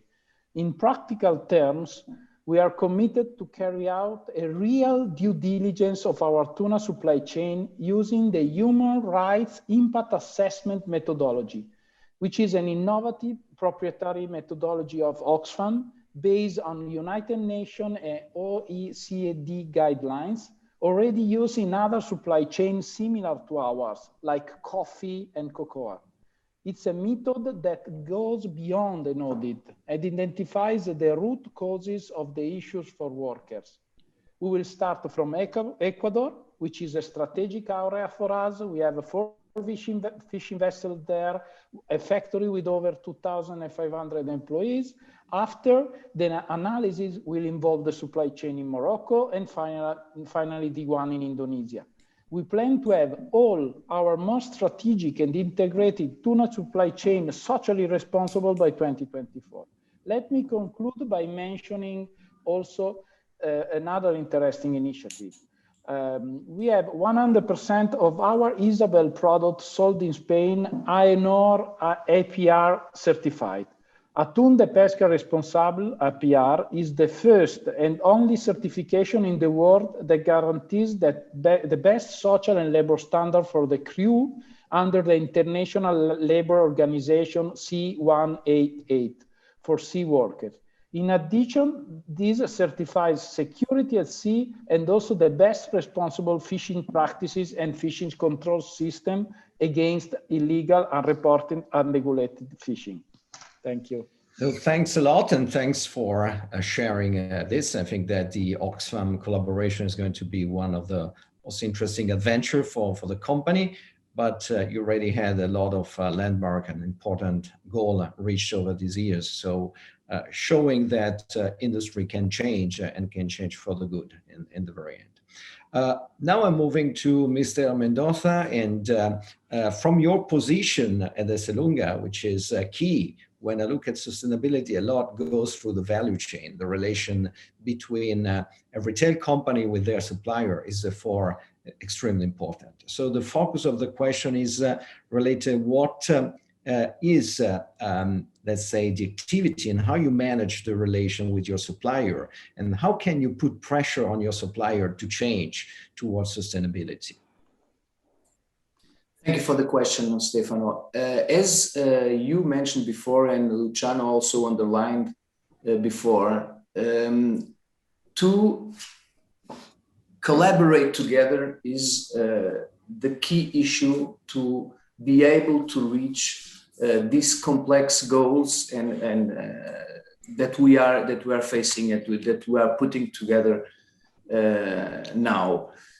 Being a food company, we are very attentive in selecting and promoting products and behaviors also that contribute to sustainability and to healthy lifestyles. We accomplish this through our own production plants, processing centers and laboratories that guarantee full control of every production phase, but also through a careful selection of our suppliers, who consequently become strategic partners for us in order to enact common strategies and propose sustainable, safe, and quality products capable of satisfying our customers' needs. Our sustainable fishing project fits exactly into this context.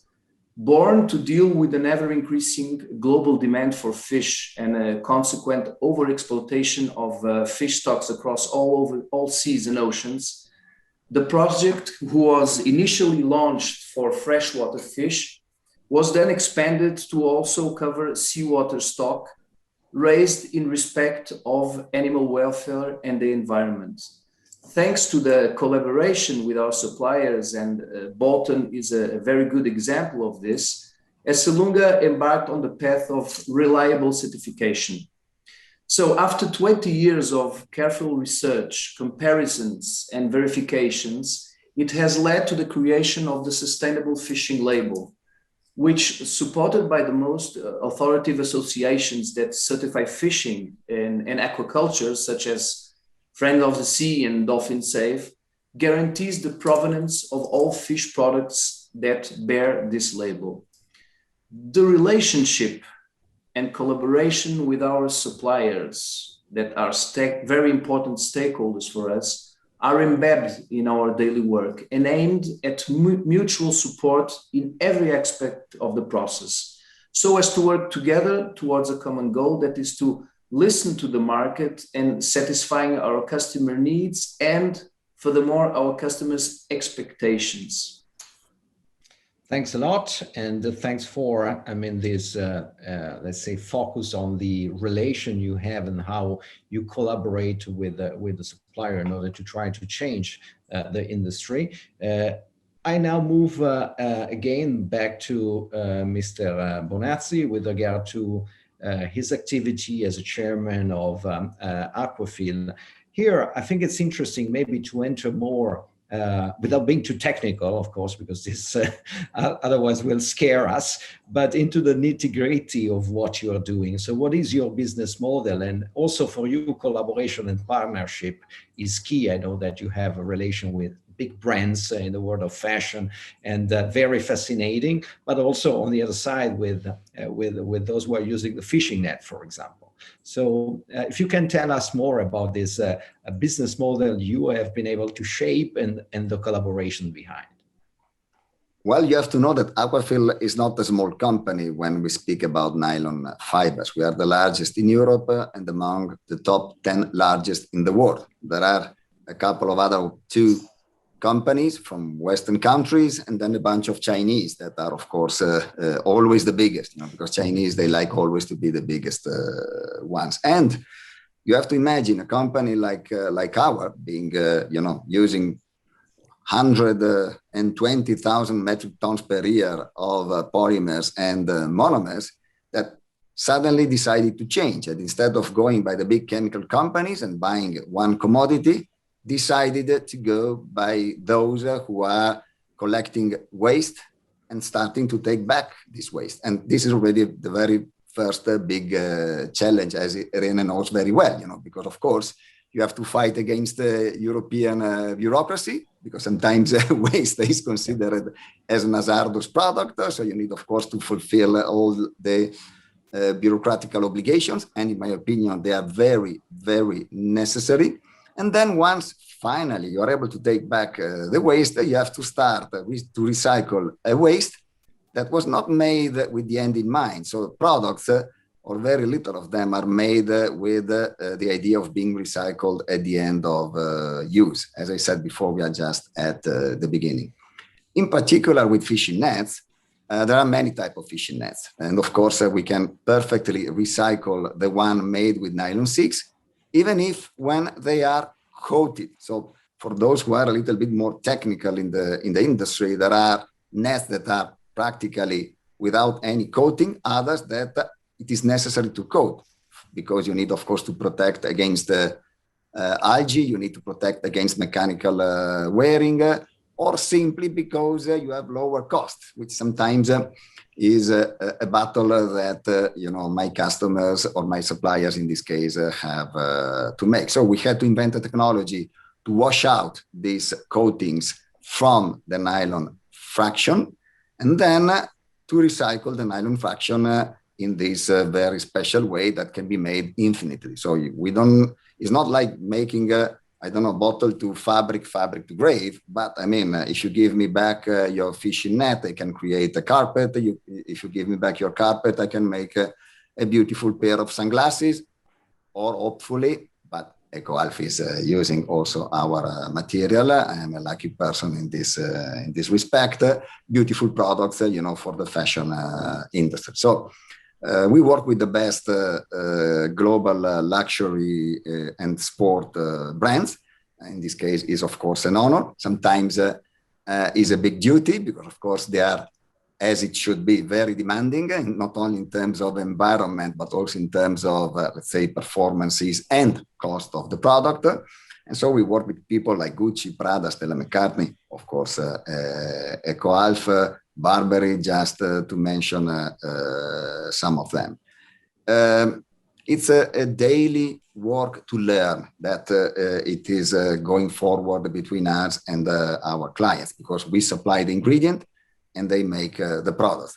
Or we now go back even to carpet collection, for example. So we collect used carpets at the end of use, and then we apply a technology to recycle carpets or fishing nets.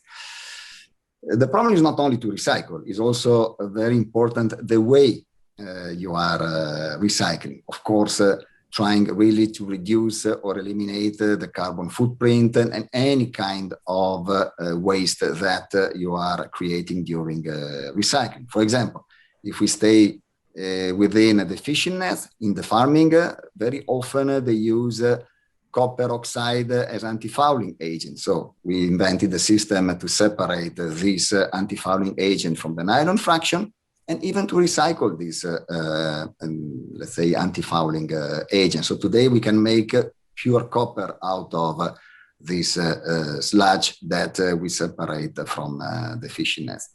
It's an interesting journey, very exciting. You need a lot of money, a lot of research and development, but very rewarding. And in my opinion, the only way if you want to stay in business, not only the way, but the only way.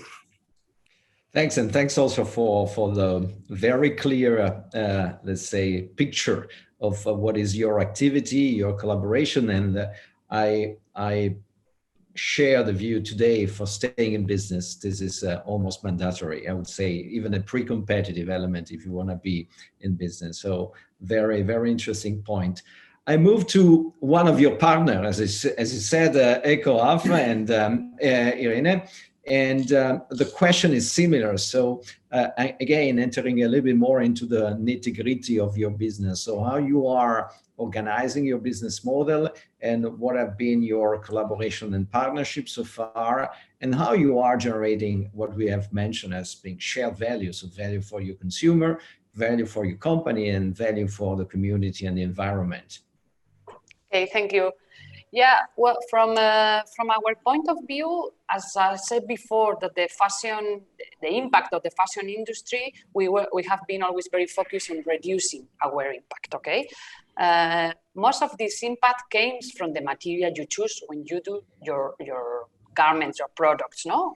So if we choose the correct material, or if we choose a low impact material, we are doing about 40% of our environmental footprint.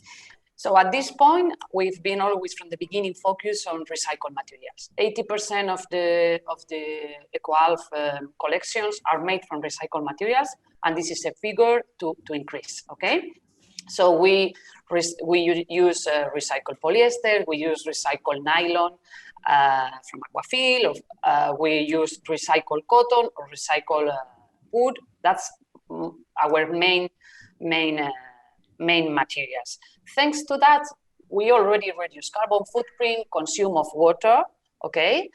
But then we have to take also into account the another 60%, which comes from the processes, for example, no? Depending on how you dye the garment, if you dye at the end, if you dye in the yarn, if you dye when it's a fabric, you can reduce a lot the water you consume. So we have to take also into account these processes. We have to take also into account the processes or the finishing, no? If we can reduce the release of microfibers, for example, which is something with a huge impact on the ocean. And then, of course, at least but not less, we have to think about circularity. Okay, we can do amazing garments, but if we produce a lot, or if we encourage the consumption of many items of garments, we are not solving the problems because the landfill are full of garments, okay? So regarding the circularity, we are very, very focused, not only in the last stage. Sometimes when we think about circularity, we think about the end of life, no? How it's gonna be recycled, monomaterial, which is key, but also to prevent it becomes into a waste, okay? For that, we believe in design, timeless design, something, timeless design and quality, okay? Something you use for a long time, you enjoy for a long time, and you don't want to litter or to end, no? So that's key. That's the base of our model. And then, of course, as have been already said by all my colleagues, it's like the partnerships, no? It's the 17 goal is key. We have not mills. We work with our supply chains, which are more than a supply chain, our partners, our friends many of the times, because we usually ask for adventures that sometimes work, sometimes doesn't. So we need partners willing to invest, willing to research, willing to try, and willing to be on board this adventure, no? Of testing new things, new materials. So for us, this relation is key. The relationship is key, and it's something we try to strengthen every day, reducing the number of suppliers, trying to give them more business, no? To give them bigger quantities, to be a good client for them, because we are a small company, so you are not so powerful, no? To make change. So you need to convince and to encourage to be part of our change and to be leaders in the sector, no? So that's how we try to do it. So thanks also. I mean, you've been very clear also in pointing at the multiple dimension of what we call circular economy, which is not just recycling, as I mean, extending the life cycle of products and so on and so forth. And again, I mean, it was very interesting from everybody here to see how collaboration can spur, can favor innovation, and through collaboration you can try to address so complex problems, because we are not facing an easy problem to solve. We need to join forces. So back to our first guest speaker, Mr. Pirovano, Luciano. So now looking a little bit at the future, I mean, you've been sharing with us a number of very, very interesting initiatives. You have been also telling about this partnership and collaboration. So what is next for you? So what are the next challenges? Unfortunately, the pressure is still there, globally speaking, on the environment. So we need to continue our journey. And what's your perspective as a manager and in the group where you are, let's say, operating? Yes, thank you, Stefano. I'm optimistic. I believe that this growing attention on sustainability and technology will help a lot to have healthy oceans and sustainable fishing. we believe that technology will be key on many aspects. For sure, to reduce the impact of fishing gear, to have more selective fishing methods, to improve monitoring on board. Without entering in very technical details, let me make a couple of examples to explain to you. For instance, the development of biodegradable fishing aggregating devices that are gears using in fishing activities. Together with ISSF, we are supporting the research to make them biodegradable, made with cotton, bamboo, other biodegradable material. Another example is the development of the so-called electronic observer. New generation of cameras can be very useful to monitor what is going on board, and even to monitor the fishing activities, recognizing the size of the fish, the type of the fish. And as you know, tropical tuna is caught in high seas, and there is a lot of illegal, unregulated, and unreported catches. And electronic observer can be really a strong tool. Another example is the development of new ecosounder, tools able to assess the species and the size of fish in a tuna school before starting fishing activities, allow the crew and the captain to be more selective and precise. Let me also mention that we have carried out a pilot project on the recycle of our fishing nets together with our friends of Aquafil. The pilot project has given very positive result, and we have happily discovered that our nets are perfectly recyclable, and we can continue to work together. Last but not least, let me mention the project that is going on in collaboration with the Spanish Technological Center ASTI.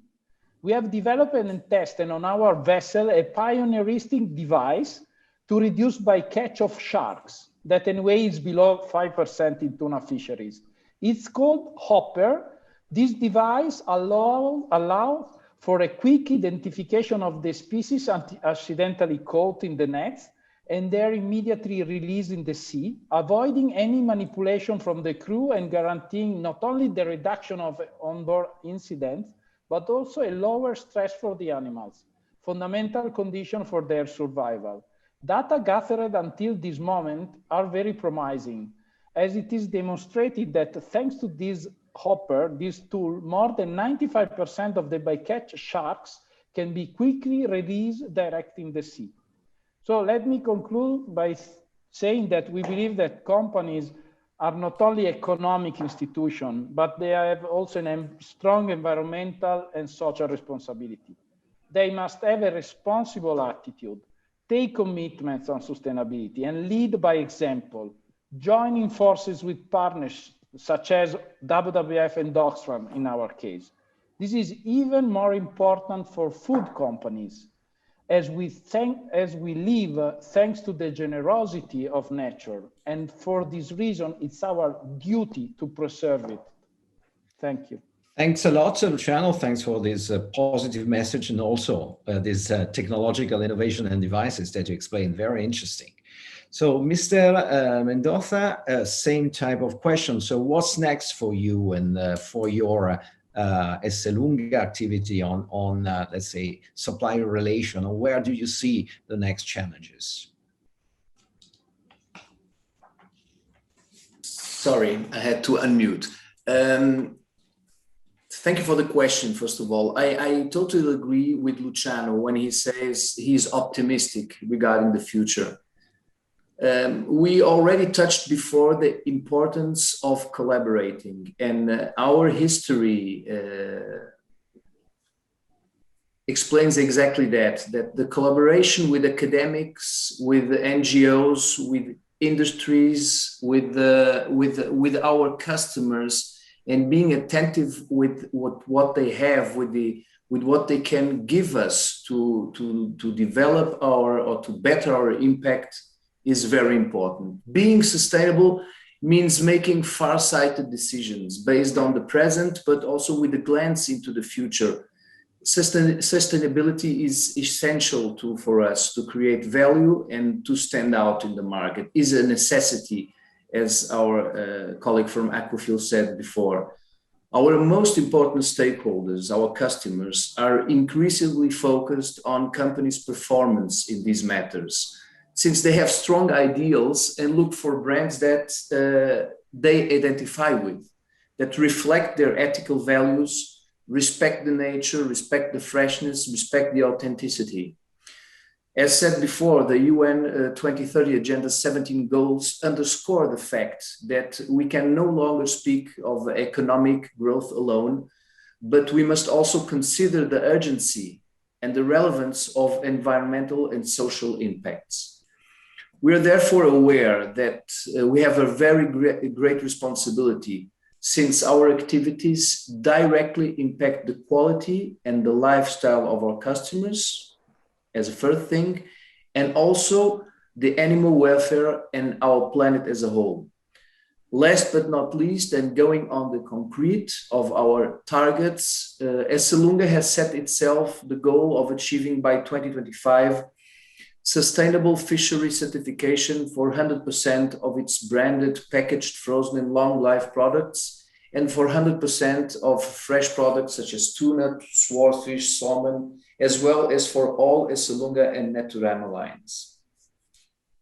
This is very interesting and very bold challenge also, because we know the complexity of realizing, but wonderful to hear that you are so committed, and the partnership again is the key. So thanks a lot, Mr. Mendoza, for your clear position on that, and Esselunga too, for taking such a commitment.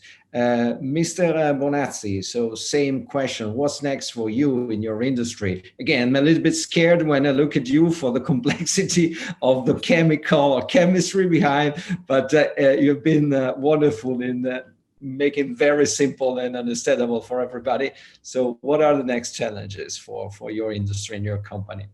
Well, first of all, to be in the same conference with Irene and EcoAlpha makes my life much easier, because then, of course, she's closing the loop and explaining actually what's next. Because at the end, we make an ingredient. So we have to design and produce the ingredient in a perfectly sustainable way. We are today around 40% of our production coming from waste. We have to go to 100%. Of course, this has not been achieved yet, because this is requesting a lot of investments. To date, we have invested more than 200 million euros in the last 10 years. So we have, of course, to go step by step, but also the limiting factor is, believe it or not, availability of waste, of nylon waste, because there are a lot of nylon waste spread around the world, but we need to learn where they finish, how to collect them, and how to take them back. So we have to make our ingredient more sustainably, not only in terms of recycling, in terms of toxicity. Irene touched very wisely the problem of dye stuff in her last answer. Dye stuff are a very difficult problem to tackle and to solve. We at Aquafil are using only dye stuff when we make our solution dyed colors. That means the yarn goes already dyed to our customers without using water, and using pigments that are not toxic, so atoxic, and let's say sometimes even recycled or coming from natural sources instead of using synthetic ones. We have, of course, to prove that our fibers are not releasing microfibers. In this respect, we are working with the Centro Nazionale delle Ricerche, and we have established a methodology which is today at Brussels level to be adopted as a European and later on a global legislation, because of course, if you want to solve a problem, you have first to measure it. Then, of course, we have to work together with our clients and partners in terms of eco-design products, so to give to our customers solutions like, not only the fabrics, but also, for example, the sewing threads, buttons, zippers, or other ingredients when needed, so that they can more easily design their beautiful products in a way that they are recycled. Of course, at the end, we have to close the loop and let's say going closer and closer to people that are collecting waste in order to avoid that waste is going to be dispersed in nature. Easy to say, long journey to make. Thanks a lot, Mr. Bonazzi, for this very interesting and broad representation of the multiple dimension and challenge that are left, and very interesting words about measuring, which is key. The inventory is the base if you want to address problems. So in managerial term is a very interesting point. Finally, Irene, what is interesting for me is also on your side to better understand what's next, what are the next challenges that you see, and with that challenge in mind, how can you become a model for the industry? Well, I think that regarding the ocean, from EcoAlf, we have a great goal, which is upcycling the oceans project bigger. No? This is a project to collect marine litter in collaboration with the fishermen and to give a second life to the litter collected. It seems easy, no? But at the end, it involves many stakeholders, many people, and we want to make it bigger, not as a raw material source, but as a tool to increase awareness about the impact of the impact we are doing on the oceans, and about the potential of recycling and the potential of the circular economy. No? For us, it's a beautiful project that is consolidated in Spain to be replicated in the Mediterranean area. So we are very focused on this as a beautiful tool to giving back something to the ocean, no? to doing an answer. But regarding the sector or regarding the industry, for us, the next step is working on traceability and transparency. If we work with amazing suppliers or partners, no, as Aquafil, and we are transparent with our clients, which at the end of the day has the answer or has to make the decisions and are the change makers. So we think that transparency and traceability, which is part of the transparent, is key. Is the way that we can say, okay, we are doing this with these suppliers, with this material, with this impact. It's not impactless, okay? It has an impact, but this one, this other. So we are positive in this way. We are positive on the role to be played by clients.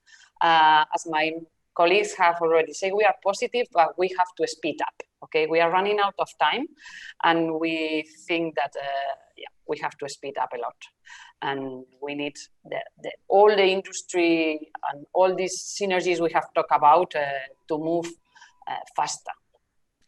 So thanks a lot, Irene, also for this final point of the pressure. The clock is ticking. We know that challenges need to be addressed soon. But with that, I would like to conclude. We are almost perfectly in time. And I would like to thank all our guests, Mr. Pirovano, Mr. Bonazzi, Mr. Mendoza, and Ms. Diaz, for their very interesting collaboration. They've been illustrating practices that are among what I've mentioned as a sustainable leader. I really hope that these practices can spread around the industry, become the model for all the other players, because I really think that we need to raise the bar when we look at this challenge, and we need to try really to improve the way we manage companies. And these are wonderful example for everybody. I would like to thank all those who have been attending the session and those who have been supporting and organizing the roundtable. Thanks. Hopefully I've not been forgetting anybody. And on my side, again, we need to protect the ocean and think about that, because as it was said, we are receiving a lot and we need to give back something. Thanks everybody for the attention. Bye. Thank you. Bye-bye. Thank you. Bye-bye.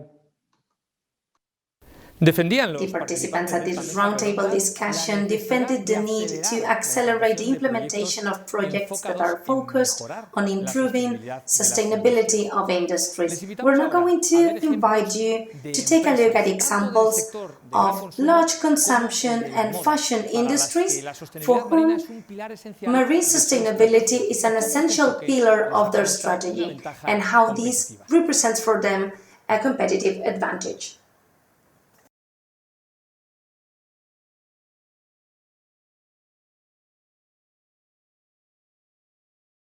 It's nylon. We all know what it is, where it comes from, and where it ends up.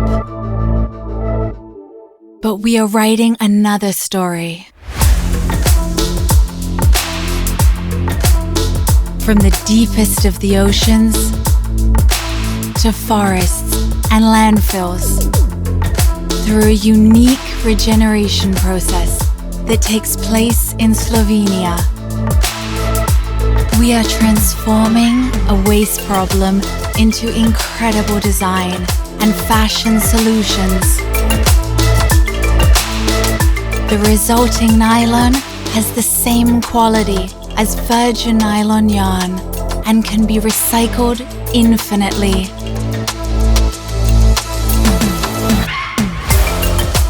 Our ECONYL regenerated nylon can be recycled, recreated, and remolded again and again, so you can create new products, and buy new products without ever having to use new resources. No waste, no new resources, just endless possibilities.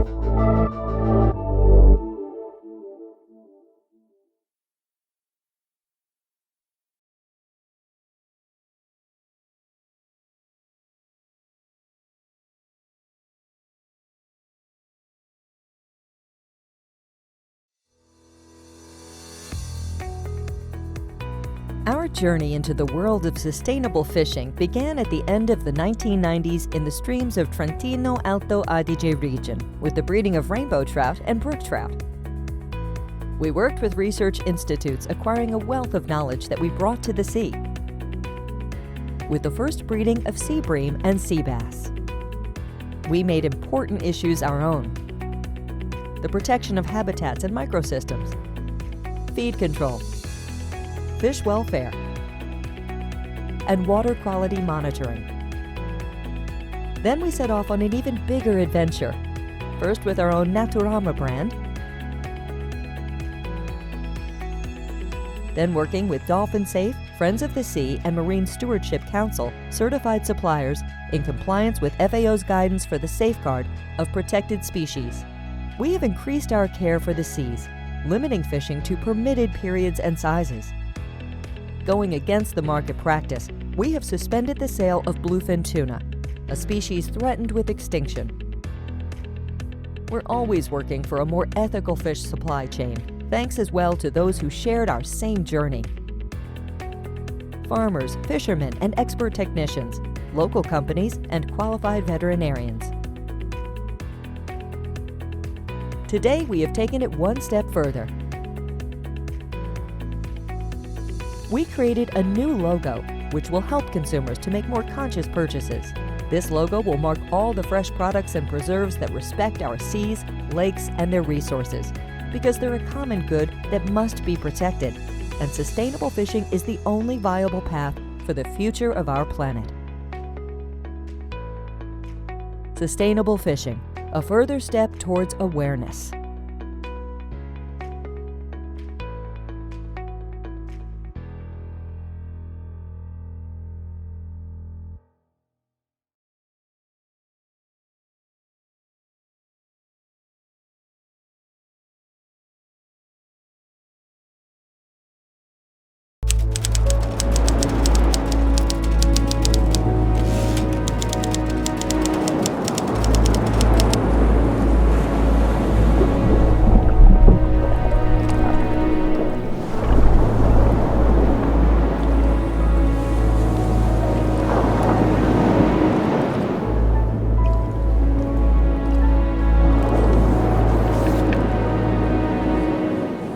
Once upon a time, there was a little girl called Ondina who was building a sandcastle on the seashore when the ocean swept her bucket away.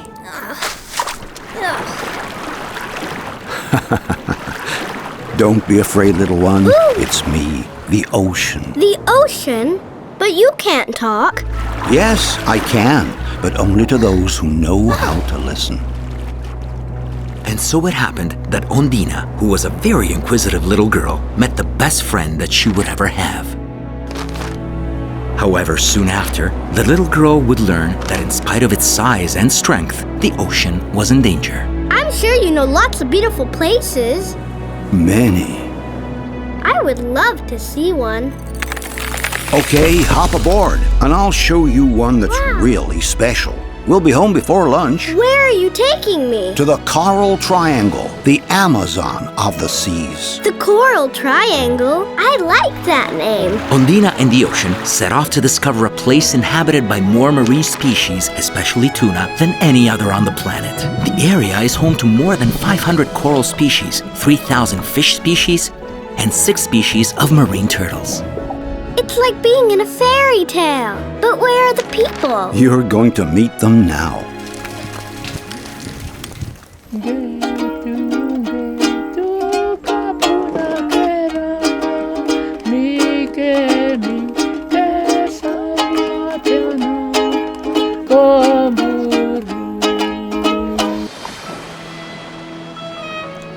I was born here.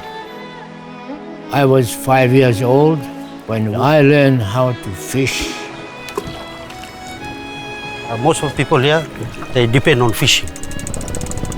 Ocean and fish is my life. But the ocean is in danger.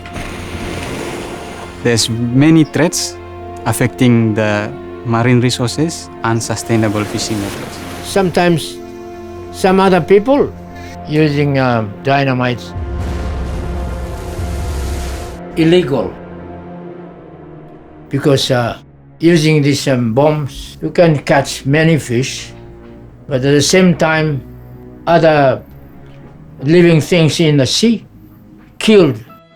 Ocean, this is terrible. What can we do to help you? Luckily, I've got lots of friends.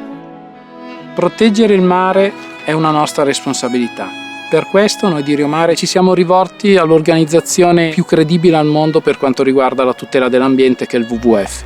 Con Rio Mare vogliamo tutelare il Triangolo dei Coralli, una delle zone più pescose del pianeta. Che in primo luogo significa lasciare in mare abbastanza pesce perché questo si possa rigenerare.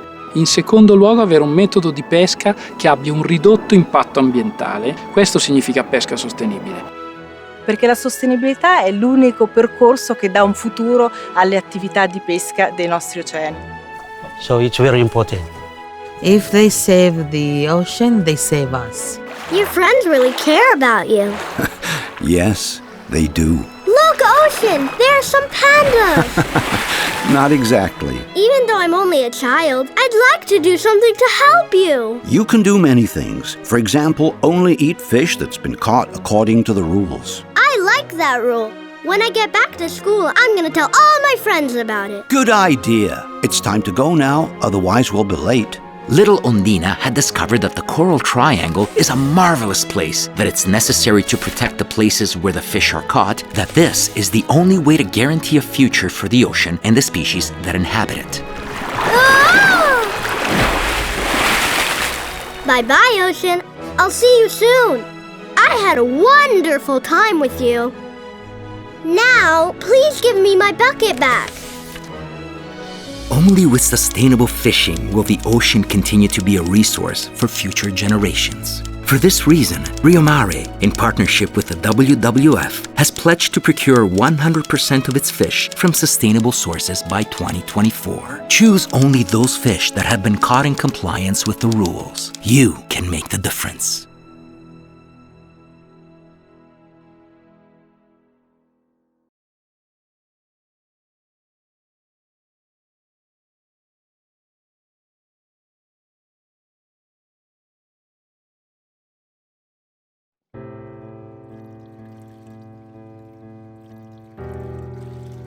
A strange and harmful species has colonized our oceans. Marine debris. Every year, more than 6 million tons of garbage is thrown into the sea, silently polluting every square meter of the ocean and killing even more marine species than climate change affects. If we continue polluting at this rate, the amount of debris in the ocean will duplicate in the next 10 years. We have to change the way we interact with nature and find solutions that ensure our planet's life expectancy. At EcoAlf, we try to do things differently, which is the reason why we founded Upcycling the Oceans, a revolutionary project meant to be carried out also in other parts of the world. Its main goal? Collecting the trash that's destroying the Mediterranean Sea and turning it into top-quality thread. To do this, we're relying on years of intensive research and development, as well as the support of those that are more familiar with these waters, the fishermen of Levante. Together, we recover 1 ton of trash per day, giving plastic a second chance. Otherwise, it would continue to float in the ocean for an unimaginable amount of years, destroying our ecosystem.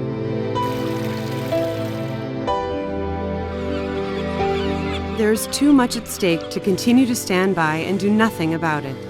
This is the reason why we created the EcoAlf Foundation. Apart from cleaning marine debris, we also raise public awareness on the abuse of natural resources. We can't keep on living on this planet as if we had another one to go to.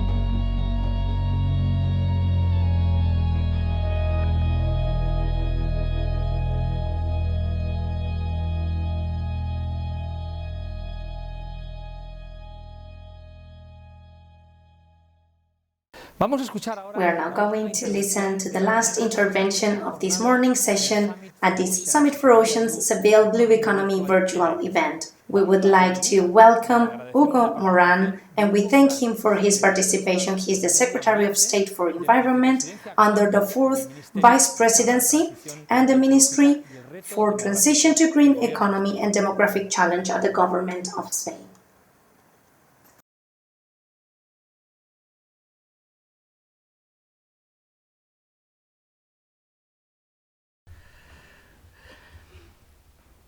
Good morning. I would first like to start by thanking the City Council and the Trade Fair of Seville for inviting me to participate in this virtual summit focused on blue economy as an opportunity for sustainable and economic growth. Secondly, I would like to congratulate you for organizing this kind of event with such a great topic to raise awareness among companies, administrations, and the citizens about how important the blue economy is, which is a field where Spain can really develop a major role of leadership. Spain looks at the sea.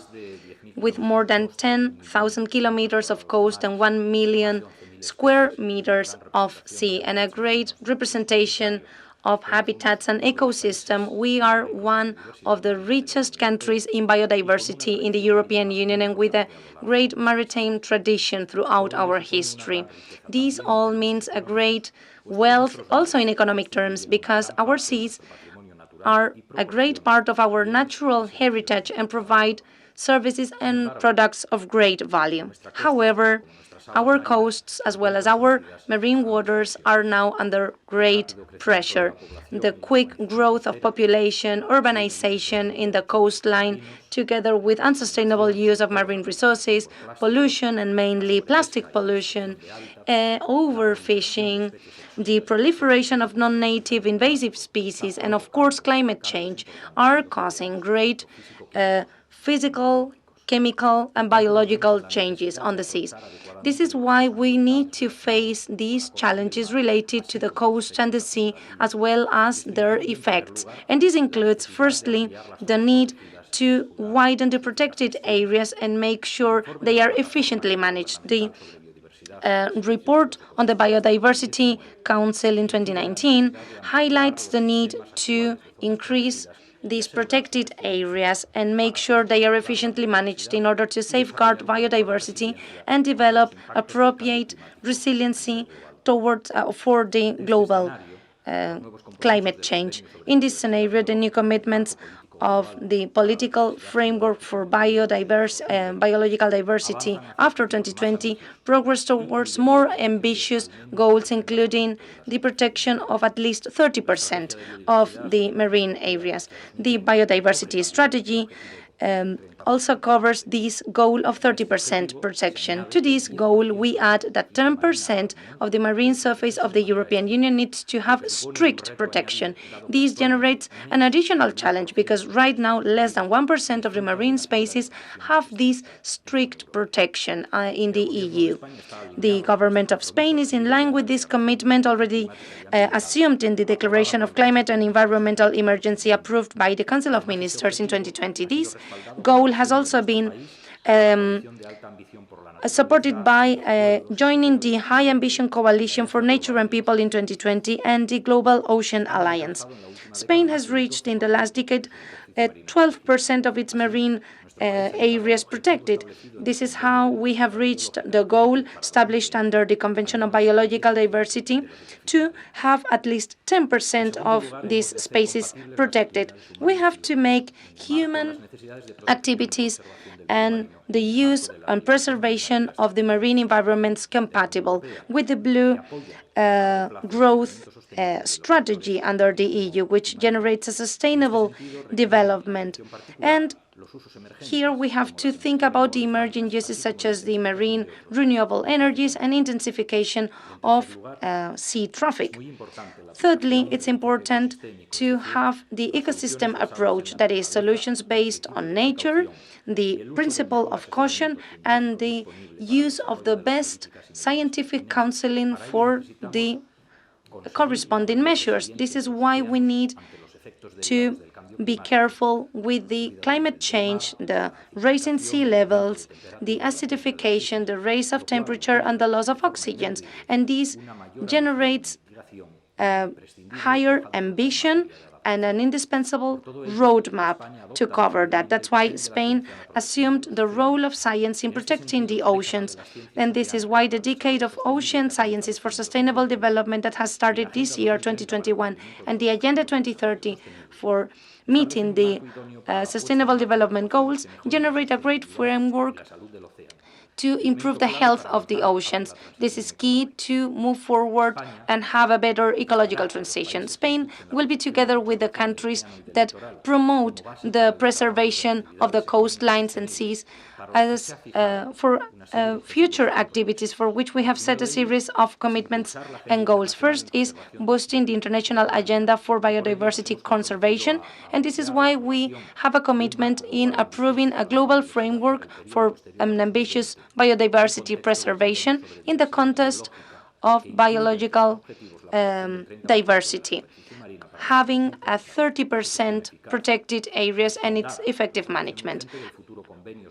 Also, covering the convention beyond national borders to regulate the marine resources use, promoting the future law on waste and polluted soils, also boosting the action plan for an exemplary Mediterranean by 2030, announced in the One Planet Summit in January 2020, and reinforcing our joint actions under the framework of marine regional agreements.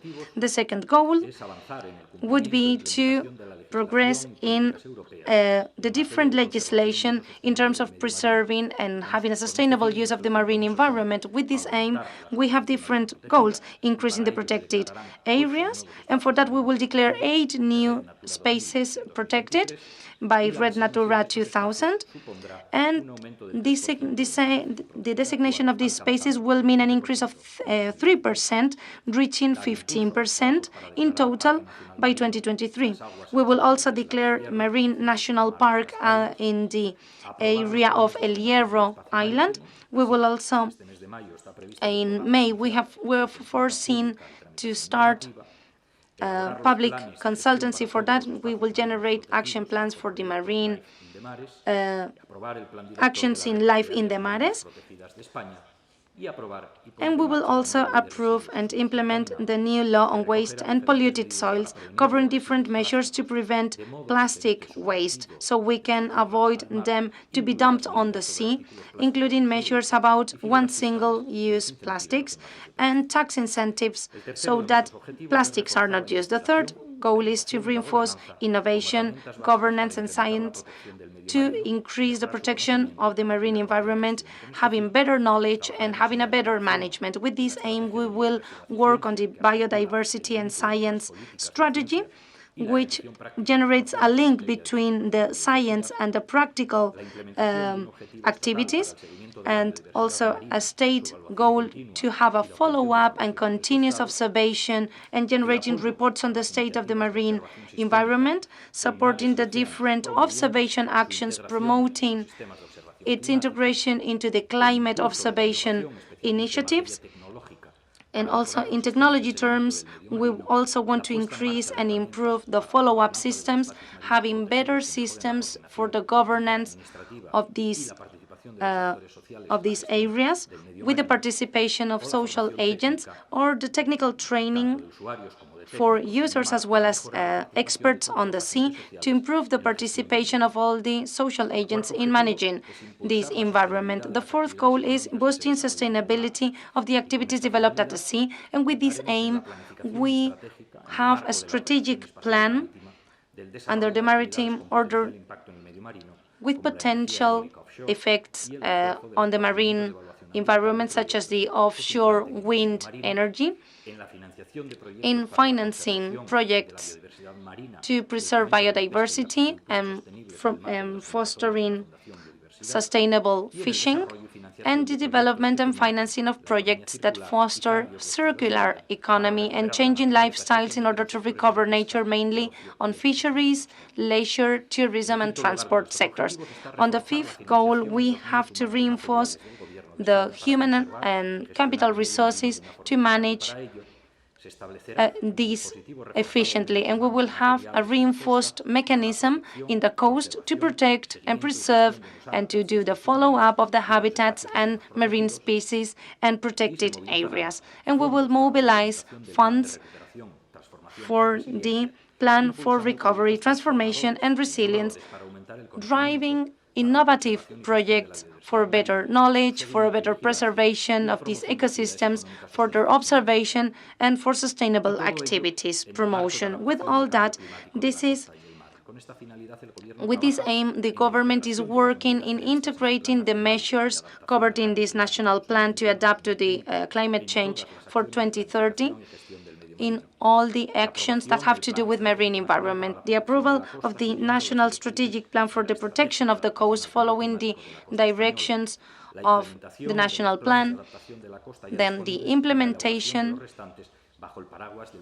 of the rest of the plans under the umbrella of the strategic plans, the observation of the different ecosystems, and reinforcement of the contribution of Spain in this follow-up and this observation and collaboration with the regional governments for the adaptation to climate change. In the oceans, we have part of the answer to the question, how can we attend the basic needs of a population that will significantly increase in the following years.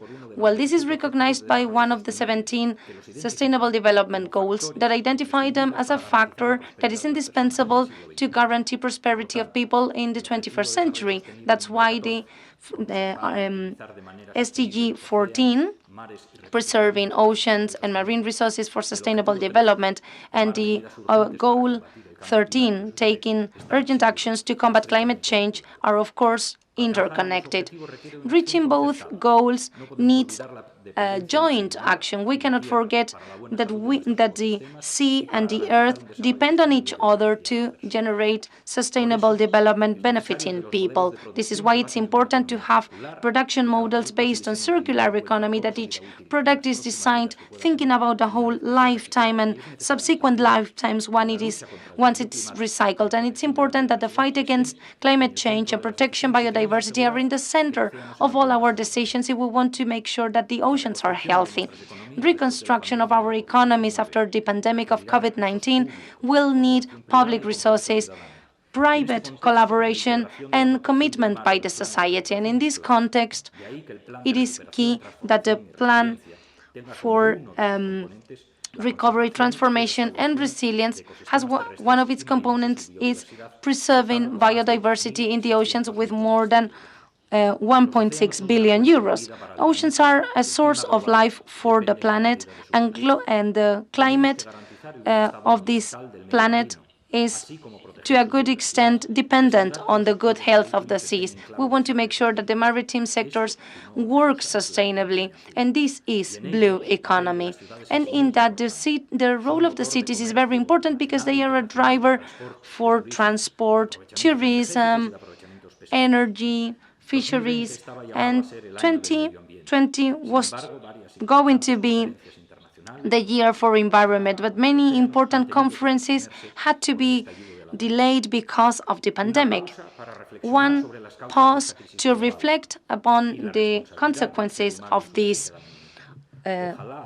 crisis. Let's hope this time will help us to find the best way. We will not have many more opportunities. I believe that the contents of this event will enable us to be optimistic. So thank you very much for that.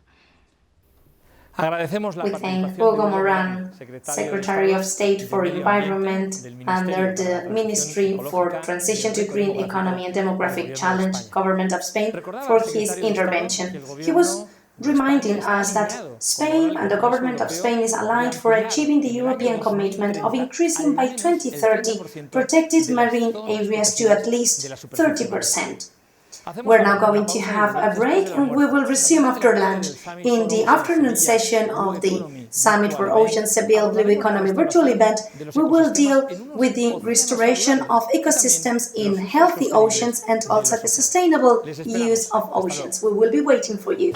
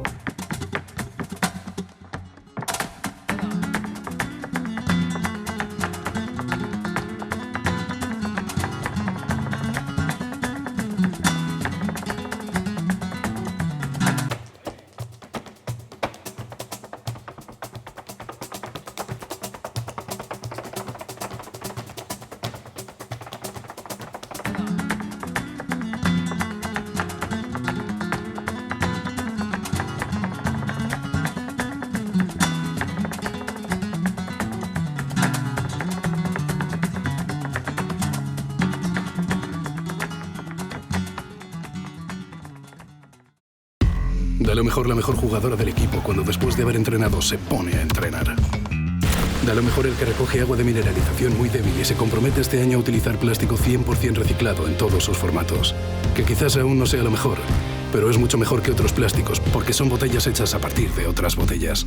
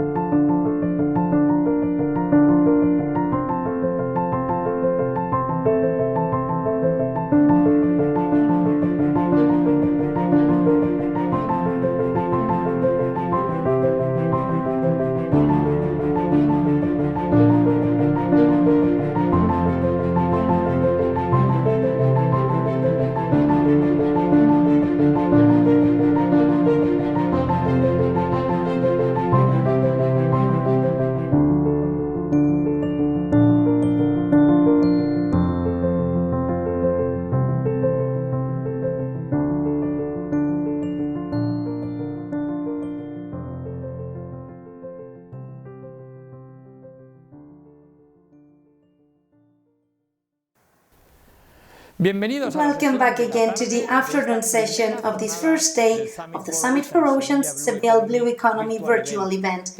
We have two very interesting blocks ahead of us. First, about the restoration of ecosystems in healthy oceans, and the other topic will be sustainable use of the oceans. We're going to start with restoring ecosystems with the intervention of Ángel Borja. He's the lead researcher of the Marine Environmental Management of ASTI.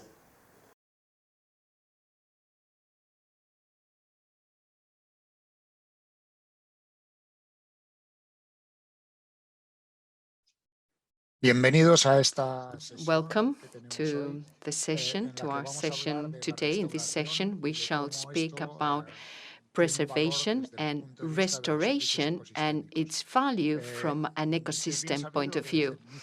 It is well known that from the early industrial revolution and also in the 19th, 20th century, Europe witnessed an increase in human activities and subsequent pressures on the marine medium.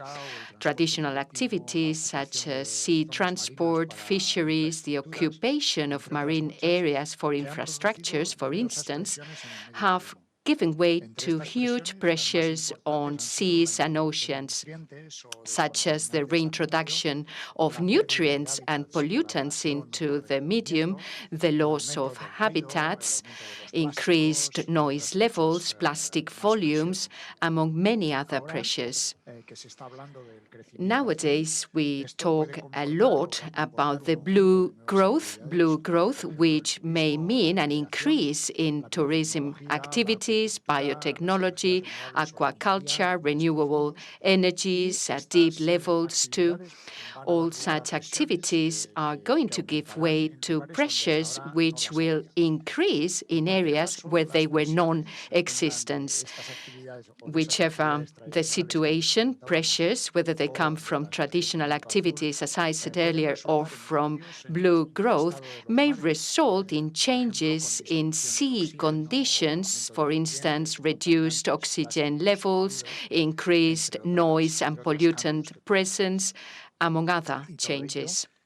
All that can finally end up on huge impacts on the environment and human ecosystems and life too. Impacts abound. For instance, we could talk about changes in compositions of marine communities with an increase of opportunist populations. There could be mortality of certain species such as birds, marine mammals, a reduction in diversity of many components in the ecosystem. Among changes in ecosystems, we could refer to reduced biomass for fishing resources, the loss of habitats that sequester carbon dioxide and help fight climate change, or the degradation of swimming waters, which could have repercussions on tourism and people who go to the beach for recreational purposes. All these causes oceans and seas not to be healthy and therefore fail to provide healthy ecosystem systems. I mentioned a few of these systems earlier: renewable energies, carbon reduction, health, human health. At present, we know that restoring these degraded habitats, restoring threatened species threatened by pollutant waste disposal would contribute to improve those lost ecosystems. We have examples throughout Europe which can be taken as the basis for restoration and recovery. For instance, we could refer to Boston Harbor, Boston Port. It was highly degraded in the past, but it has improved dramatically, both for human life and for marine life. Many areas have been recovered of certain grass prairies, for instance, in the United States too. And there are other areas in Europe, such as the Thames Delta in the UK and also in Spain, where areas were recovered from a non-life level to a considerably good recovery level over the past 20 years. All these examples teach us, show us that restoration and recovery of ecosystems provided in such sites, the benefits we can derive from are very important, including, for instance, recreation. I mentioned a few examples earlier, swimming, sea sports, but also aesthetic values, views. It's always so nice to go to the beach on a sunny day, or cognitive effects. For instance, I'm talking about education, research, and very important too, effects on people's health.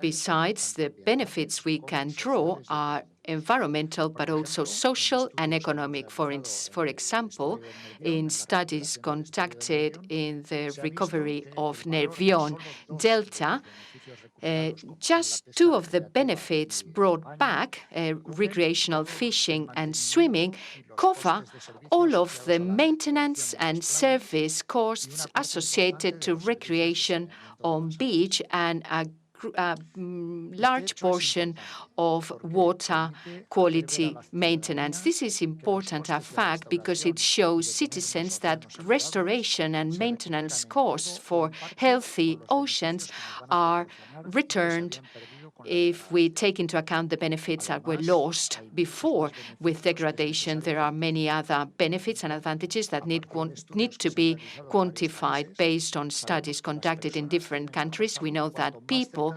have better health the nearer they are to the coast, but also the nearer they are to protected areas or to areas with greater diversity. Besides that, better health is more present in classes that are not that better off. This is possibly due to the fact that people with with higher resources who are better off can travel to areas that are less degraded.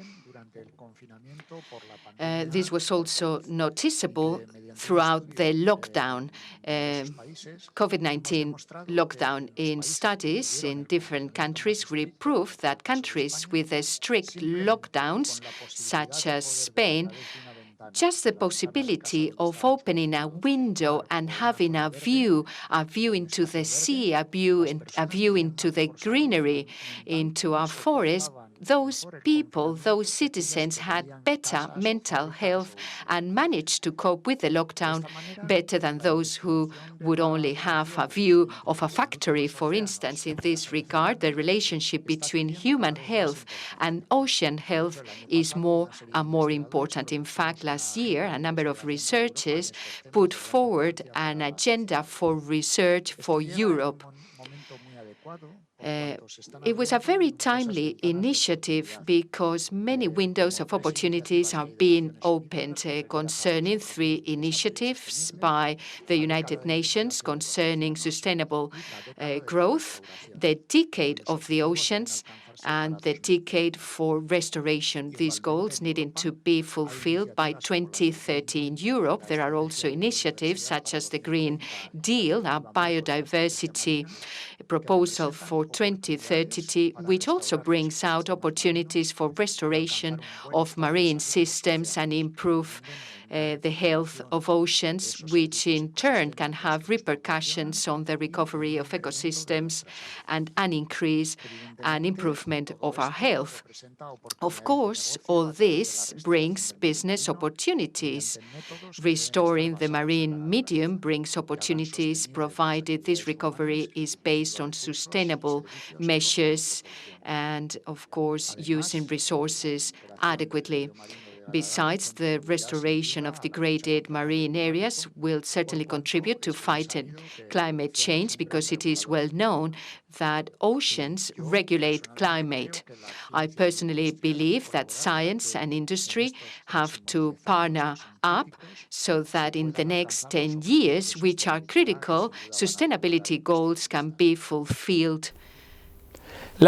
People live with a better health when they are close to the sea. It is very interesting to see the conclusions of Ángel Borja's intervention. It's also a pleasure to have Galo Gutiérrez with us, the General Manager for Industry and SMEs under the Ministry of Industry, Trade and Tourism of the Government of Spain. Welcome.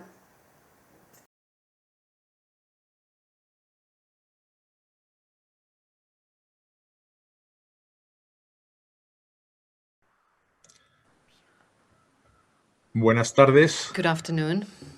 I would like to say thank you for counting on me as a participant in your conference. The title is very attractive, Blue Economy, and it involves a challenge, sustainability and growth, both terms understood as an opportunity.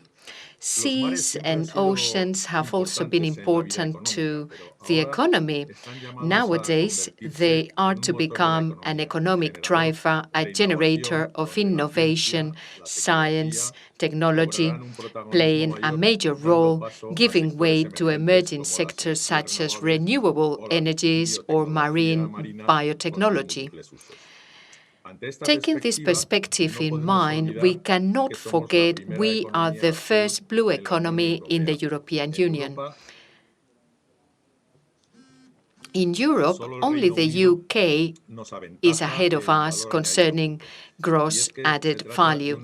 Indeed, it is a strategic value that needs to be the most of. The effects of the pandemic are facing us with a huge challenge. The blue economy should be part of our response to the challenge, and the challenge is considered by the European Union in its initiative to create a mechanism for resilience with a view to transforming the industry and speeding up technological change. That's why we need to speak about the New Generation Fund of the European Union. European instruments, Next Generation EU, with 750,000 million euros, and the most traditional, the pluriannual funding instrument, which is currently being discussed for the period 21-27. As for the Next Generation funding, funding is allocated via different programs which distribute European funds to regions. The resilience and recovery mechanism, which I will describe in a minute, and the Fair Transition Fund, which is extended now. The Next Generation EU is an emergency instrument intended to bring recovery. Through it, the Union's budget will be given a boost through financing found in the financial markets. It is the first time the European Union finances itself through funding markets. The funding will be allocated via programs to support pressing measures, recover the economy and foster a resilient, sustainable growth. The pluriannual program for the period 21-27 creates the new instruments and reinforces key programs of the European Union through the Next Generation Fund. The Recovery and Resilient Mechanism has been allocated 312 billion euros worth of transfers, worth of subsidies, and 360 billion euros in loans. As you know, these monies are allocated to member states based on population criteria, per capita gross domestic product, and basically taking into account the impact of the pandemic. To Spain, 70 billion euros will be given for the period 2021-23. As far as the figures go, Figures are similar for Spain and Italy. In fact, they are the main recipients of funding of resources from these funds, which forces us to be more responsible and accountable in the use and follow-up of the grants. Member states, in return, need to put forward a recovery and resilience plan focused on the priorities of the national reform plan and particularly a green transition. This is the plan put forward by the government of Spain at the end of April. Concerning the recovery and resilience plan, let me say it consists of 10 levers for transformation and change, with two major axes, the two transitions, the green transition and the digital transition. The Ministry for the Industry and Tourism is responsible for developing two of those three levers. The lever that is entitled Modernizing the Economic Fabric, Recovering Tourism, for Spain to be more entrepreneurial. In other words, we are to develop the part of the productive economy. Well, that lever number 5, has been allocated a budget of 0.1%, meaning 11 billion euros for investment projects to be undertaken in this field. The measures to be developed by the Ministry of the Industry are divided around two components. Component 12, Policy 2030, and Policy 13, SMEs promotion. These policies will define our industrial policy for the coming years. The Industrial Policy 2030 seeks to foster the modernization of the Spanish industry. It is very important to develop as well services as a main share in the industry. To do that, the value chain needs to be digitalized, productiveness and competitiveness need to be enhanced in key sectors in this ecological transition and digital transformation. Actions related to the promotion of the industry with special emphasis on sustainability and the promotion of thriving projects. As you know, Component 12, Industrial Policy 2030, includes a boost. We want to give a boost to investment programs, formerly known as driving programs for industrial sustainability, a program which is comprehensive, which is now very innovative and covers most of the components of the strategic value chain. When programs are implemented, European programs are implemented, there are always two components. On the one hand, supporting investment, and on the other, the need to undergo reforms. In the industrial sphere, the reforms foreseen in the program are as follows. Number 1, to reach a pact. This is being prepared now, aiming to have industrial policies that transcend the office terms of governments so that they can operate as master guidelines. In that industry pact, a 2030 industrial strategy needs to be developed. We're working on it, and it should culminate into an industrial act, an act that will supersede the existing law dating back to 1992. As regards investment, projects need to be undertaken to foster digitalization, basically based on data, namely high added services. That area of responsibility is in the hands of the Ministry for Digital Transformation.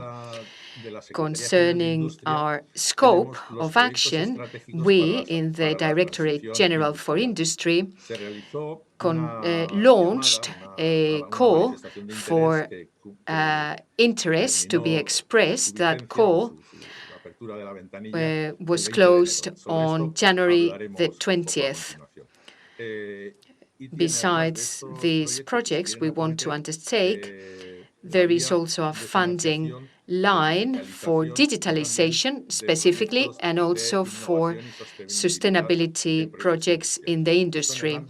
That is the scope of the Secretariat General for Industry. But there is a third block of investment for projects that promote circular economy, whose scope is for the Ministry for Ecological Transition. Let me now talk about the so-called green strategic programs for transformation. They have been defined by Royal Decree 36/2020, December the 30th, which regulates criteria to declare a project to be green. Those projects contributing to the economic transformation of the country with power to inspire others will be classed under this category, and those including disruptive, ambitious innovation beyond the state of the art, and this will be followed by industrial deployment. In our field of responsibility, we have to go for projects that are at that stage. The magnitude of risks associated to these projects need to be taken into account, as well as the need to cooperate between sectors for synergies to be forged. In other words, the goal is to support cooperation and partnership projects involving breakthroughs and progress in the foreseen digitalization lines and the value chain of the so-called strategic sectors. Basically, SMEs development with a view to identifying potential areas of interest that could become a driving project. As I said earlier, the Ministry for the Industry and Tourism opened an expression of interest which was closed on January the 20th for industrial companies to express their fields or their scope of interest, industrially speaking. Once the deadline was closed, we were happy to see 724 expressions of interest. 9 are from companies or projects led by organizations that work or operate in the sea sector.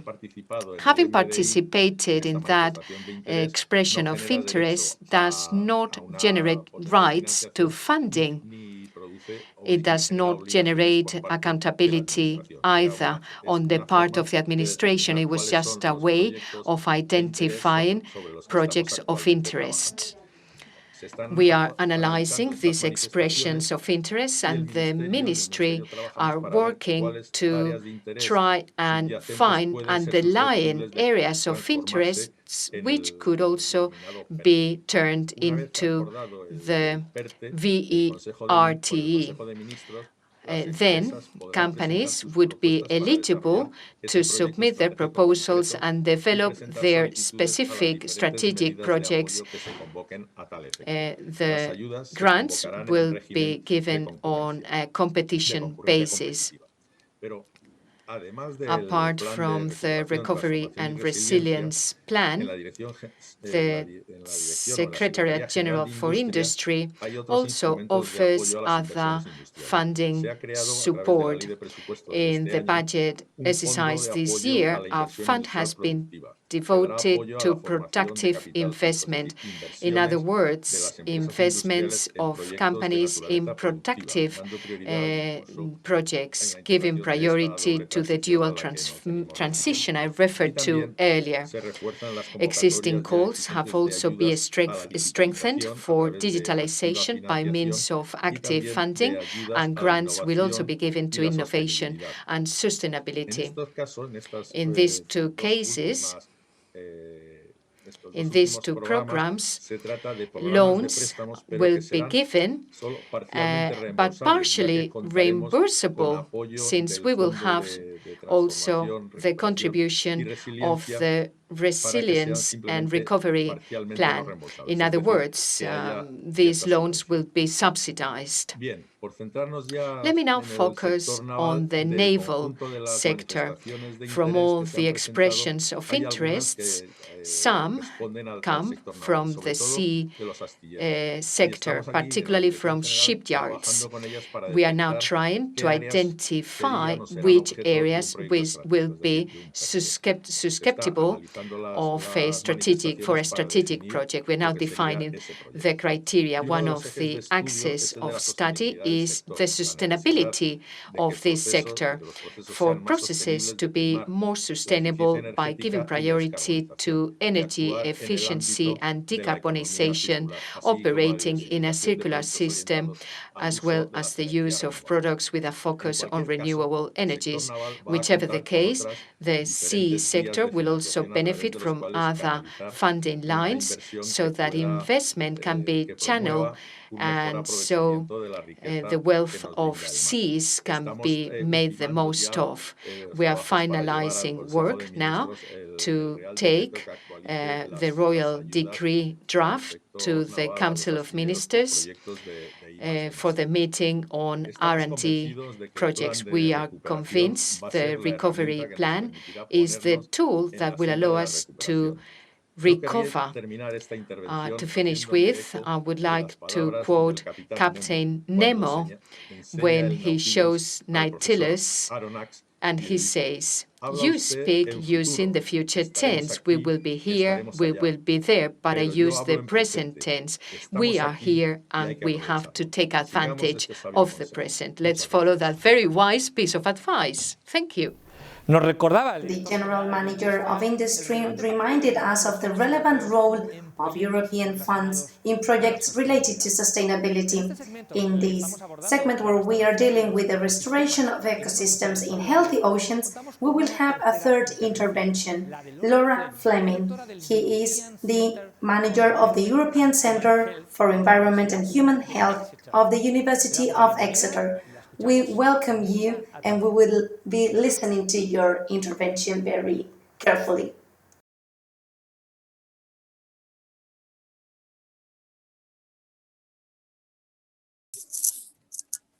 Thank you very much for this opportunity to speak about one of my favorite subjects, ocean, or oceans and human health. My name is Professor Laura Fleming, and I'm a physician and epidemiologist and the director of the European Centre for Environment and Human Health at the University of Exeter Medical School. When I think about oceans and human health, I think the biggest issue is the interconnections and interdependence between our health as humans and that of the ocean, seas, and coasts.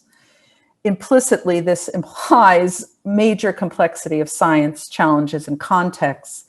And it also means that we need to approach it with inter and transdisciplinary, interinstitutional, and intersection approaches.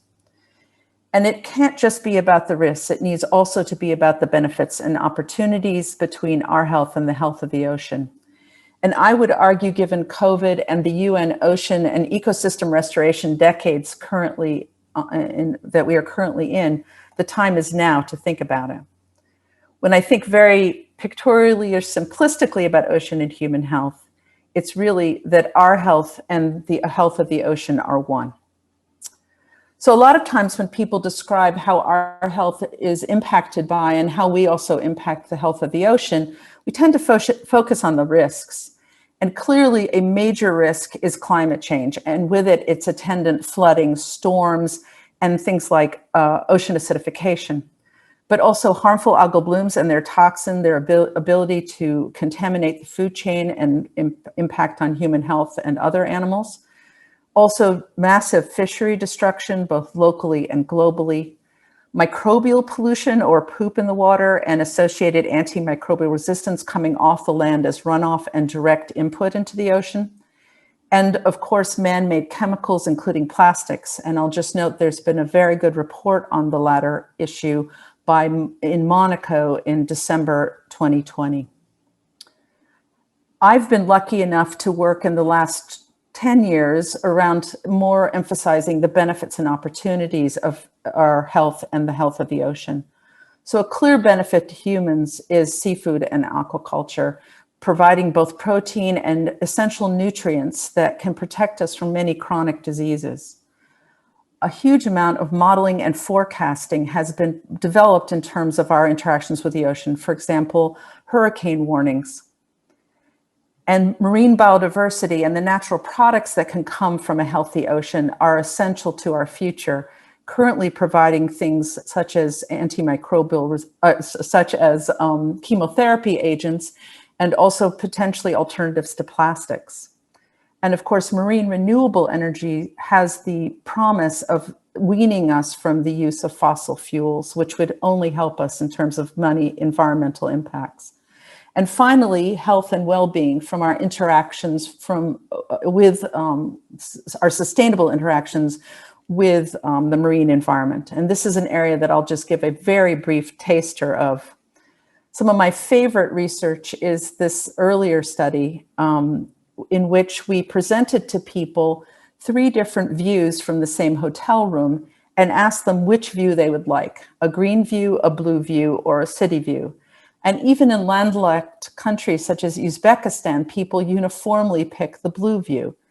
And back in 2010, they were willing to spend substantially more money for the blue view. And I would argue now, thanks to the pandemic, that this probably is even higher.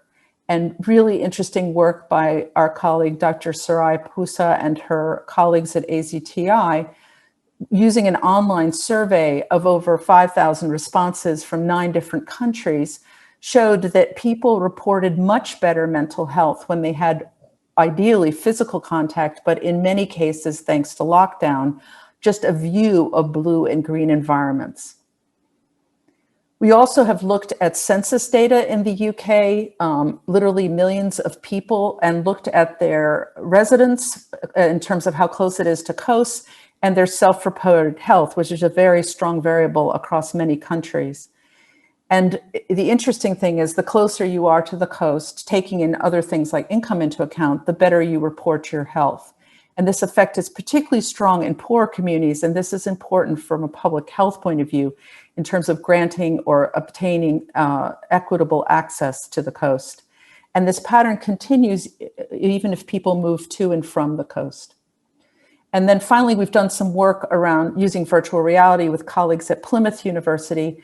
They took, for example, a dental office and randomly assigned people to receive different types of VR, standard care or a virtual city and a virtual Wembley, which is a beautiful blue environment.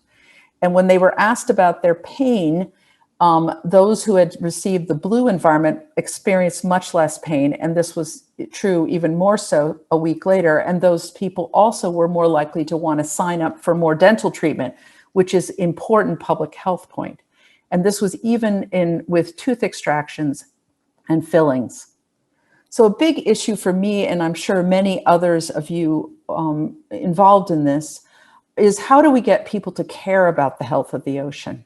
And I'll just give you a couple of very brief examples of people and groups that are giving me hope. So this is a map, obviously, of Spain and a small town called Rosas that is in Catalonia.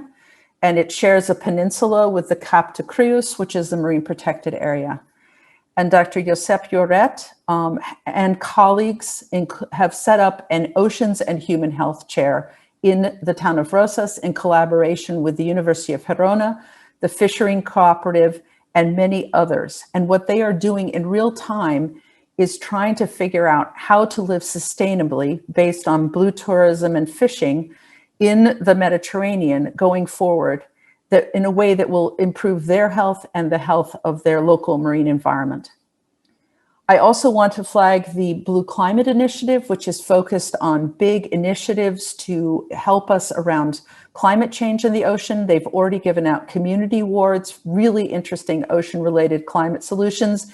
And their vision is that of a connected network of blue communities around the world, sharing resources, experiments, and training. And then I want to flag up our youth. Youth is already involved, as you know, with people like Greta Thunberg around climate change, but they're also involved in the ocean, and it's their future. We must involve youth in all of our actions. I'm particularly interested as a physician and epidemiologist in the healthcare sector, and as you probably know, the healthcare sector is not only huge, it also has a huge impact on our environment.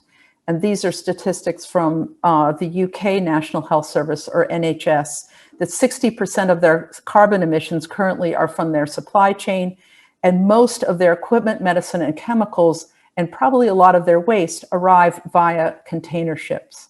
So that's the environmental negative impact, but at the same time, the NHS and others beyond the UK are pushing the idea of social prescribing, using the evidence that health and well-being can be improved from interactions with the natural environment, that these sustainable interactions can prevent and treat chronic diseases such as depression, obesity, diabetes. And as such, we have formed a new venture, which we will launch in September, of NHS Ocean, and we're looking for colleagues to collaborate with us.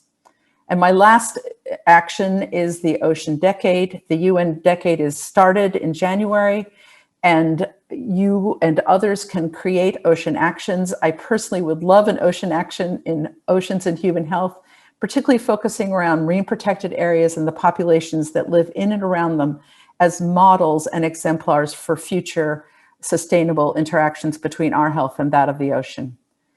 This is a word cloud from an IOC webinar on ocean and human health. And at the end of the webinar, we asked them to give us one word about what does ocean and human health mean to you.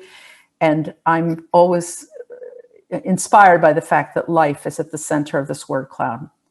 I just want to thank many, and these are just some of the many colleagues I've worked with over the past 3 decades in ocean and human health. And I'm happy for people to contact me if you have follow-up questions. Thank you very much. It's been a pleasure to listen at this Summit for Ocean Seville Blue Economy virtual event. The Professor Fleming, she reflected upon the close relations between human health and the marine environment. We're now going to move on to a panel where we are going to continue speaking about the restoration of ecosystems in healthy oceans and also the path for growth. Let us welcome Ramon Alvarez. He's a journalist from La Vanguardia newspaper, who will be the moderator of the next roundtable discussion.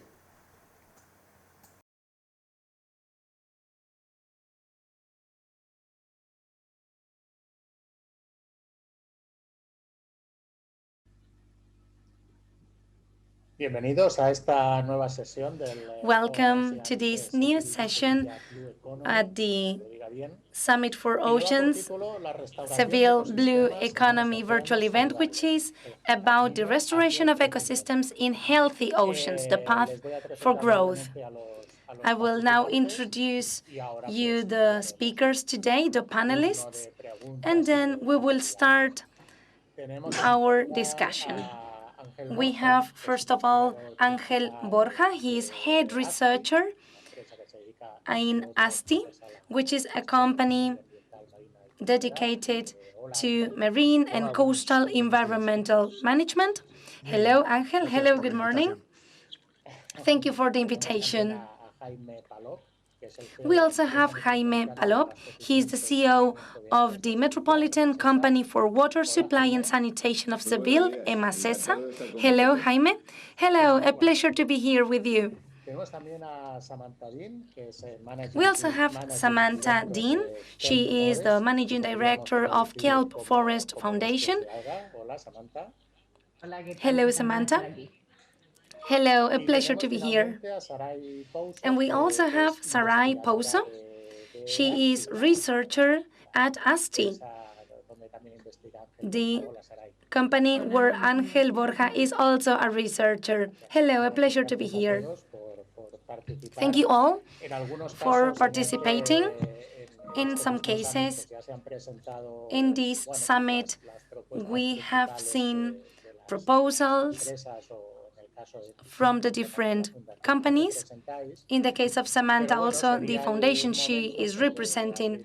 But I think it will be the time to start a discussion with some questions,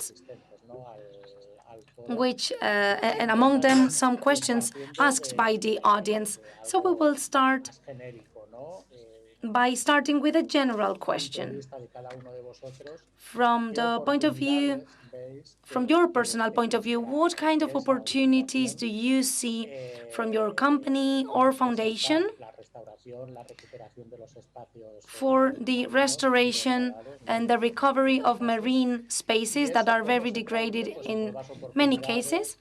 And how can this be translated into new opportunities and the growth of new industries, the development of new products? I would like to have a general vision, and I would like to start with Ángel, who is the first I introduced. From ASTI, what is your opinion? Well, I believe there's a great opportunity in the following 10 years. We are at a critical situation because there are many opportunities from the United Nations, for example, with the Decade of the Oceans or with the Decade of Restoration and with the Sustainable Development Goals in order to progress in recovering the ecosystems and the marine environment. And then from the point of view of Europe, there are also different initiatives such as the Strategy for Biodiversity, the Framework Directive on Marine Strategy, or the Green Deal, which are going to make blue growth as well as protection of the environment to be at the heart of the discussions and at the heart of the needs for different companies and research centers. There are huge opportunities that open up in the next 10 years. All right, Jaime, from a metropolitan company, from the public perspective, also in line with the management of water supply and sanitation, what role can this kind of company play in this so-called blue economy? Well, first of all, I would like to say that we are at a very delicate time because we have to rethink our relationship with the environment and we have to start changing the way we behave. This is not a restoration or a recovery, but it is really a demand for our survival and the sustainability of the humankind, of the mankind, because we have been through a moment where there have been different important agreements that were reached, the Paris Agreement, the summit in Chile, which ended up being held in Madrid, the declaration of emergency by the City Council of Seville that said that we have to react now and that we have to take measures against climate change and its effects, and we have to start working urgently without any delay. The decade 2030 is going to be a fundamental decade to start taking measures because we are in a situation for climate change that is really affecting us so much. In the case of Emasesa, our water company, we are already suffering at this point in time a problem where we have less and less rain every year. This is becoming structural. We also have a problem of drought. We start to see droughts that are difficult to be calculated and to be foreseen. And there are also floods that happen. At the same time, there is problems with the quality of water, and there are invasive species that are being and that are proliferating at a high rate. So in this sense, I believe that it is a duty for us to start recovering ecosystems, and at the same time, we need to start taking it very seriously. and think about mitigation actions, reduction of emissions of greenhouse gases and CO2, and also adapting. This is not an opportunity that is opening up. This is a duty and a vital need that we have as a society, as human species, to do so. This is a very important starting point. Samantha, this is your turn. From Kelp Forest, do you have any kind of specific projects in this sense? Yes, in Kelp Forest Foundation, we work with Kelplood, which is a company from the Netherlands trying to be pioneer in cultivating Kelp Organic Pala. The foundation wishes to focus on demonstrating and increasing knowledge through the different marine forests as one of the natural solutions for climate change. The marine forests have so many positive properties because they have the sequestration of carbon dioxide, 173 million tons a year. Marine forests also help 25% of the coasts around the world. They have great benefits of biodiversity because they create habitats for small fish, and there are many other benefits for the quality of water and acidification. So this is an entrepreneurship of kelp cultivation, and it's a good example of people who are restoring the marine forests, but also in terms of cultivating these forests in order to restore the ocean. This is a very positive impact because this type of cultivation is not going to be at the expense of the planet. We are not using land or drinking water or pesticides in order to cultivate this kind of forests. And it also creates jobs, which is also another important aspect. Sarai, now it's your turn. Angel was giving us his overview from ASTI. Can you now tell us a bit about the type of projects you are implementing and how important it is in them, the recovery of these marine environments that Samantha was speaking about?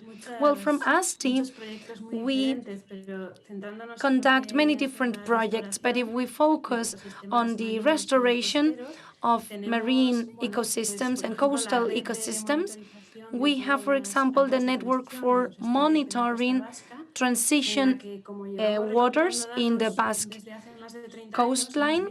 We've been compiling data for 30 years, and we see that many of them, thanks to different measures that were adopted by the industries, but also by the public administration, we could see how these measures help to improve the environment, quality of those marine ecosystems. And thanks to that environmental improvement, this also led to a better health and well-being of people.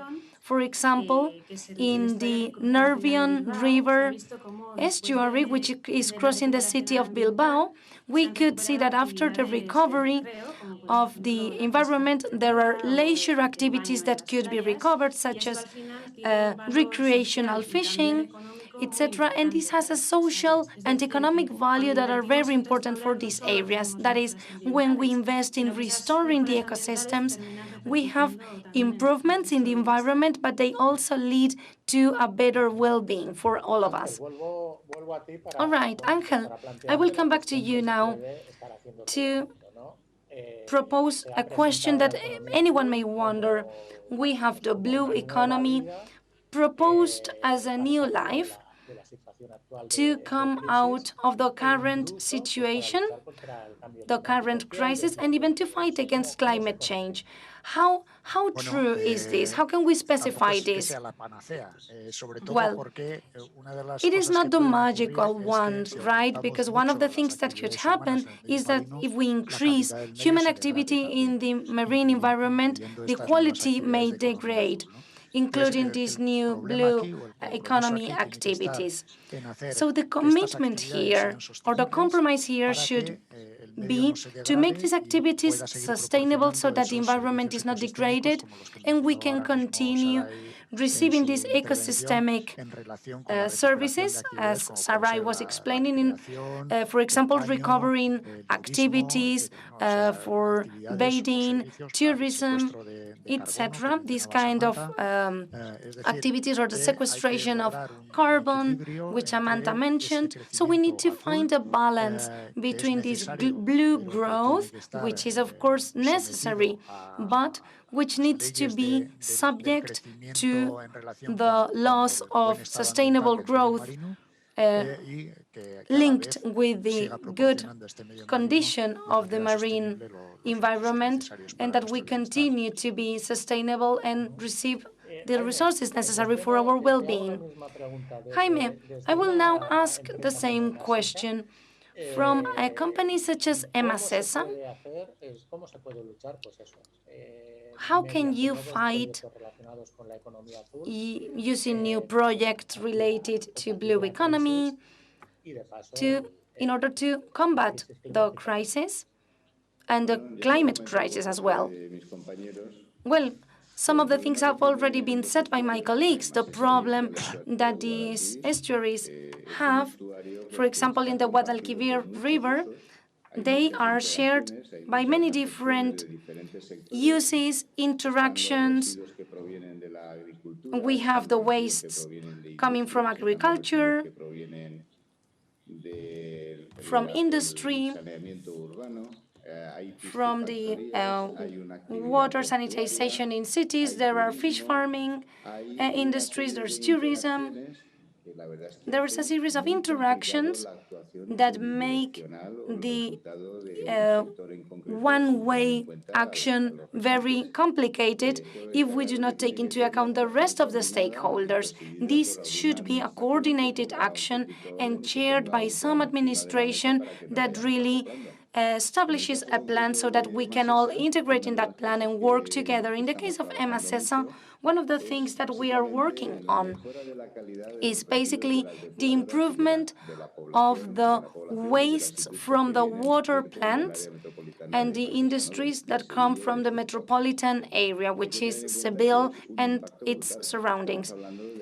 It is a huge impact. We speak about 16% of the population of Andalusia.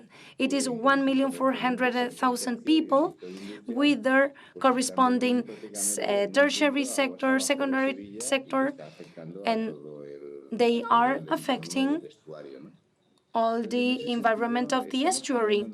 So in that sense, we are changing our mindset and our behavior when we treat waters.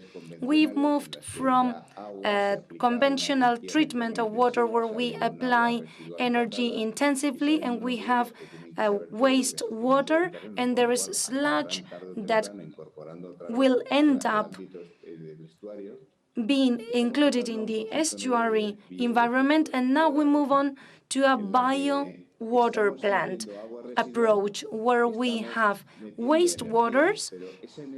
We introduce energy, but this energy comes from green energy, regenerated energy, and in some way they will help us to compensate the carbon footprint and the carbon dioxide emissions. And on the other hand side, we are composting, we are treating the wastes, and we are trying to avoid for them to come back to the estuary, and we are using them in agricultural applications that are sustainable and that will not have a negative impact on the environment. But I repeat, this is a question of making everyone in agreement. We all need to work coordinatedly. Agriculture sector, industries, fish farming sector, port activities, or the situation will really become very complicated. Yes, of course, this is a question where the responsibility is for everyone. Samantha, I will come back to you now. I understand that the kelp forests you propose has these two sides of the coin. It is a business model per se, but it also has an environmental aspect because of the capacity of these forests to sequestrate CO2 in the atmosphere, right? And it's not only that. Apart from creating many jobs in the coastal areas, the products coming from these marine forests are all positive and they help to reduce emissions. For example, one of the biggest products from kelp are biostimulants. They are a type of biological fertilizer that will help the world, starting with Europe and Africa, to replace the chemical fertilizers that usually end up in the rivers or lakes with the well-known effects. We can also use them for food, for animals and humans, without using any land or drinking water that are scarce resources. But there are also many new products that will try to reduce emissions. They can be used to replace plastics. There's a biopackaging with kelp, and then it is biodegraded after 6 weeks.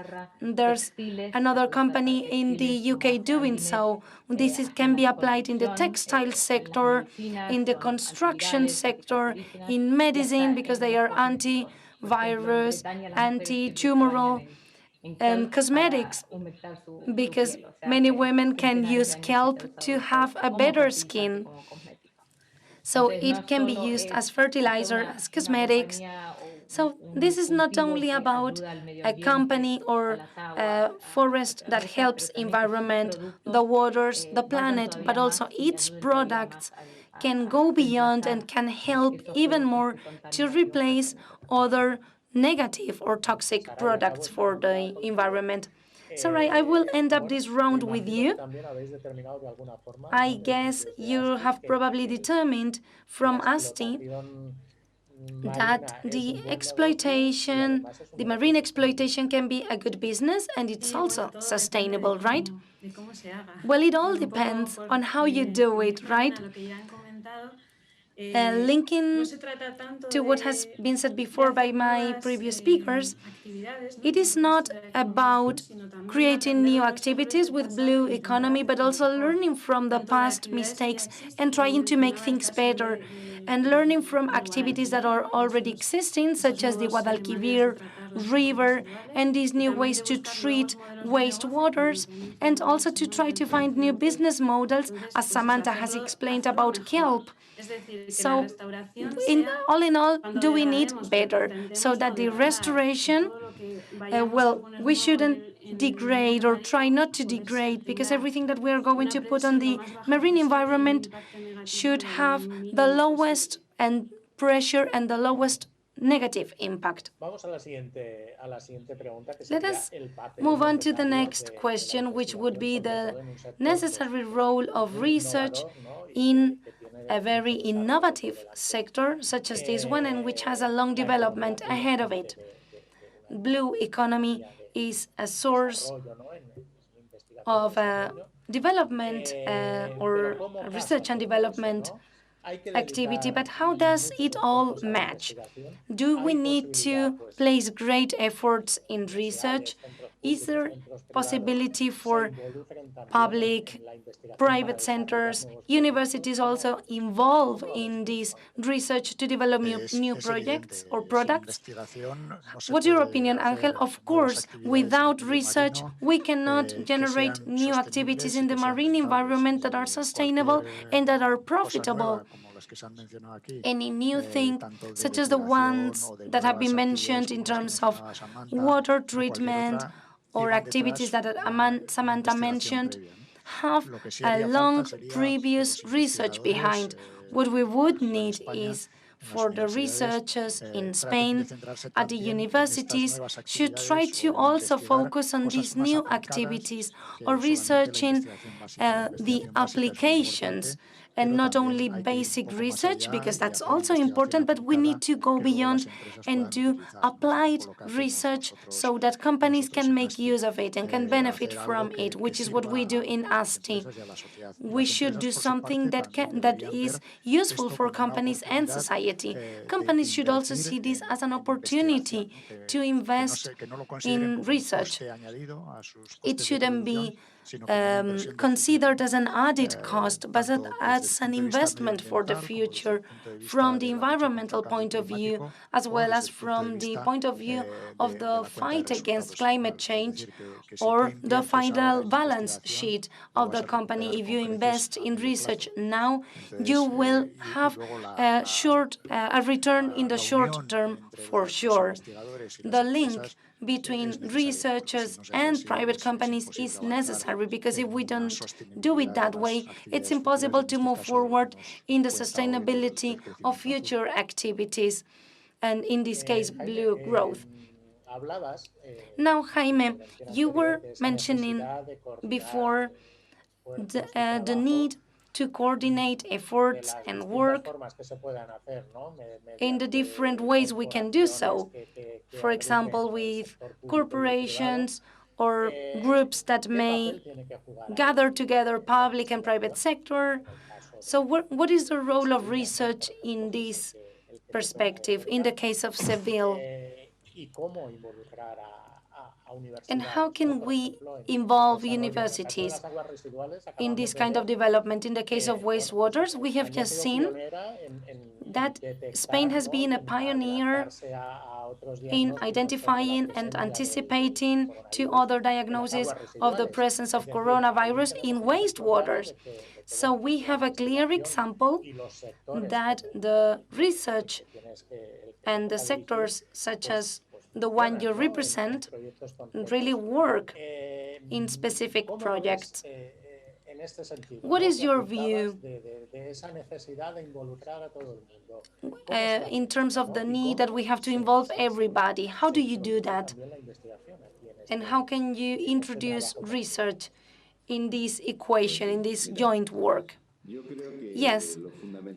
Well, I believe that it is fundamental to have an administration with a diagnosis and that implements the necessary mechanisms so that the rest of the activities and institutions really start to work on a certain direction. I'm going to give you an example. In EMASESA, we are trying to create innovation, and we're trying to apply it in the sense that we are more efficient.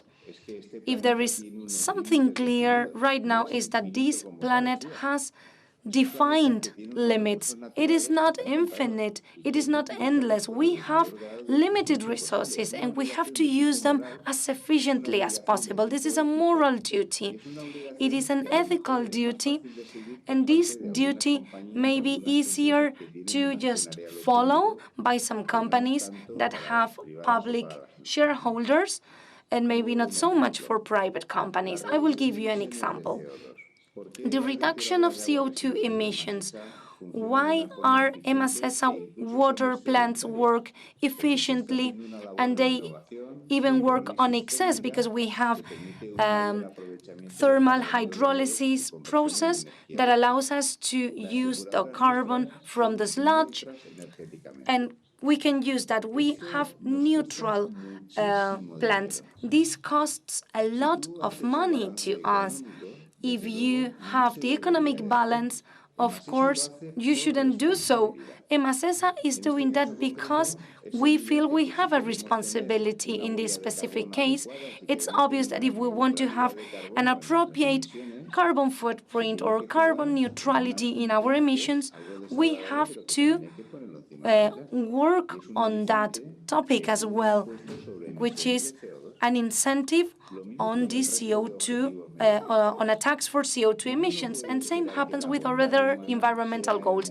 We cannot expect the goodness of humankind to drive innovation and try to find efficiency in the use of natural resources. We will never reach the goals of the Paris Agreement, and we will never reach the agreements in the Chile Convention held in Madrid. That's impossible.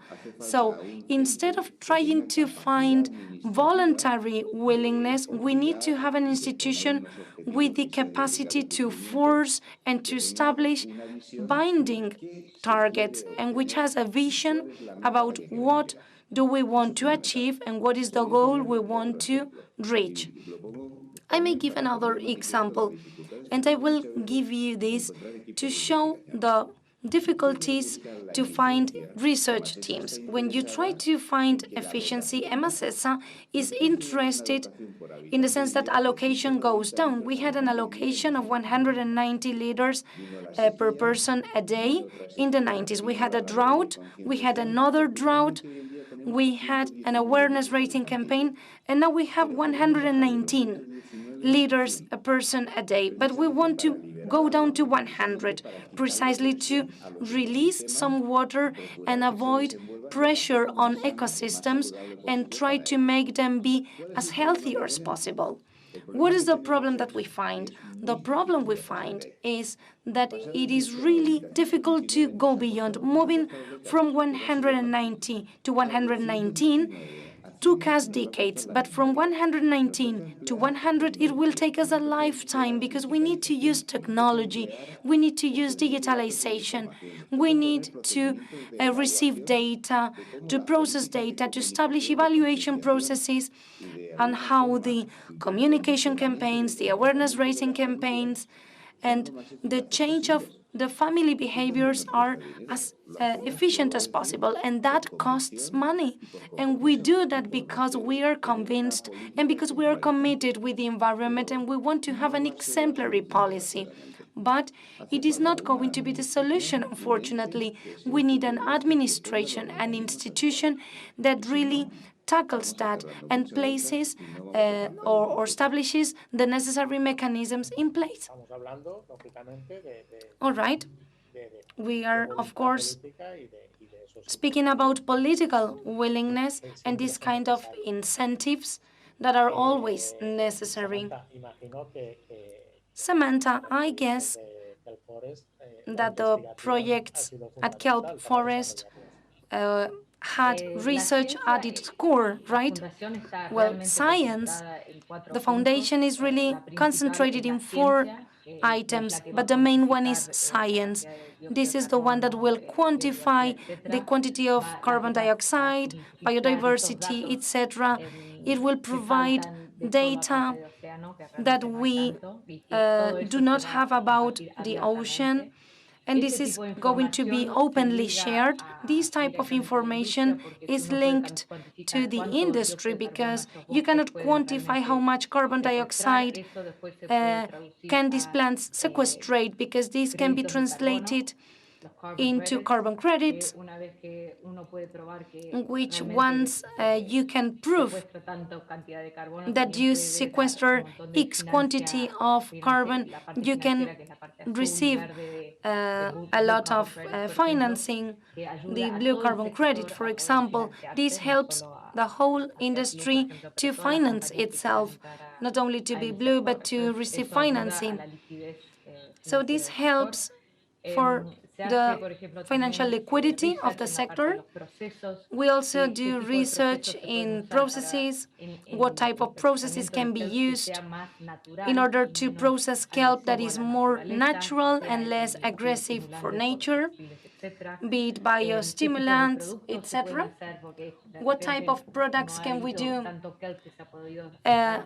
Because there haven't been so much kelp, and we could do a large-scale cultivation, then projects about bioplastics, or, for example, construction materials, and all the technology that can be brought to the ocean. There is so much technology that is helping to calculate carbon dioxide and sequestration in terrestrial environments, but not so much in the environment. When you try to do research, you find there is little technology and it is very expensive, or it is not adapted to the ocean. Therefore, the foundation are trying to attract that type of technology and apply it to ocean science. Here is the main foundation behind this sustainable development. Sarai, ASTI is also a company that is determined to do research. You are a researcher yourself. Angel is a researcher too. Examples abound, projects abound. What is the role of research? ASTI is a foundation made up of researchers to a great extent. Research is primordial, research is central. Angel already said we do applied research. I could give you a couple of examples if you want. To us, it comes quite naturally. It is quite natural to cooperate with private companies and public administrations. For instance, we have a project in which we cooperate with a textiles company for them to use as raw materials plastic waste in producing sportswear. This is a good example of how a plastic residue, plastic waste, can be given a second life and new materials be generated. The same is done with fishing nets. Another project that comes to mind is more related to getting activities to be performed in a more sustainable manner. ASTI collaborated in a development of a piece of software for fishermen so that they could control their diesel use on their boats, which has direct effects on the marine medium and also contributes to reducing CO2 emissions. This is just a couple of examples that come to show that partnership can have a positive impact on the environment. When we talk about the blue economy, we tend to say, there's still a lot to be explored. Obviously, the industry itself, projects themselves, always have to be related to natural resources and to the fact that industry should not be aggressive to the environment. I want to connect this with one of the questions asked by the audience, in fact. Namely, how can oceans be protected from this type of re-industrialization? How can it be done? How can the industry become sustainable? What's your opinion? Some activities in blue growth, yes, I suppose they could be done in a simple way, making them sustainable. Other activities, for instance, sea bottom mining, well, it's fairly complicated to make it sustainable. You probably know there are many rare materials which are used in computers, mobile phones, which, rare metals which can hardly be found on a terrestrial medium, but are rather abundant in the bottom of the sea, and there's a willingness there to exploit it. To make that sustainable, indeed, is very difficult. As you know, organisms, in the bottom of the sea are vulnerable. It would take years for them to recover, so that particular activity would be difficult. Other activities, such as agriculture, or biotechnological exploitation of the sea. Tourism, for instance, can be sustainable. There are ways of doing it. In fact, following COVID-19 and the pandemic, a lot is said about sustainable tourism, particularly in the marine environment, like sort of making the most of protected areas, biodiversity hotspot for people to do tourism in a sustainable way. So there are indeed avenues for sustainable exploitation there, but with other cases, I can't see it really.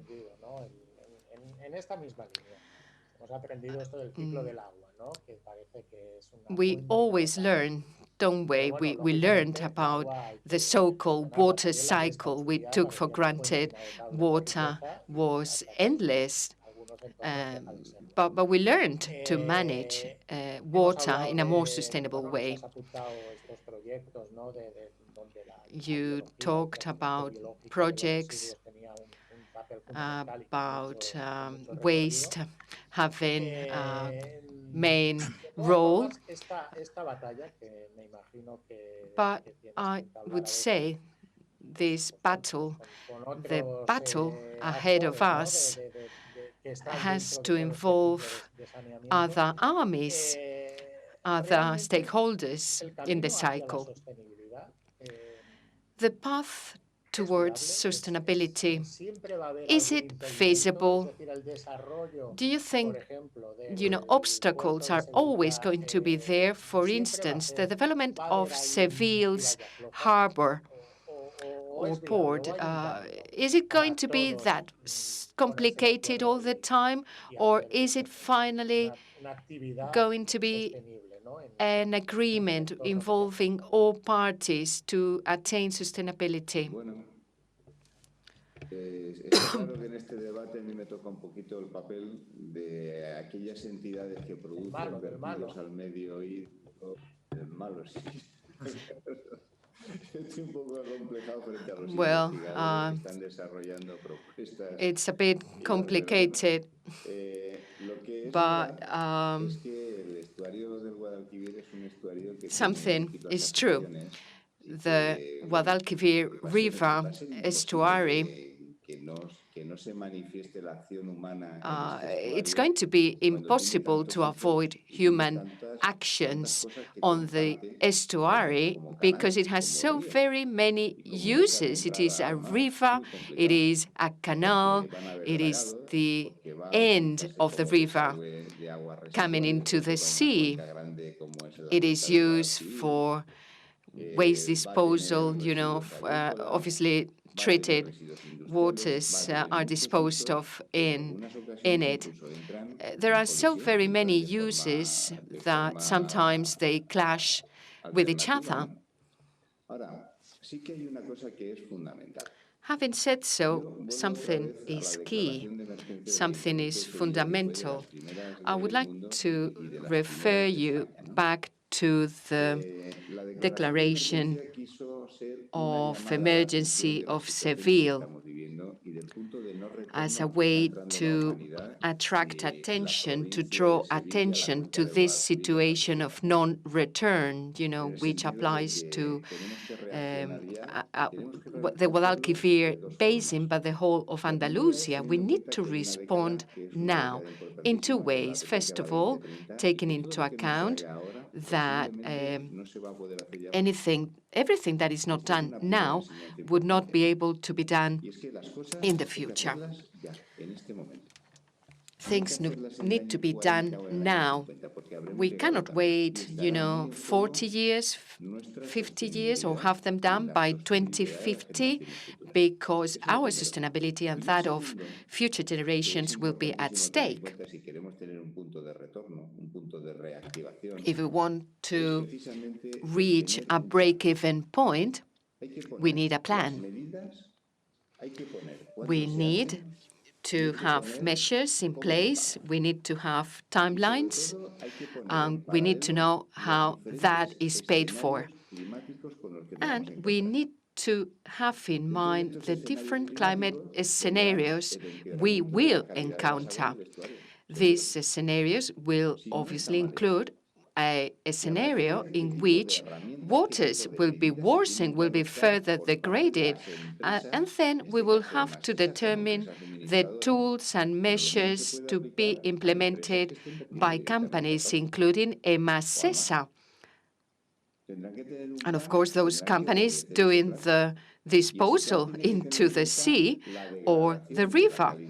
That plan would have to take into account water degradation, environmental impacts in the recipient medium, and basically what we aim at as a society. A goal needs to be defined, an objective needs to be defined by society to determine what a marine mass is, an estuary mass is. So actions are needed urgently, as soon as possible. A plan, a feasible plan needs to be formulated for the future, and goals need to be set by society and as for the whole nation. To me, that is absolutely paramount. Yes, that's right. Yes, in a way, you have to be the villain, indeed. Yes, that's the way things are. Absolutely. And without clear ideas, without determination, there's no way ahead of us. Samantha, back to you. Logically, the development of forests, algae forests, there's no doubt the advantages are numerous for marine environments, but combining that with industrial activities,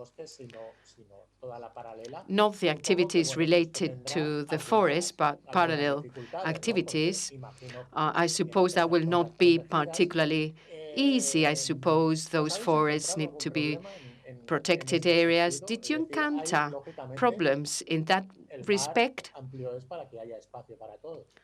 Obviously, the sea is vast. There's room for everybody. Well, setting up a company for marine forests, that process begins with the benefits that do not come at the expense of the planet. That's the main philosophy. The first steps to be taken are those related to licenses for marine crops. You need to have a license. In finding or reaching a license, you also need to take into account other activities on the sea. Now, we are trying to have these crops not in the areas where competition with other activities may be found, but in other areas where greater surfaces, greater areas can be used, larger ones can be used without an impact, of course.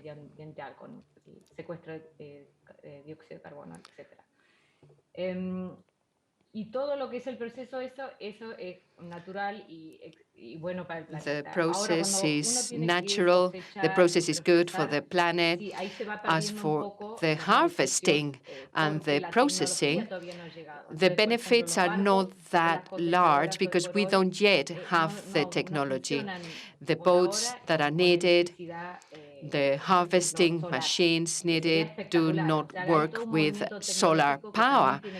That would be absolutely amazing if that could be done using solar energy for harvesting. If that were feasible, many negative impacts concerning processing would be reduced. We are now working on trying to get the processes to be good for the environment and so reduce the negative footprint. This type of company, this type of crop of forest, kelp forest, could be a good example of a new relationship with the environment, not only focusing on shallow aspects, but a company that focuses on revenues, but also on the positive side to the environment. Hopefully, this will become a sustained practice that can really help the planet. Sarai,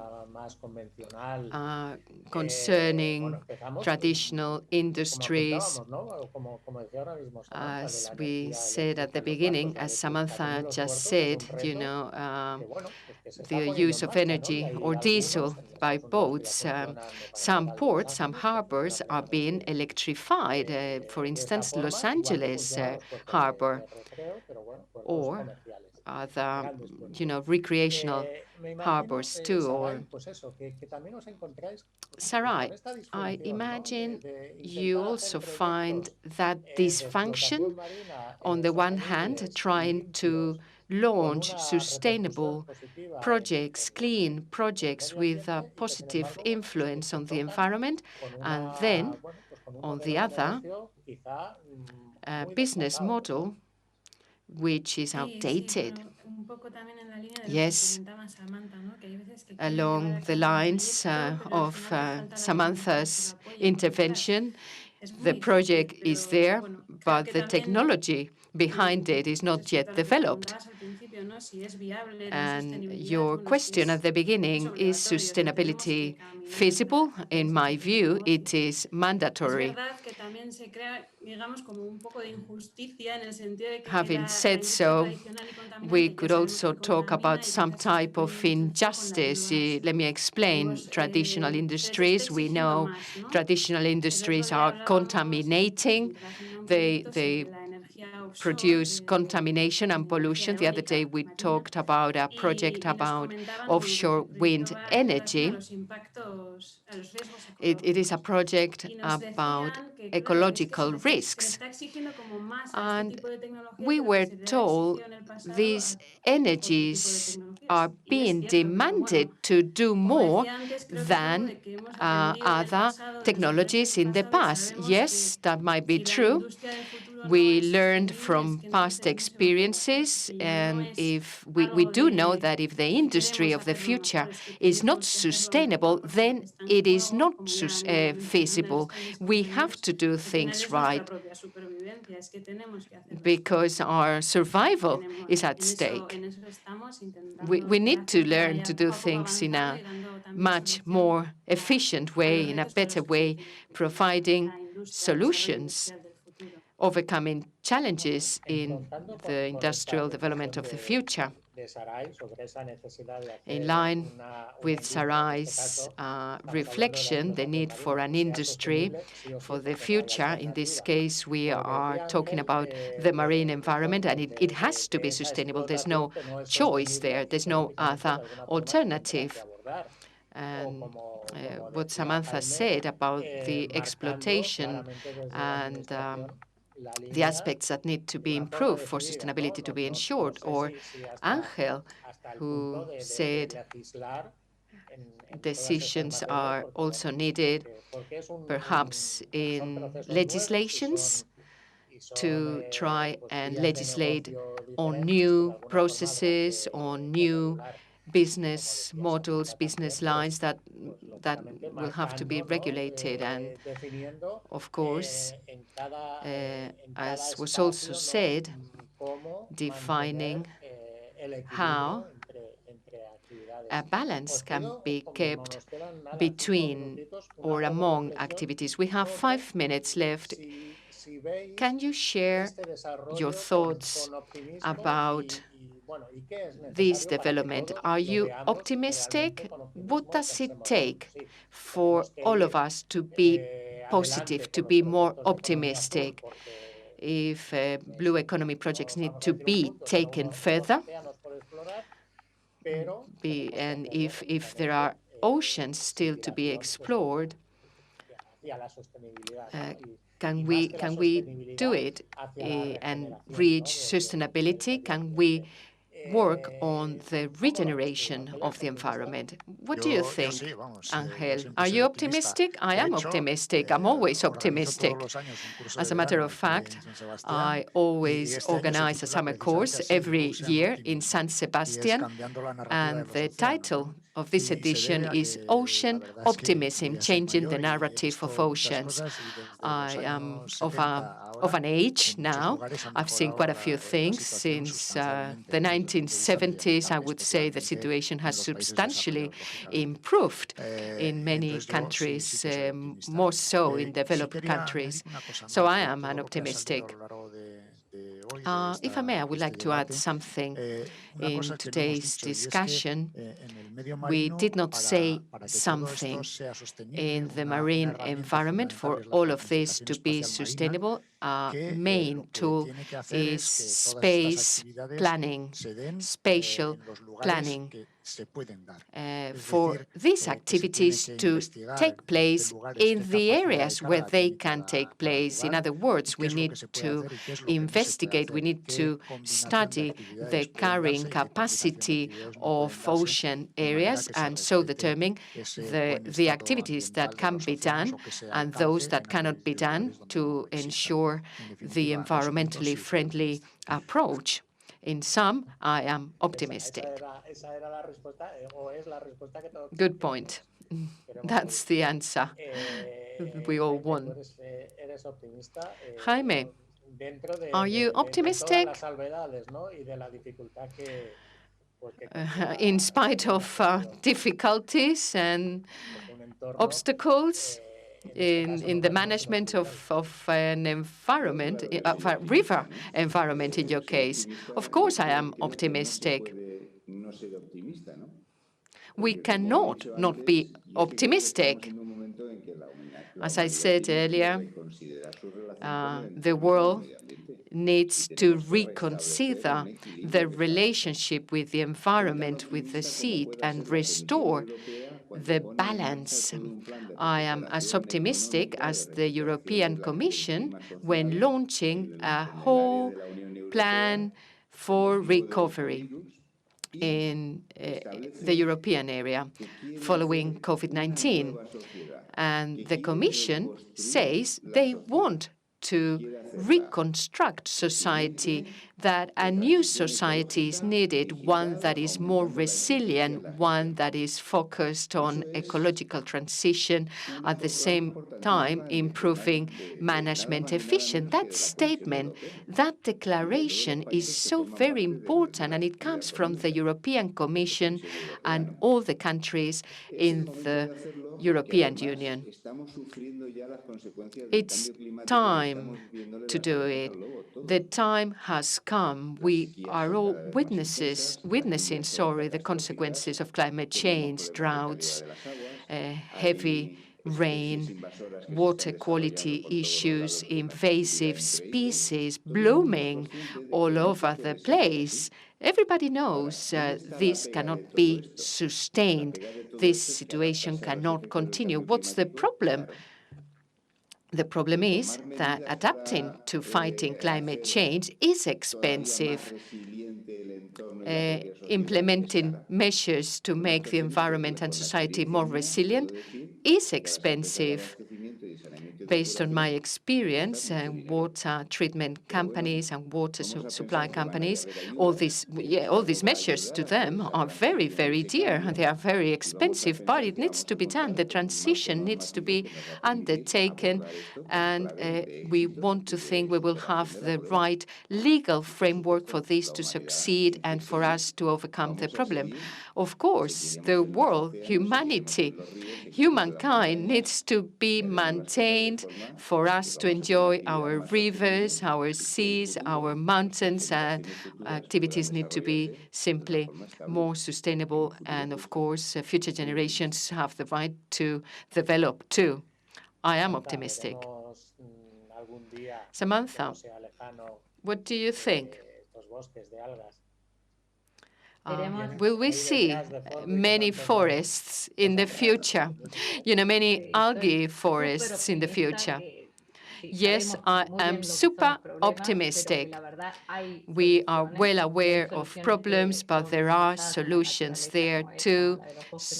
Nature-based solutions such as marine forests, together with science, together with breakthroughs in technology, together with lawmakers who hopefully will be more focused on this solution. We hope to start solving problems right in this decade. Marine forests, yes, awareness needs to be raised, information needs to be spread about it because they are one of the solutions. Yes, hopefully, Sarai, in short, we will be able to inform people on sustainable projects and economically feasible projects. Yes, I am an optimistic myself. I think throughout the summit and our panel, examples were shared from the industry, and that is fairly clear, that trend. We are more and more aware. Challenges are really serious, but we will make it. I am optimistic indeed. Okay, thank you. Thank you very much for being so concise, so precise. Thank you for your reflections, which I found very, very interesting. And we are right on time, I think. So for the organizers not to have time problems. Thank you. Thank you very much to all of you. See you soon. Hopefully, see you in the next edition, and hopefully we will have real projects by then. Thank you. Bye-bye. Bye. Destacaban los ponentes de esta mesa. The previous speakers were mentioning how fundamental it is to have collaboration amongst companies, administrations, and researchers to recover marine ecosystems. They said their recovery will enable sustainable blue economy activities apart from combating climate change. It's a pleasure to know companies that restore industrialized areas in order to create economic growth and improve the life of local communities where they operate.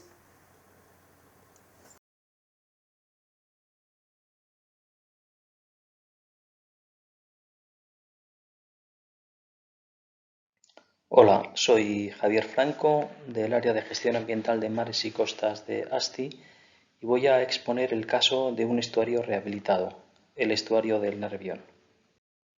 Se trata de un sistema que está situado en el sureste del Golfo de Vizcaya y que es además uno de los estuarios más grandes del norte de España, siendo además el área metropolitana más importante de la costa cantábrica, tanto en términos de población como de industrialización, lo cual supone que el estuario ha sido afectado por importantes alteraciones humanas.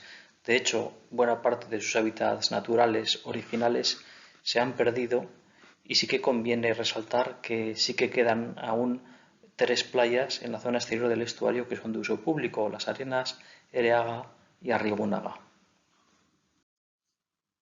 Aquí vemos algunas imágenes de hace aproximadamente 150 años, cuando todavía quedaban en la parte exterior del estuario importantes bancos de arenas intermareales y de fangos intermareales y algunas zonas de marisma también. Sin embargo, a partir de mediados sobre todo del siglo XIX y debido a la intensa industria minera y otros tipos de industrias como la siderúrgica, así como el progresivo crecimiento del puerto de Bilbao, que es el más importante también del norte de la península ibérica, pues todo esto se tradujo en numerosas actividades humanas, algunas de ellas muy contaminantes, y también en el asentamiento de una importante población de en torno a 1 millón de personas en los alrededores del estuario. Durante muchas décadas, los vertidos procedentes de estas industrias y de esta población se realizaban al estuario sin ningún tipo de tratamiento o con un tratamiento o una depuración muy somera. Todo ello supuso la degradación del sistema, que presentaba un mal olor y un mal color del agua, altas concentraciones de nutrientes y bacterias, altas concentraciones de contaminantes y que las playas que hemos mencionado anteriormente no fueran aptas para el baño. Además, y quizás el principal problema de todos, fue que se producían unos niveles de oxígeno muy bajos en situaciones de hipoxia muy habituales y en bastantes ocasiones y en los tramos medio interior del estuario, sobre todo en primavera-verano, también situaciones de anoxia, lo cual produjo la desaparición de la macrofauna en buena parte del estuario. En esta situación y con el objeto de revertir este deterioro, en el año 1979 se aprobó el Plan Integral de Saneamiento de la comarca, que ha supuesto hasta ahora una inversión total de en torno a 1.000 millones de euros, quería decir. El tratamiento de las aguas comenzó en el año 1991 y el tratamiento biológico, que es un tratamiento ya bastante más avanzado, en el año 2001. Es un sistema de saneamiento que da servicio a 1 millón de personas aproximadamente y el principal objetivo del plan de saneamiento era la recuperación ambiental del sistema y la rehabilitación de las playas para su uso público, estableciéndose en su momento un estándar de calidad del agua del 60% de saturación de oxígeno. Con el objeto de evaluar en qué medida este plan de saneamiento era eficaz para cumplir los objetivos planteados, en el año 1989 comenzó un programa de seguimiento que tiene sobre todo una aproximación ecológica, ya que integra la mayor parte de los sistemas, de los componentes ecosistémicos bajo una perspectiva ecológica y que también se planteó para contribuir al conocimiento científico en diferentes ámbitos, como el ámbito de la física del estuario, la química, los componentes biológicos, la ecología y los aspectos ecotoxicológicos. Como podemos ver, los niveles de oxigenación se fueron incrementando progresivamente a medida que se avanzaba con el plan de saneamiento y especialmente con el tratamiento biológico de las aguas en el año 2001-2002. Hoy en día el estándar de calidad de ese 60% se cumple de sobra en todas las estaciones y el oxígeno ya se puede concluir que desde hace ya unos cuantos años no es un factor limitante para la vida en el estuario.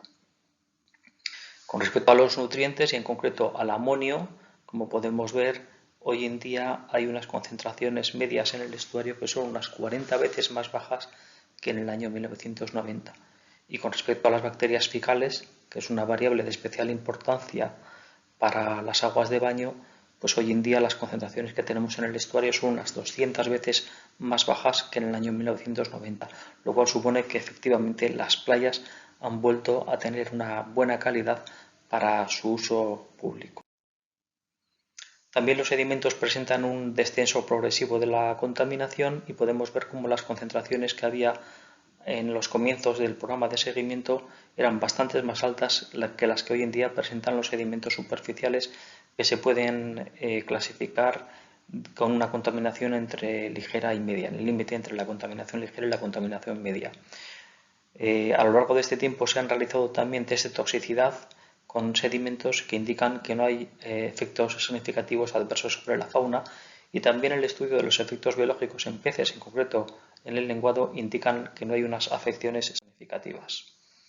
Las comunidades de bentos del fondo blando presentan, especialmente en la parte media e interior del estuario, un incremento significativo en el número de especies y en la diversidad, y esto lo podemos ver en varias estaciones de muestreo.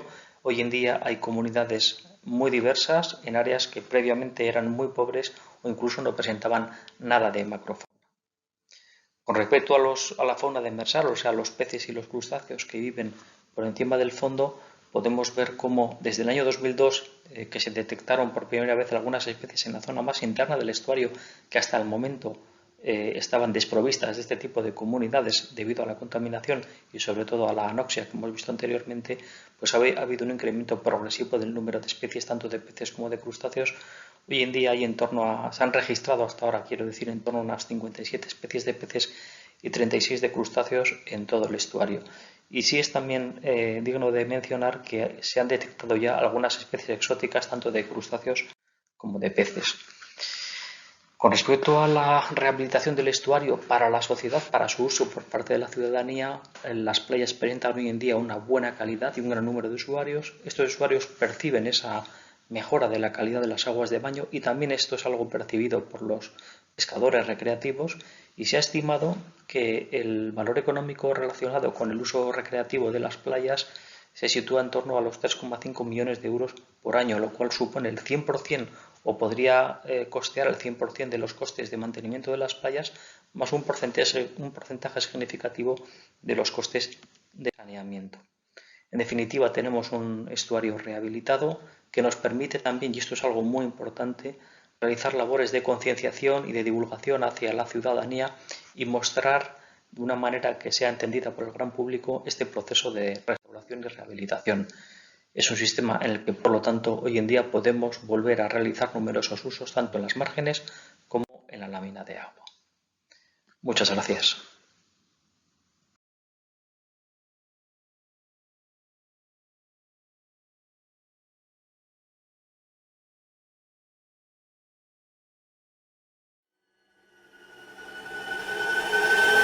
Hi! The guys you see next to me are solving one of the least sexy problems in the world. Hi, my name is Ido. Hi, my name is Humrit. But first, let me tell you what the problem is. Concrete. Not many people know this, but concrete? This rock-solid, gray, boring structure is great to build houses, but is terrible for the ocean. So if you look into places where there is concrete in the water, you'll see that marine life is suffering. The fish is no longer around, the oysters and corals are disappearing, and the concrete is lifeless for decades. And guess what? Concrete is the most consumed material in the world. After water. And that's where these guys come in to solve the lifeless concrete problem. Ido and Shimrit, two marine biologists, spent the majority of their lives researching, studying, diving, and learning about the oceans. And after many, many years, they came up with an amazing technology that turns concrete from this to this. It's a unique unit built with new added materials. It's designed with tiny holes for the small fish to live in them. It's eco-friendly, and it's even stronger than normal concrete. So when you put this new concrete in the water for months, the most amazing thing happens. Small fish live around it, seaweed grow on top of it, corals and oysters appear around it, and marine life thrives. And all of this brings the concrete to life. Do you see? Oysters are growing on the designs. So what you're seeing here is the biology that grow on the concrete, and it actually makes the concrete stronger, and it's called bioprotection. Lifeless oceans could turn into an amazing ecosystem for humans and animals alike. That's why these guys are designing ports, breakwaters, seabeds, and seawalls that are built with the ocean in mind.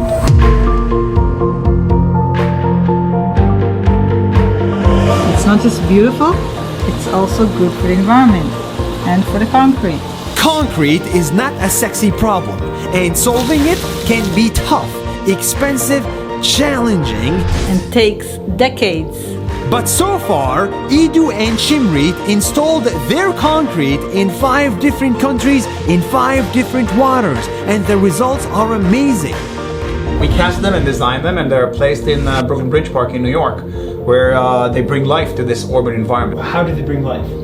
By retaining water at low tide, they create hotspots for biology. So it's the design that makes all the difference? It's the design, the material, and the composition of the surface that make all the difference. And when they install millions more of these around the oceans, they will change the world one block at a time.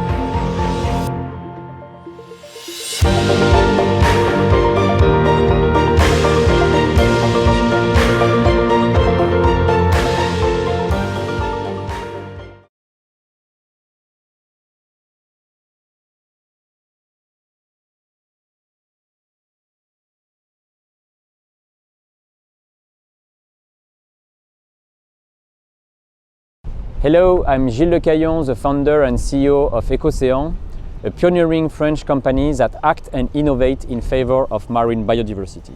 Coastal areas are increasingly affected by human activities, and many young-of-the-year fish, crustaceans or mollusks in shallow areas face a lack of natural habitat. Indeed, in the life cycle of those coastal marine animals, post-larvae, which are the newborn, return to the coast and seek habitat favorable to their developments, such as nursery. However, this habitat is often degraded by human construction. There is therefore a need to act. Ecocéan is an innovative company which specializes in developing and implementing radical new technology for the sustainable use and management of the marine environment. Many years of experience research have enabled us to develop unique technical expertise, and we are now a leader in the application of saving young-of-the-year animals to increase their survival rate. Many scientific articles have been published on those subjects. This motion picture explains the impact of artificialization on coastal habitat into the life cycle of the fish. Ecocéan is providing two different innovative turnkey solutions to restore and preserve marine ecosystem. These solutions are all nature-based solutions. BioRestore is a fish restocking process based on post-larval capture and culture. Tiny post-larvae are captured by local fishermen with a dedicated light traps, raised locally for 4 or 5 months into a land farm, and then released into the wild as bigger and stronger juveniles. Stronger juvenile will have a much higher survival rates, and they will be able to recruit into the adult population and become new parents.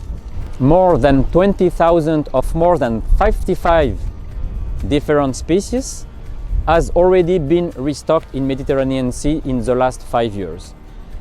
We actually have 2 ongoing projects. The second solution is on a small artificial fish nursery habitats named biohuts, like the hut of the biodiversity.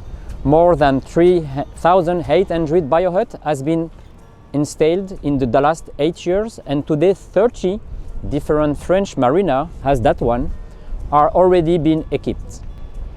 This artificial nursery allows the young of the years to settle in a favorable habitat that give back food and a refuge, which are the 2 essential components of a fish nursery. It works, and it has been scientifically validated.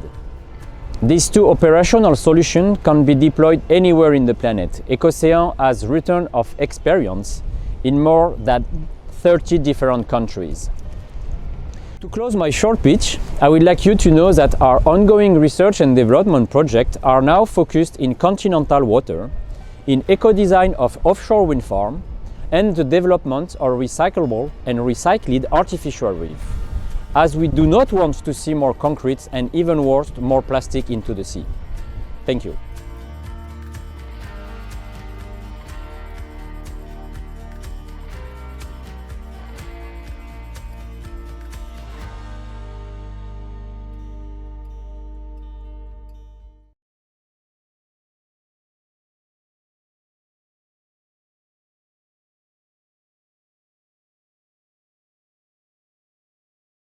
Good afternoon, good morning. My name is Adrian Vincent and I am the Program Director of Seaweed for Europe. I'm delighted to be here and to have been invited by the Summit for Oceans to say a few words about our coalition, our activities, and the broader seaweed industry in Europe. Seaweed for Europe is a coalition that was launched last year with the mission to advance and scale a sustainable and innovative seaweed industry in Europe. As of today, we are gathering around 75 members representing 15 European countries. And these members constitute a mix of seaweed players. We have seaweed farmers, seaweed processors, seaweed product developers, but we also have around 15 investors and a number of academic players. Last fall, we published a report that was presenting a vision for the European seaweed industry addressing three main questions. The first one is about the why. So we have quantified a number of scenarios for 2030 to provide a quantified output for what could be the market size in Europe by 2030. And in our ambitious scenario, we came to the conclusion that it could be around 9.3 billion euros, out of which a third could be supplied with European seaweed. We also calculated the environmental benefits with 5 million tons of CO2 equivalent that could be mitigated every year, and tons of nitrogens and phosphorus. And we also calculated the social impact, estimating that around 115,000 jobs could be created in this ambitious scenario. We then talked about the what's and provided a vision of a scaled and sustainable 2030 seaweed industry, providing a number of principles to make sure that this growth is done in the most sustainable, fair, and resilient way. And finally, we introduced a number of priority areas to make sure we can unlock the potential of this industry. These areas are now what is keeping us busy with our members. So we are working on 6 different topics. We are working on optimizing the licensing process so more farmers can have access to ocean waters to develop farms. We are working with the investment community to get more capital to flow into the industry. With our members, we are making sure we are building a strong and collaborative network. Then we are working with the Safe Seaweed Coalition to establish safety standards that will help the seaweed industry to grow in Europe. Finally, we have one work stream on raising awareness on the benefits and potential of seaweed for the general public and corporates, and the last work streams that works with our scientific community to develop additional science that will help accelerate innovation. Thank you very much for listening, and hopefully you will join us soon in the seaweed journey. In the final block of today's session on the Summit for Oceans Seville Blue Economy virtual event, we're going to address sustainable use of the oceans. We will have 2 interventions, then we will have a panel, and then several case studies. We will now listen to Roland Cormier, philosophy professor at the University of Hull in the United Kingdom.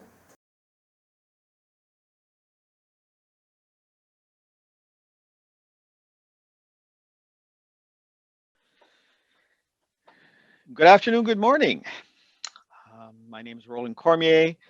I'm giving you a talk on sustainable use of oceans, but bringing forward a question to you all as you are sitting here and you're going to be deliberating later on in the day. And the question I'm going to ask to you is, so what is integration? What do we mean by integration? How do we connect the pieces between the priorities of thinking about conservation in the marine environment, dealing with all the human activities? How do we actually connect those things, and understanding the fact that there are multiple management measures and policies in play and that kind of thing? So what I'm going to do is simply give you a feel for that thinking to allow you to have that discussion, and a little bit bringing forth some of the work that's been done by myself and some colleagues around this question over the years. One of the biggest challenge we face is we tend to think that we're going to do marine spatial planning or marine planning, or we're going to put in some marine protected areas, and with the idea that we're trying to do some conservation measures at this, of these ecosystems that we value, these components. It may be species, it may be a reef, and so on and so forth. But when we talk about oceans management, we have to understand that there are thousands of pathways of effects. Those effects are the things we put in the water, the noise. There can be contaminants. There could be, we're going to be fishing stuff. We're going to be doing recreational activities. And of course, you have the big industries we think about often in terms of contaminants and stuff like that, or marine litter, which has been popular for quite a while. But actually, we have to be able to understand that what we see in the oceans are thousands of pathways that starts on land, right down to the coast, right into the oceans. And it deals with all of the activities that we do that ultimately can contribute to some of the effects we see in the oceans. And it's not a completely independent thing at the end of the day. So therefore, when we talk about connecting the pieces between activities and their effects, we have the pressures of what those activities do. And that's an important element to understand because that's where we can act in terms of preventing problems and or conserving what those components are. This is a paper here we wrote a few years ago now. And what we wanted to show is policy, governments, they set goals, they set the stage as to why we need to do something. And that's technically the way we think about when we think about the UN Sustainable Development Goals and et cetera. However, there's a very important role as to the difference between what governments do, but administrations in terms of setting objectives through planning. So marine planning has been a very popular subject area for the last 15 odd years, really. But those objectives, they really, really become implementable, or they are achieved through the existing authorities, the existing standards and codes of practices that we have that manage a whole wealth of human activities from energy production right down to fisheries, but also recreational activities and so forth. Eventually, policy will tell us why, planning will tell us what we need to worry about, but then the whole aspect of the regulatory processes and non-regulatory processes, because it's not all about regulations, it's the how. A lot has been written about integrated management, and the reason I put the slide here is to give you a feel for the fact that integrated management is a process where we try to set common objectives. Of course, we're going to try to set some common objectives for sustainability, for the ecosystem, for social and cultural and economics considerations of the various stakeholders at the table, and so on and so forth. But in the end of the day, protection and conservation strategies is to try to understand that it is through the sector management practices that we have to connect to what we're wanting to conserve. Because here in this paper here from a good colleague of mine, Rob Stevenson, he was trying to demonstrate the fact that when you set those common objectives, it is up to the sectors to bring that in their plans as to how they manage their activities to achieve those common objectives, to contribute to the common objectives. So you see I have a common theme while I'm presenting this topic to you, where I'm trying to give to your mind the fact that there are not just the conservation practices that we put out there in the oceans and the protection strategies and even restoration, but there is also a complete suite of existing management structures that are in place that are related to both each of the sectors that we have to try to integrate between the two. I threw this slide here on a paper that Mike Elliott has wrote. I actually collaborated on that one here, but it's to try to highlight the fact that there are differences between visions, goals, objectives, and outcomes, and we tend to use them interchangeably. We have to understand, for example, that if we're going to achieve a vision, we have to be able to know what are the goals we need to reach. Vision is what we see for the future, what we would like to consider. This is a picture in our mind. Goals are what do we want to reach in the long term versus objective is what we want to achieve in the shorter term. And the outcomes is what do we do. Understanding that the practices, the codes of practices, the industry practices, and so on, they also contribute as part of the regulatory system of conservation and protection to actually achieving those objectives in the long term. And then after that, the objectives we achieve is to try to make sure that we're going to reach those goals. There is a hierarchy and relationship that we have to keep in mind. The key here is lots have been said around the words horizontal integration and vertical integration. I'm not going to get into that here. That's another paper here we had written in the past where we talk about the fact that we do a lot of horizontal integration between what we'd like to do for the environment in terms of conservation, in terms of environmental and sustainable goals versus development. So there's that aspect is discussed in that way. Looking at policy in a vertical perspective, this is the broad objectives and goals that have been established, like, for example, the Sustainable Development Goal of the UN. But what I want to highlight to you here is the importance of actually figuring out the horizontal integration of the operational outcomes of the various operational controls, the stuff that people have to implement as management measures in all of the activities they do, may it be on land, on the coast, and so on, and how those have to align with those ecosystem outcomes when we think about what are the conservation measures. If we have an MPA that is trying to achieve a particular conservation goal, you would think that you would need to consider how outside that MPA things are being managed. And do those things match? Is there an equivalency between the two? And now that brings me towards the end of this very short talk to you, where I want to try to highlight a few things for you to consider. A lot has been said about the need for sustainability and environmental sustainability, ecological sustainability, but there's also economic sustainability and social sustainability. The piece has to fit together. One is not with the other, and so forth. And here's the 10 tenets from Mike Elliott from way back. This is 2013 already. And I want you to focus on the 4 top ones of that list.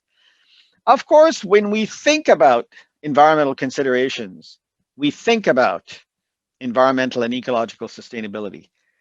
But we also have to figure out how can we improve the way we already manage human activities, because we need technologies from the industry side that are feasible and there are economically viable. And of course, that has to match with the society's desirable and tolerances to what they want to live for and achieve. But the 2 pieces here is to connect 1 and 2 together. 1 is a thinking of, well, what are we needing? What do we need to safeguard? Well, 2 is, how can we actually do it? So in closing this very short talk to you, I'd like to give you this to think about and to consider as you're deliberating for the next few days in this whole summit that's been going on. So I come back to my original question, which I'm not pretending to have the perfect answer, because I don't think nobody does. It is part of the discussions that you're now having today around this question. So what is integration? Well, how effective did we actually connect our prevention methods and our conservation methods? Here, there are maritime activities in the middle that I'm showing to you. They create pressures, changes in the environment, changes in the marine environment, if you want to call it that way. And then after that, we're worried about effects. The footprints of these between the activity, the pressures, and the effects, they don't all occur at the same place. You might have an activity on land that generates pressures that you find in a coastal area, and the effects can be a broader population or biodiversity. So I'm not going to get into those. What I want you to think about is, how can we figure out, which is the lower arrows, how can we figure out the types of maritime sector standards and industry practices? How can we connect those 2 pieces with marine protection and conservation strategies? The 2 have to come together. One cannot succeed without the other, and vice versa. And it's the question I'd like to leave with you today while you're deliberating through. As for me, I think it's a key question you need to think about. And it's the combination of what we can do in terms of sector management and conservation at the end of the day that we need to discuss and sort out where solutions can be found, both for conservation, but also for restoration, because we'll eventually have to deal with that. And I would leave you with that, and thank you very much. We thank Professor Cornier for his intervention about the 10 principles to achieve integrated, successful and sustainable marine management. Among them, that it is technologically feasible, economically viable, socially desirable and ecologically sustainable. We are now going to welcome Benjamin Lesage, who is the Global Coordinator of Sustainable Ocean Alliance.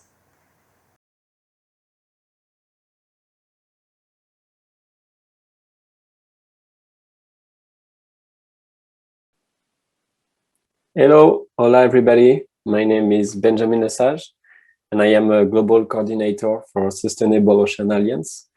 It's a pleasure to be with you today for the Summit for Oceans, and I want to thank you again for the invitation to present our work for a more sustainable ocean at Sustainable Ocean Alliance. I've put together a few slides to basically tell you more about our vision, mission, and programs that we manage at SOA. and also a few use cases of initiatives that we support across the planet in that sense. So as you know, we have inherited a planet that is in decline. It's not a surprise for everybody. And our vision at SOA is to basically empower youth people and innovators and create that alliance of solutionists to restore the health of our ocean in our lifetime. We believe that at SOA, nothing is impossible. And we believe in that mindset of possibility, which is deeply embedded in our culture. So for that, our mission is to basically bring future-focused leaders, entrepreneurs, advocates, and a global network of mentors and partners together to be this solution to the challenges that are facing our ocean. So we basically help accelerate solutions and create that community around the ocean. The uniqueness of SOA started from the very inception of SOA and from our founder, Daniela Fernandez, who in 2014 had this idea of creating SOA, launching SOA. And she was actually a student herself at that time.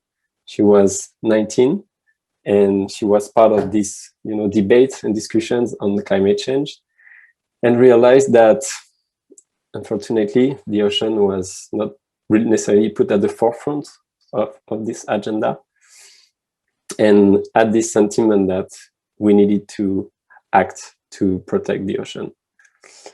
And yeah, that's how SOA was born. And since then, we have accomplished a lot. And we have become the world's largest network of ocean leaders, entrepreneurs, and solutionists. We can be found in more than 165 countries. And we launched the first startup accelerator, the first startup ocean accelerator called the Ocean Solution Accelerator in San Francisco in 2018. And today, SOA is enabling and mobilizing people across the planet to share their vision for the future of our ocean.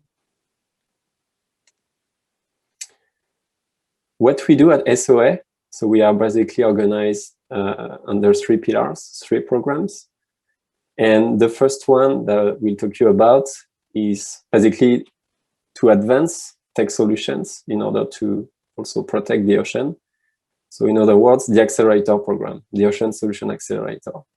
So it was launched in 2018 in San Francisco, in Presence at the time. It was in a pre-COVID world, for entrepreneurs with a for-profit idea to accelerate their solution and basically connect with mentors, investors, and test their solution in front of them. So we basically work with an ongoing call for application. Every year, we select the startups with our network of partners and mentors so that the selected startups can have access to our network of more than 170 mentors across the globe, guidance through the support of SOA team across the planet as well, and access to specific resources and content from guest speakers that we also invite to speak in front of our cohorts. It doesn't stop there, and they receive, after they graduate, an ongoing or lifetime access to our resources and global networks and tools. And we also provide them with access to funding through a fund that we launched in 2019, so that they can basically access to when they raise money. We actually just closed the selection for the 2021 program. And we hope to accelerate 21 ocean startups on top of the 29 startups that we have already accelerated so far through our 3 programs. The second program I want to tell you about is called the Leadership Program. So here we are addressing the millennials generation, the youth that are taking action to basically protect the ocean. So young leaders from 18 to 35 that have a non-profit idea that they put to contribution to their community. When selected, we give them access to a 6-week virtual program where they also access to our network of mentors and lectures from guest speakers, experts across the club.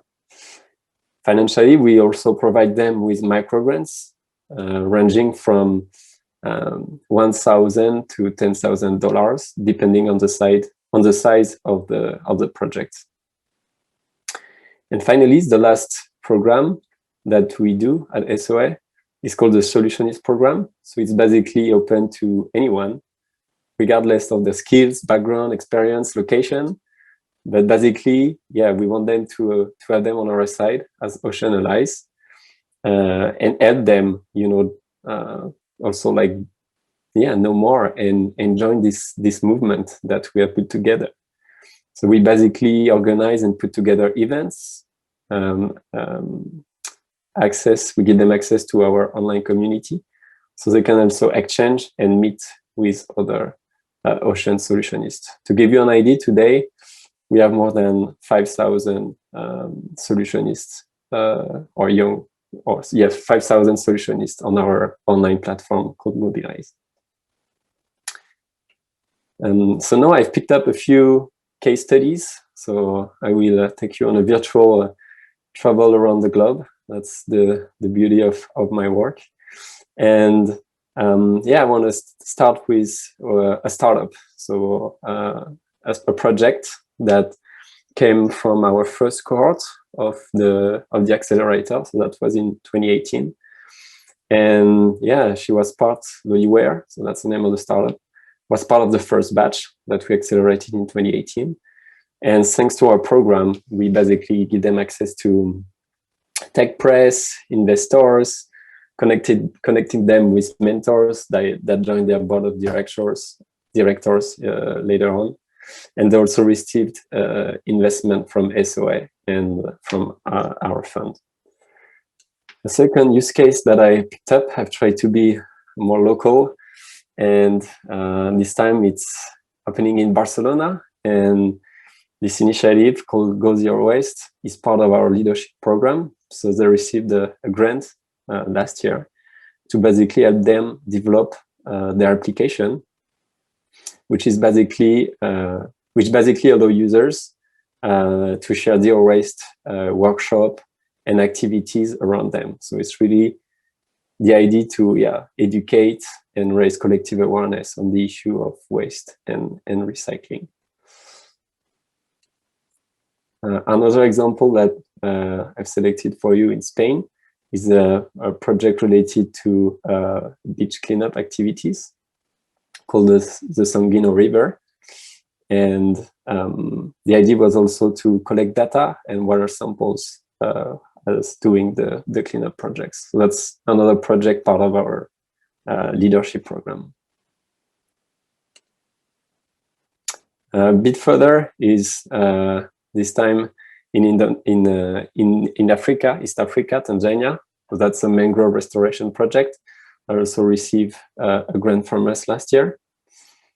And a little bit further along in Indonesia, this time it's an education and awareness project around the protection of a specific shark species. So I hope that with that you could have a better idea of what we do. And another case study, so I was telling you about events that we organized. During COVID and the pandemic, we decided to launch our own events, virtual event called SOA Connects, that invite you to join in the future if you would like to connect with our community. And we actually already organized several events, 4 summits that gathered more than 2,000 participants across the planet. For us, the impact that we have is what fuels us. And we track it in our yearly reports that I invite you to have a look if you're interested. So as I told you, we have now a global presence, accelerated several dozen of startups, deployed several thousand dollars of investment in our startups, created that global footprints through our international hubs and regional representatives, and also deployed several thousand of dollars in grants to our hubs. Our presence is global, and we are scaling in many geographies, as you can see here, including Europe, Latin America, Africa, and Southeast Asia. And yeah, we are happy to say we are at every corner of the world. Finally, our team also doubled in size this year. You know, we are a global team, all working remotely, coming with different backgrounds, you know, from business, strategy, marketing, programming. And yeah, we've gone from 1 employee, so that was, you know, with Daniela in 2014, to 21 employees in 3 years. You know, this slide is not even dated as we grow so fast. Our 2021 goal is to, or was, to accelerate 100 solutions in 2021, because I'm happy to announce you that we achieved this objective back in April. And we want to continue this rapid growth, you know, in 2022 and further, and create that global community of ocean solutionists. And I want to wrap up on these words from our #1 sponsor, Mark Benioff, who is the CEO of Salesforce, that is basically supporting SOA in this mission to accelerate and support solutions across the globe. So I want to thank you again and invite you to connect with me in case you would like to join this community and build things together. Can be reached on my email. Thank you. It's been very interesting to know the activities of Sustainable Ocean Alliance that launched the first accelerator for ocean solutions. We would now like to welcome Francisco José Roman. He's director of the radio channel Surco y Marea in a radio station at Andalusia. He will be presenting the different speakers of the following roundtable discussion.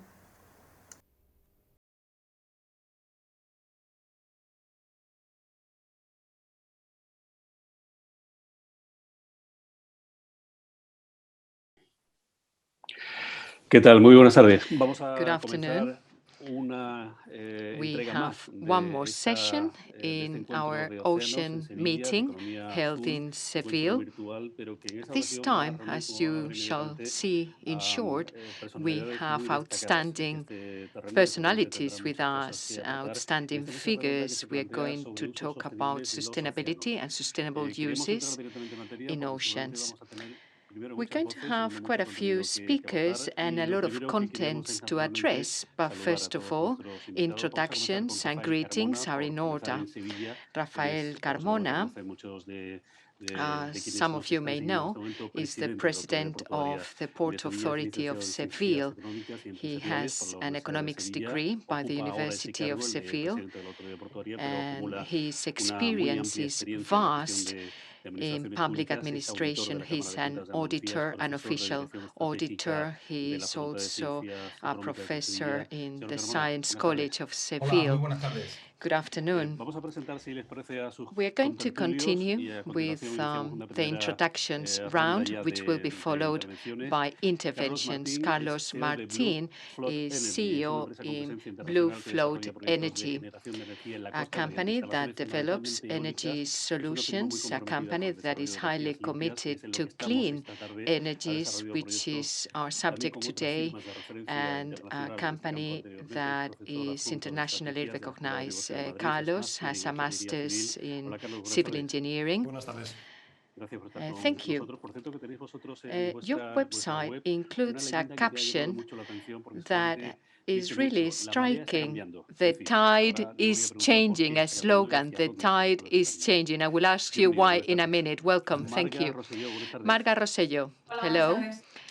She has an environmental studies degree, and she is the Director for Sustainability and Climate Change.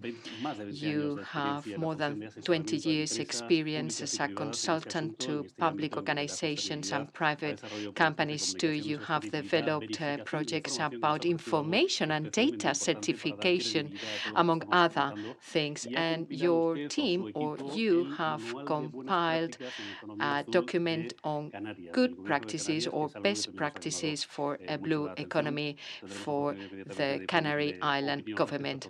Marta Pascual, hello.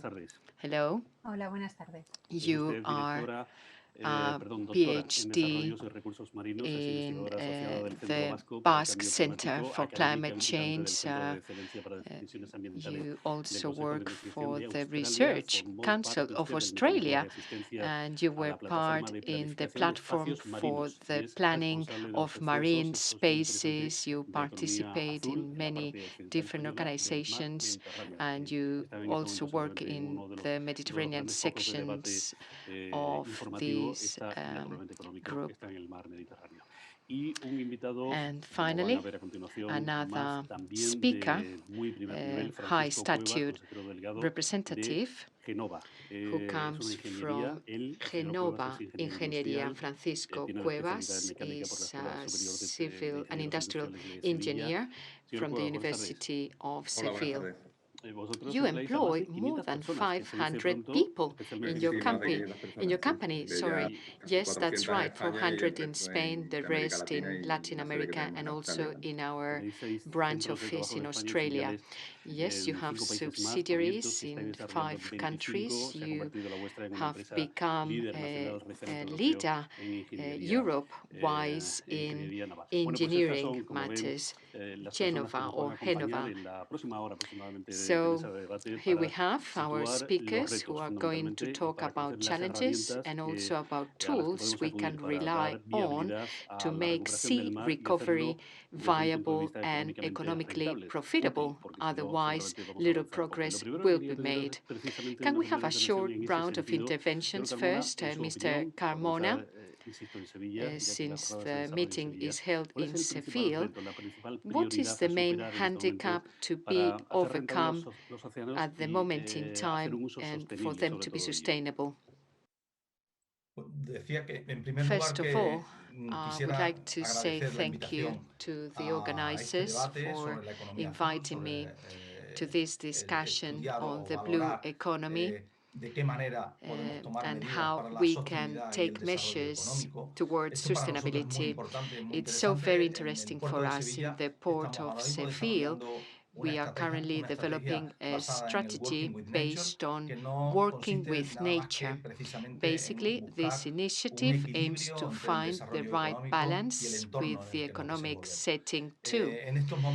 It's really important to delve into our case, the Guadalquivir estuary, its relationship with the Atlantic Ocean. We are studying the salinity in the estuary, and we're trying to determine how the turbidity in the Guadalquivir River influences species.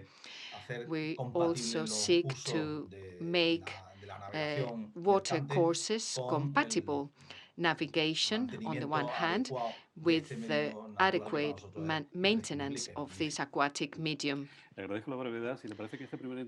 In this first intervention, we will try to be more concise and focused on the subject concisely to develop later on. What about you, Carlos? What is the most pressing matter? We are wind premises developers, sea wind energy plants promoters. We work in the field of renewable energies, and we therefore try to respond to climate emergencies. We no longer talk about challenges, we talk about emergencies. And therefore, in a short period of time, we need to drastically reduce greenhouse gas emissions. We believe marine wind energy and the blue economy in general are fundamental and inevitable pieces in the jigsaw puzzle to try and overcome the challenge. As we shall see later, this is financially and economically viable if tackled on the basis of the right criteria. Marga, what does science have to say in this respect? Well, science and companies need to come together. Though we speak different languages, the liaison, the link needs to be forged, needs to take place. Science needs to be used by companies. The main challenges, in my view, have to do with the understanding of seas and oceans being vital assets. Science in the United States, for instance, is physically located in the Ministry for Development. We also need to understand it is a shared resource, and therefore the challenge is for integrated, comprehensive approaches to be implemented involving all companies, all sectors, energy, as Carlos mentioned, to understand that everything is connected and that it involves many, many countries. This is an overall view of the challenge too. Yes, it's really important to involve administrations too concerning regulatory legal frameworks, frameworks that can be really useful. I don't know if work is being done on that particular lines. Is that a reality already? For instance, in the Basque Center for Climate Change, what do you think?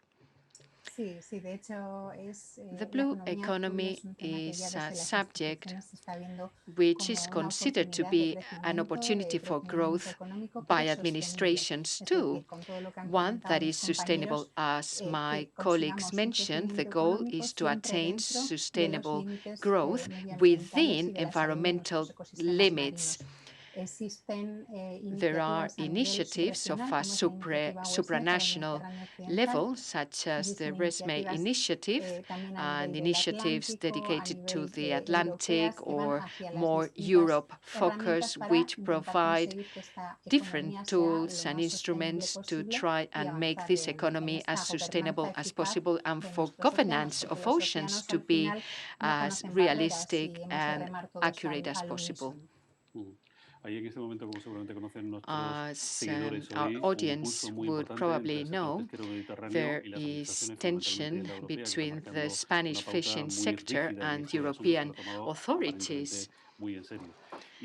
Finally, Mr. Cuevas, in this first round, your company is an engineering business that works closely to the market and its operators. So, from the private sector, how is this phenomenon being considered, the progress to be made from an environmental point of view? I think it's important to get the same message through. As my colleagues mentioned, the 21st century and the blue economy is indeed the century of oceans, and we are indeed looking at oceans from the economy. Profitability from a business point of view is ensured. The question is to do things in a sustainable manner. The challenge, in my view, is a regulatory one. We need to learn from mistakes made in the past with other environmental impacts. Now that we are to address oceans, we should do it in a very responsible way. That's the challenge ahead of us.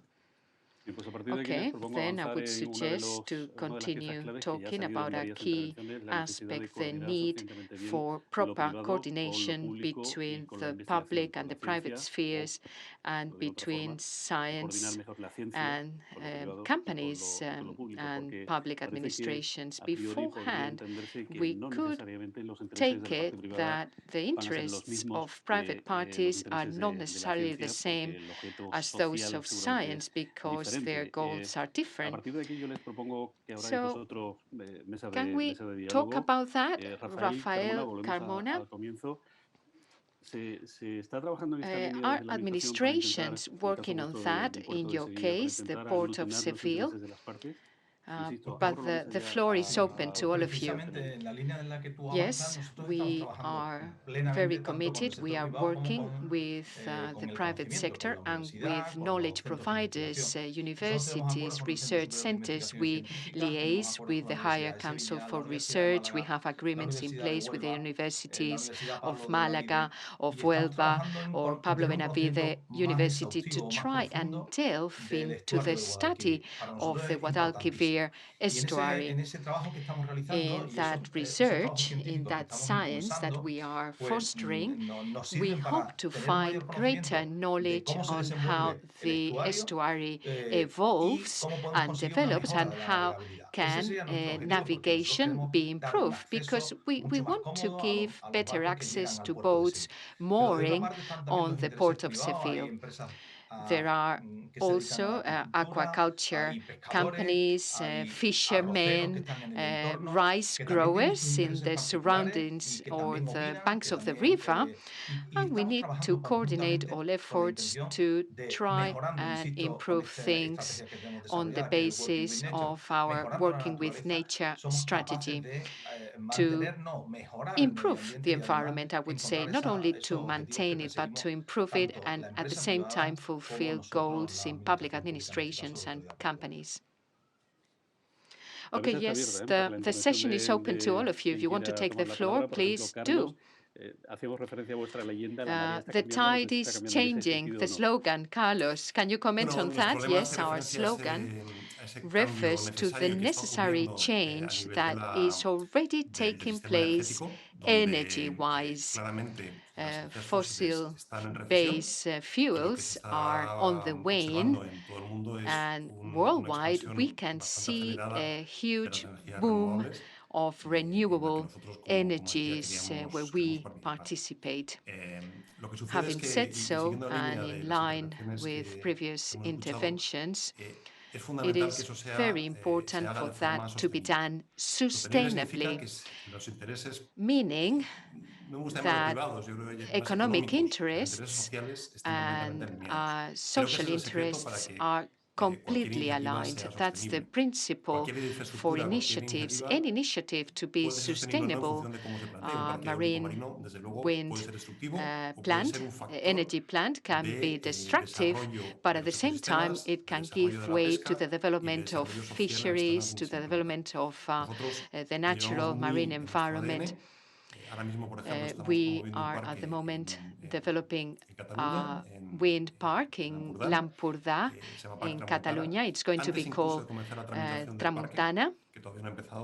Before starting works, we went to the local players, to the local stakeholders, more than 400 people. That's only the very beginning, to try and understand all the implications of this type of infrastructure, environmentally, socially, economically speaking. If that type of infrastructure is properly built, it can favor fishing, species protection, and create jobs. We also want the infrastructure to help populations that are not so lucky, you know.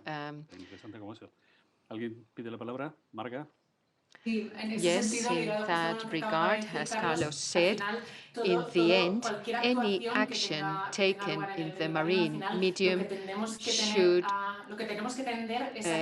have a net positive impact, not only a neutral impact, but a positive impact. We want to contribute positively to restoring, to regenerating Solutions need to be based on nature in that regard. And as Jose said, solutions that are based on scientific data. How can we work together? How can we pool efforts? Even companies need to have all data, all metrics available to determine impacts, to identify them, to quantify the results of their actions upon oceans. That is not that easy. We are dealing with physical ecosystems, climate. Therefore, all that input, all that scientific input needs to be given to companies in a simple manner so that it can be understood by a company or by a business philosophy.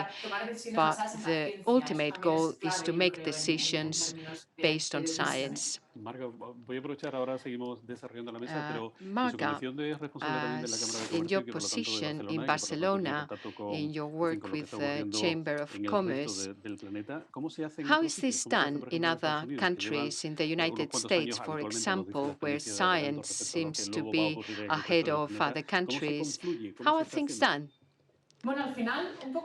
As Rafael said, they do it as they do it in Sevilla or Seville. Here we have room for improvement in the relationship between universities and companies. We cooperate with many parties and we can give advice on how data can be used. In the past, this was a lot more difficult. Mapping was required, for instance, if applied in forestry. But now, satellite data are used with technological companies which are really powerful, which are based here in Spain, but it is still hard to transfer all this to companies. With the blue economy, I would say the timing is more medium and long term. Sometimes companies focus on the short run, but in my opinion, yes, this is something to be overcome in Spain, while in the United States, they are ahead of us, without a doubt. Anyone wants to take the floor? Yes, Rafael. In that partnership, in that collaboration between public and private, and also with universities, transparency is a must. Research papers, research work needs to be circulated, disseminated. We rely on important studies, but there are other factors concerning the Atlantic and the Guadalquivir River, which also have their own data. The University of Córdoba, for instance, conducted a study on eel fish in the Guadalquivir River. We like information flowing, in both ways because it's mutually beneficial. And to avoid mistrust in reaching that win-win formula where we can all participate in the economic improvement and natural improvement too, that lack of trust will disappear if information flows in both ways and in a transparent way. In this field, the blue economy, environmental studies, transparency, as I said, is a must to subsequently generate trust among all parties. Marta, what do you think? Do you agree with that, or do you want to talk about your own experiences? What are you doing?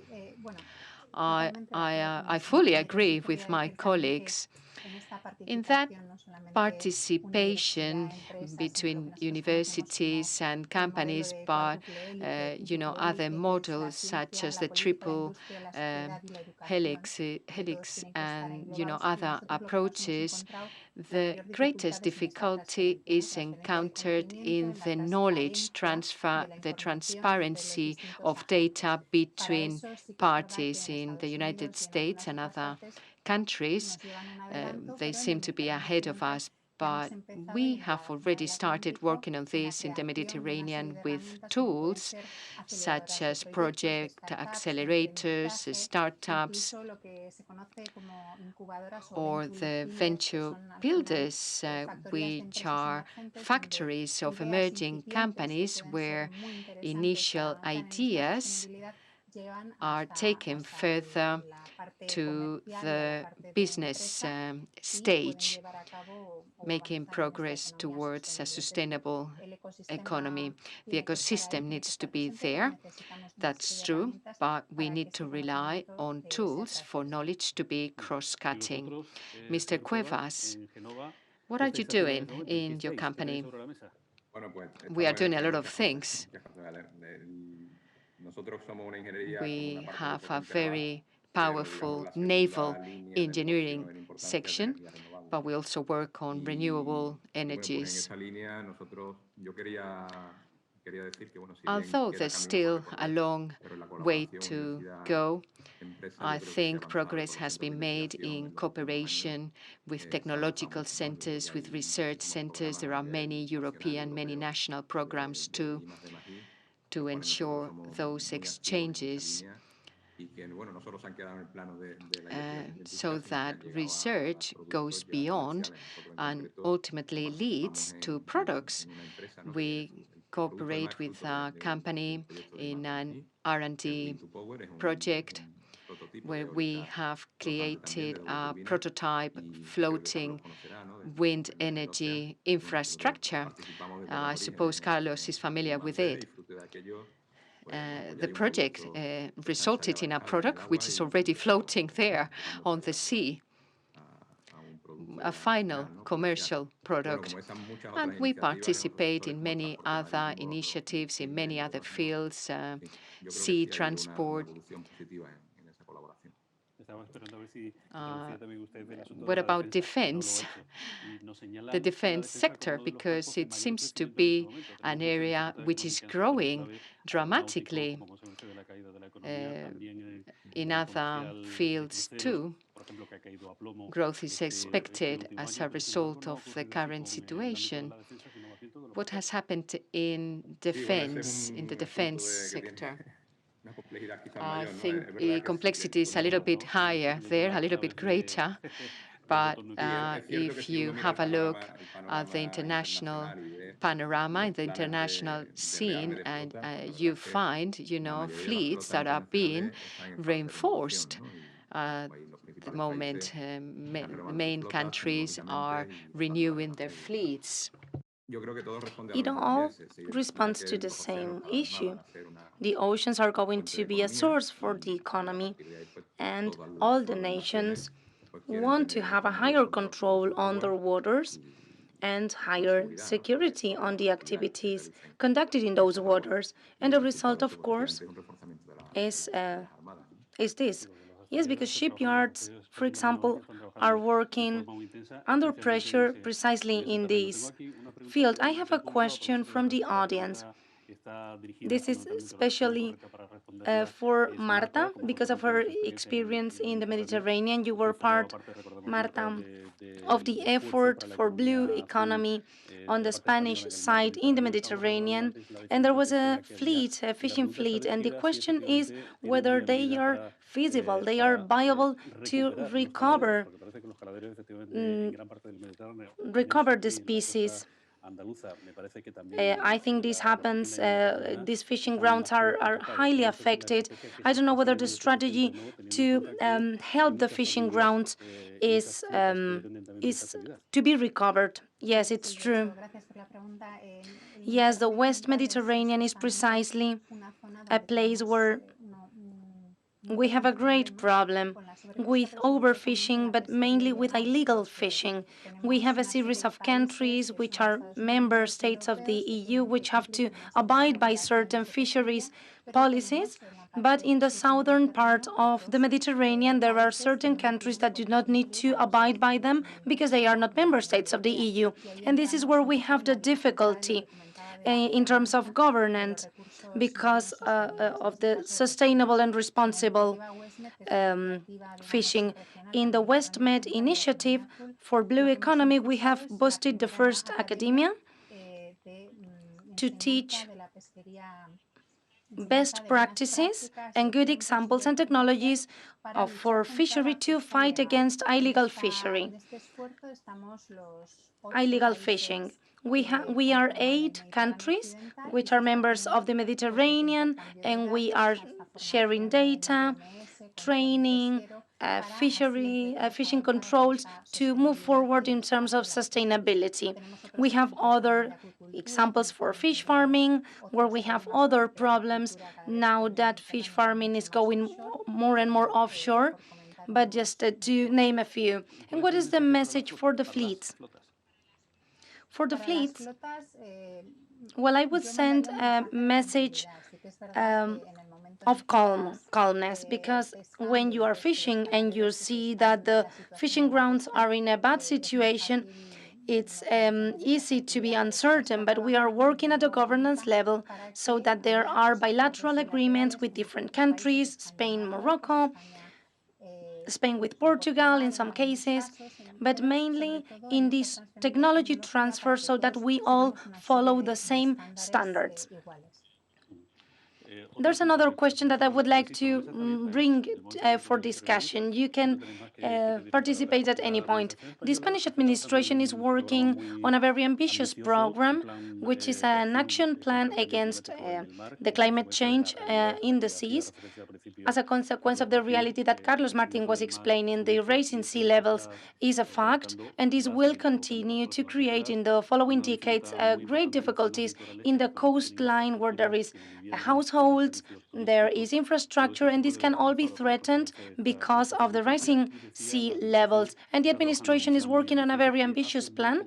And just a couple of days ago, Mr. Carmona was presented to administrations. I'm not sure whether it was the case for Seville, because the port of Seville is a bit different in this case, because it is in a river area and not on a coastline, so you won't be as affected. Do you have information on that? No, I don't. I wanted to specify.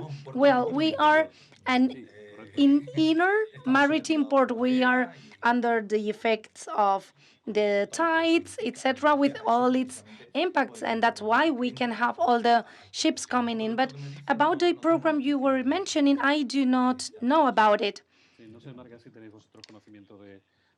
Maybe you know about it, which is identifying the areas that may be more vulnerable to be lost because of the rising sea levels and the recognition that some areas are going to be lost. Do you have any clues about this kind of document? I'm asking Marga, but anyone can answer. Yes, related to that, you can work, and the administrations and the coastlines are working with companies, with satellite data to see what is the evolution of the coastline in the last 50 or 100 years, and have projections for 2050 where we have the SDGs with the international conventions. And as Francisco José said, the Green Deal in Europe is based on the fact that in Spain we have to be neutral in emissions by 2050, but there are estimates saying that protecting the coastal environments could save the insurance companies millions of euros because of the damages they are now paying due to floods and many other catastrophes taking place in the coastline. So the cost will be higher if we don't do anything now. We have to react now and protect these coastal areas to anticipate and be more resilient to climate change. And if you allow me, Francisco José, in this line, there's a mitigation plan for climate change, but there's an important part which is prevention, which is somehow companies such as ours and many other companies are doing now. In this sense, the government is already conducting an exercise to order the maritime space. that will differentiate the different uses of the sea based on the local conditions. That's another example of how the administration is a fundamental agent or stakeholder, and how science is so fundamental, because it is crucial that these kind of orders are done under scientific criteria to do something that for me is the secret of sustainability in blue economy, which is integration of several uses. Sometimes one use is placed against another as if they were incompatible, and I am convinced that this is fake. This is not true. If you have these kind of things under dialogue, scientific criteria, etc., everything is possible, and we can maximize the wealth and the social impact thanks to that. These kind of plans to order the maritime spaces are going to be key, and they are affecting us in terms of identifying the areas, but it affects all the ecosystem. So it's like urban planning, but on the sea. And is this being done properly? Is this well done? Because you were mentioning how important the administration is doing well. Is there any room for improvement? I don't feel strong enough to make a judgment. This is now work in progress, and we don't have enough criteria to evaluate. So we are aware that they are receiving advice from different institutions. So it would be desirable to have a higher participation from the private sector. I believe we have more to contribute in terms of ideas and innovation, but we are, of course, available to do so. And we are expecting to see the results, because the future of blue economy will depend on these kind of plans, of course. If you allow me, I would also like to add that during these times, in this time we live, we would ask administrations to act quicker, faster, because everything is at a high speed. Every year we double the speed, right? So regulations are not at this same speed. And this is a problem because it can become a blockage, an obstacle to develop the economy. And when they find a block there, an obstacle, they will try to find other ways. So for the sake of everybody, I believe the administration should walk at the same pace as the rest of the world, because otherwise we may have a bottleneck that will not be positive, of course. I would like to ask you and Carlos, because of your direct experience in the business world, how is going to be the future of logistics, of smart vessels?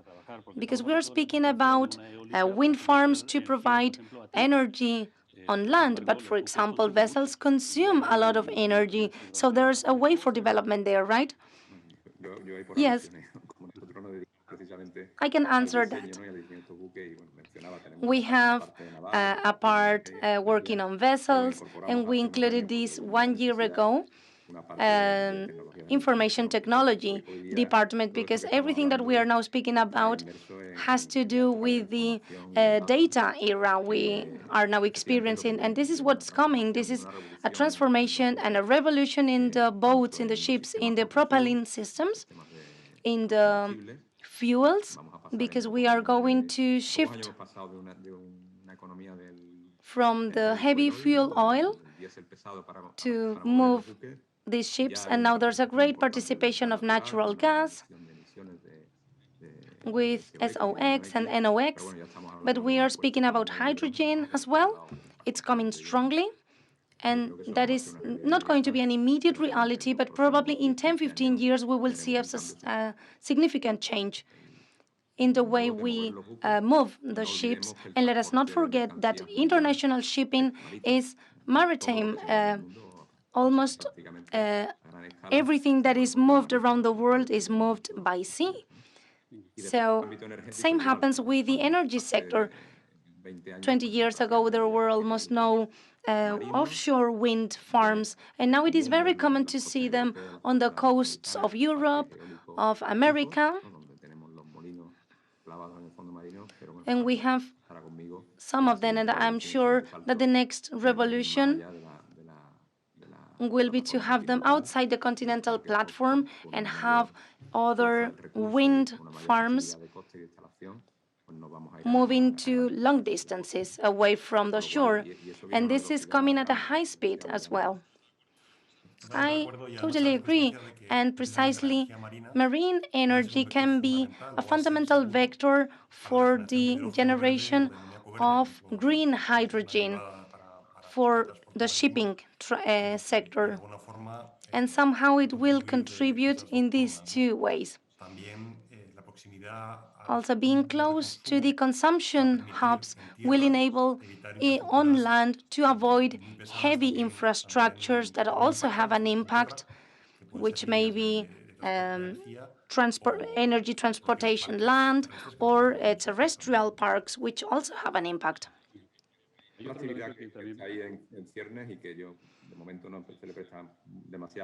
I think it is going to be relevant, the underwater mining. This is going to be important. The materials are more and more scarce, and let us not forget that the biggest part of the planet is underwater. So this kind of mining is going to be very strong in the future, and that's an activity that will have an important impact on the oceans, and which we will need to anticipate and regulate. You were speaking about ammonia and hydrogen, green hydrogen. This is something new, at least for me. I didn't know about this kind of projects that you were working on. And Marta, something else we've also dealt with, and I would like to stop at that, which is information. The information that is provided needs to be accurate, right? How can you control that? Here we have different challenges, because everything regarding information about sustainability and the metrics about CO2 that you absorb, what is your impact, here we have the challenge of how to measure it. There are certain international methodologies, and we are working really very quickly in line with the emergence that Carlos was mentioning to the things we're facing. We need to be very quick.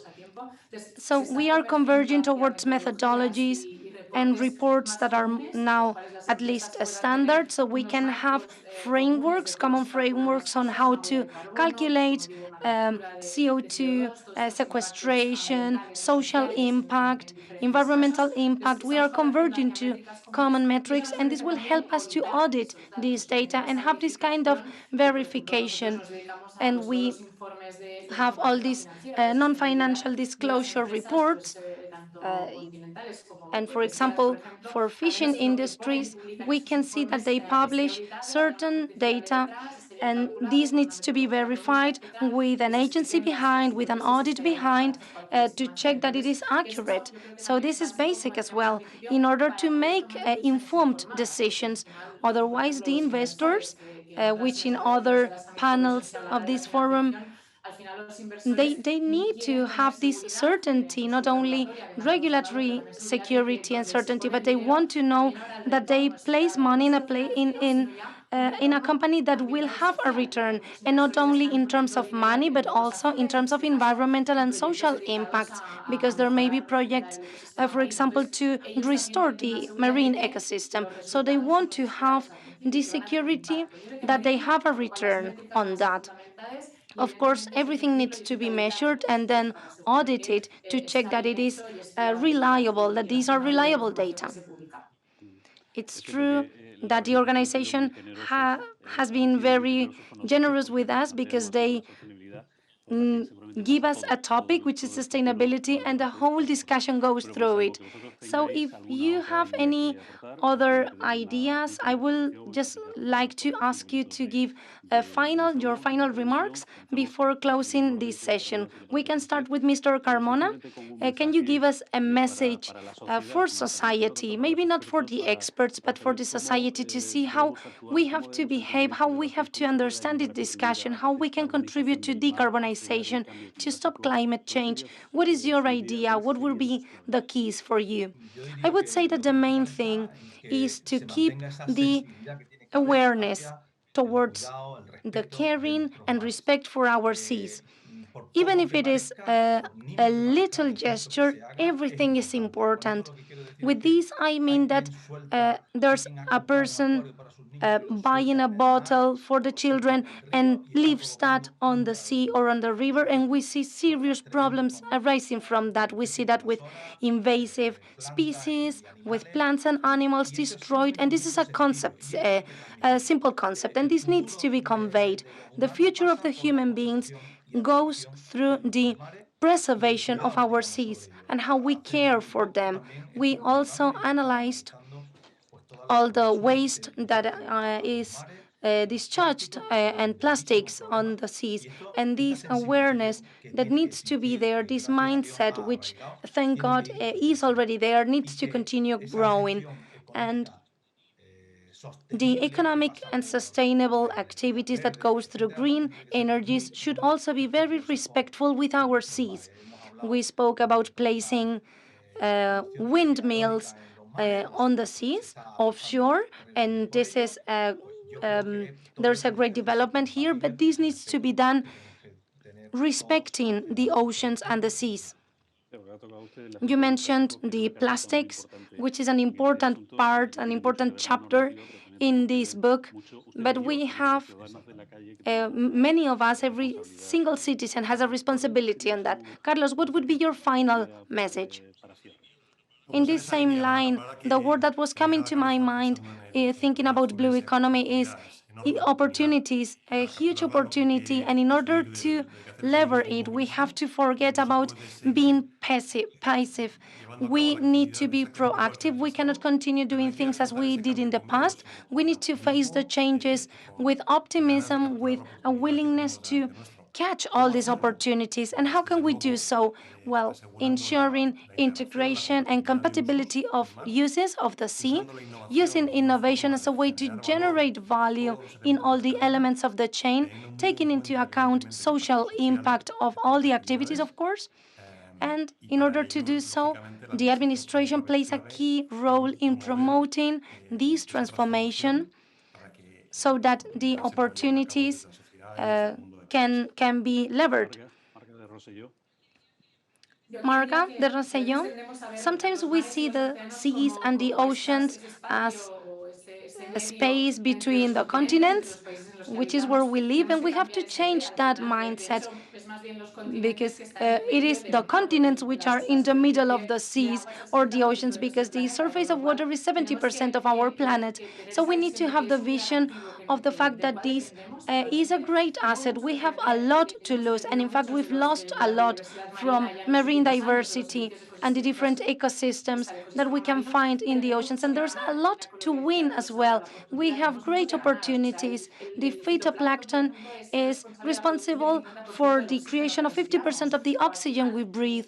The oceans have also absorbed 90% of the excess heat. So we have to regenerate, restore them, help them to do their function as they've always done, and to be responsible as individuals. Each of us have an individual power as citizens, as consumers, with our power to decide what to buy, and we have to punish the companies that are not managing waste properly and award those that are really doing so and are restoring marine ecosystems, and do so as individuals. Very interesting. Marta Pascual. In the same line of my previous colleagues, I would say that the future for the society, we have to convey that this is key as Francisco Cuevas was saying, this is the present, but also the future. But we also need to bear in mind that if this future, this economy development is not done under sustainability criteria, we will end up making the same mistakes we did on ground, on land. We have to avoid these mistakes so that they are transferred into the oceans. And when we speak about society, it seems they are just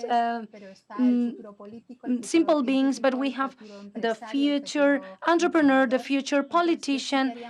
Everyone is there. So I would make a wake-up call for society so that all the ideas, projects, initiatives that may have an impact on this sustainability, and I encourage them to not to leave them on a box, but to really take them out and try to pursue those goals. And if there is a collaboration amongst different countries, such as is the case of the Mediterranean, so much better, because that way we will manage for our oceans to be totally sustainable, resilient, and they can protect us from the effects of the climate change in the future. Francisco Cuevas, what is your final idea? What is your conclusion? Yes, I would say that as a society and as humankind, we cannot allow an unsustainable exploitation of the oceans. I bring here the anecdote of some colleagues, because if you have the map of the world, a colleague asked his child which one was the biggest country, which country was the biggest, and he said the blue one, of course. And that's right. It is a common heritage for all of us, and we have to defend it. The economy is already looking at the oceans, and I believe this is a challenge, a regulatory challenge that we have to face. And also bringing things in common, because this is not about one country creating a regulation and other countries not doing so, because the ocean doesn't have any doors. We have to do it together. We need the international organizations to coordinate these efforts and to make these decisions jointly in a coordinated manner, so that we can benefit from that. And if we do so, there will be a great future ahead of us. Well, surely the audience will have probably had the opportunity to understand what a high level we see in all our panelists. I would like to thank you all for your great contributions about sustainability in Blue Ocean in this Summit for Oceans. I would like to also thank the organizers for the time they spent to this important topic. And we will now close the session, unless there's any other final comment. And I will do so picking up the motto of Carlos' company, which is "The tide is changing." Thank you very much. Thank you very much. Goodbye. The previous speakers were claiming for a global regulation to guarantee a sustainable use of oceans, and that administration should also be more agile. Let us now focus on real experiences about space planning, that is, a sustainable exploitation of green ecosystems, coordinating the different activities developed. Let us take a look at different examples of sustainable use of the marine wealth.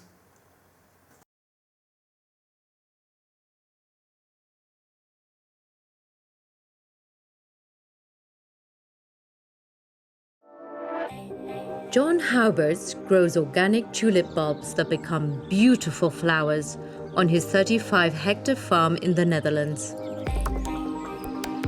7 jaar geleden omgeschakeld van gangbaar naar bio, omdat wij zagen dat de weerbaarheid van onze grond achteruit ging. Er is maar één oplossing en dat is met de natuur mee in plaats van tegen de natuur. En dat is ook de enige manier om zonder chemie bollen te telen.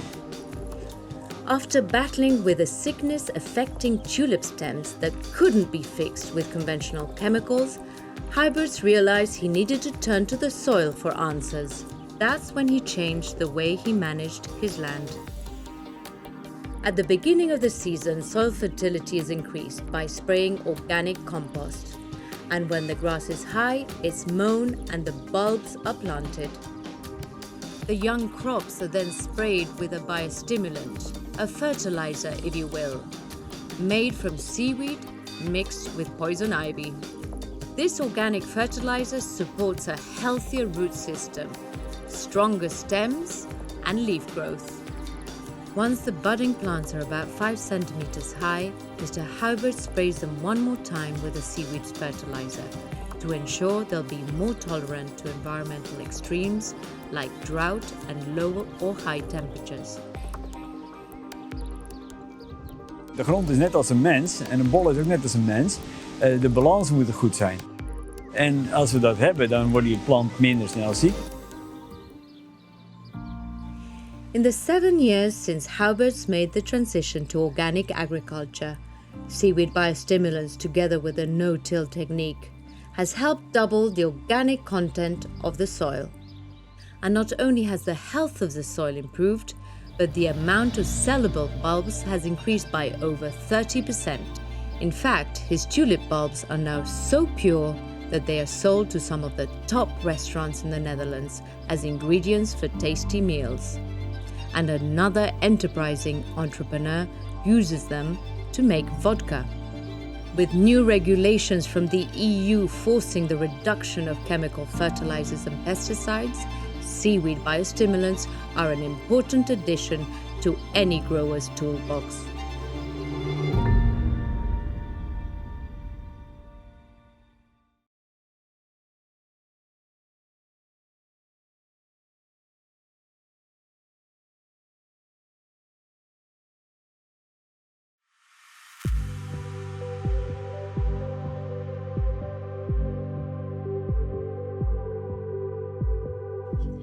Soy Lourdes Reig, directora de la Xarxa Marítima de Cataluña, BlueNetCat, un instrumento para la transferencia y la innovación de la estrategia marítima de la Generalitat de Cataluña.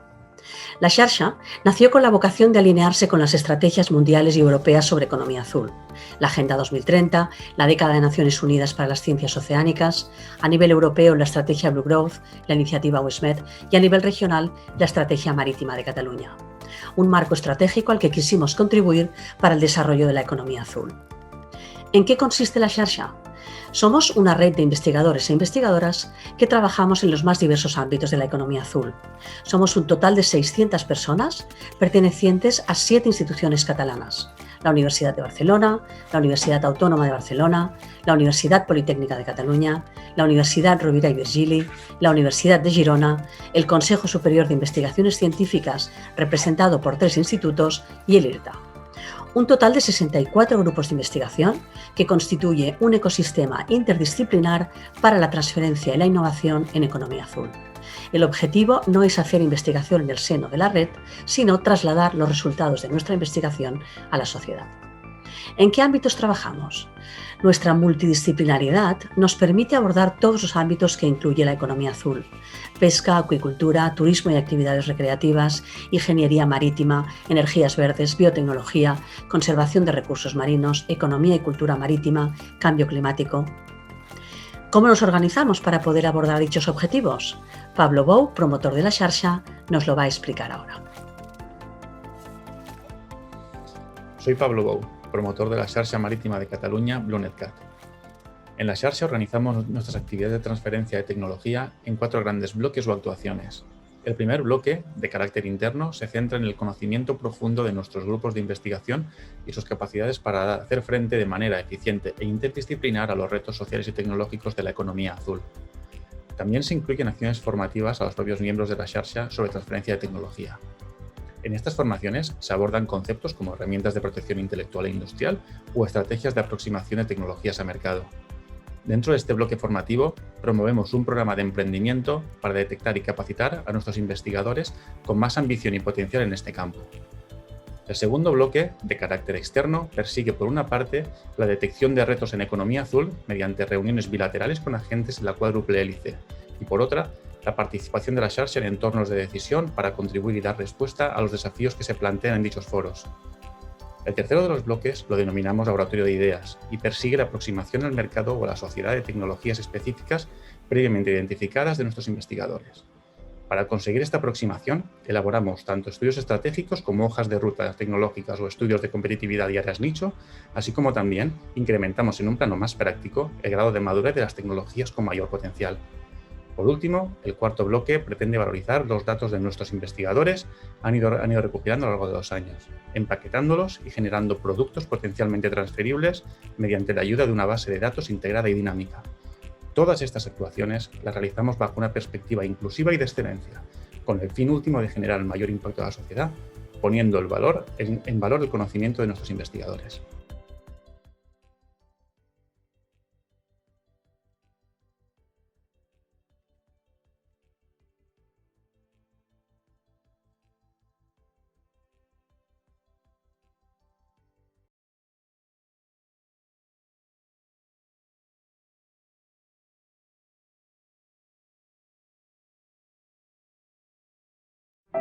Nos enfrentamos a un reto sin precedentes, la transición hacia una energía limpia y sostenible. Un reto global donde el Empordà puede ser un referente y Parc Tramuntana una oportunidad energética, económica y medioambiental para el territorio.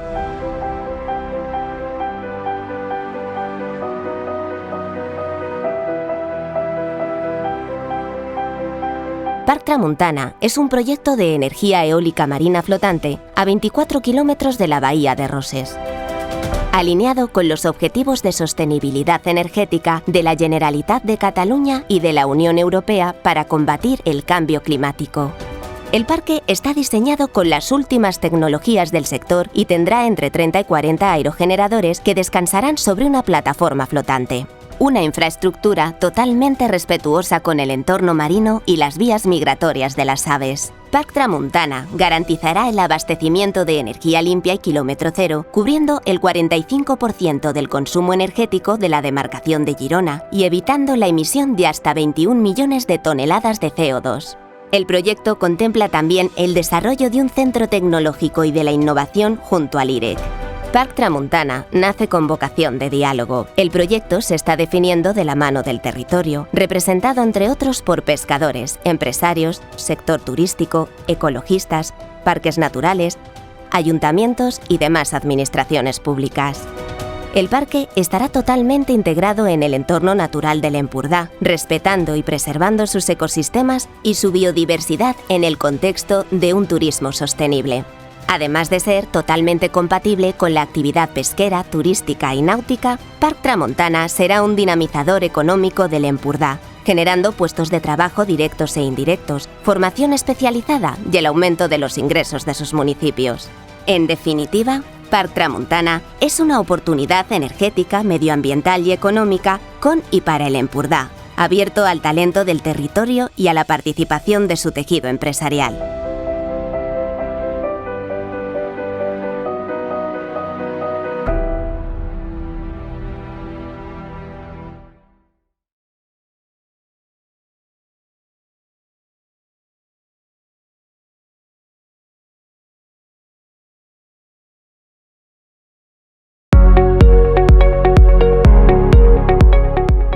In an increasingly interconnected world, it is vital that companies and organizations find a way of cooperating to carry out research, innovation, and development projects. How can this be achieved? Through open innovation. But what is open innovation? Open innovation is a strategy under which organizations go beyond their boundaries, where cooperation with external professionals and clients is central in the development of high-impact projects. Open innovation exists when an organization does not just rely on their own internal knowledge, sources, and resources to drive innovation, but uses and includes multiple external sources as well. In the Blue Deal project, we seek to facilitate the creation of links and synergies between companies, researchers, entities, and public authorities in order to promote research, innovation, and investment in marine renewable energy in the Mediterranean. So, in the context of promoting innovation, we are launching this Open Innovation Challenge, where established companies or entities will propose challenges and interact with the entrepreneurial ecosystem and researchers to find innovative solutions which will support the further development of marine renewable energy. The Blue Deal Open Innovation Challenge will promote the efficient matching of demand and supply of innovation and knowledge-based services in the blue energy sector. Who can participate? Challengers and solvers.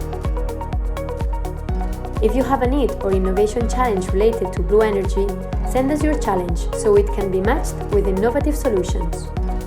Or, if you have an innovative solution to the challenges proposed, submit it for the opportunity to solve the challenge. Through participation in the Blue Deal Open Innovation Challenge, you will be able to connect with other innovative organizations in the sector. Do you accept our challenge?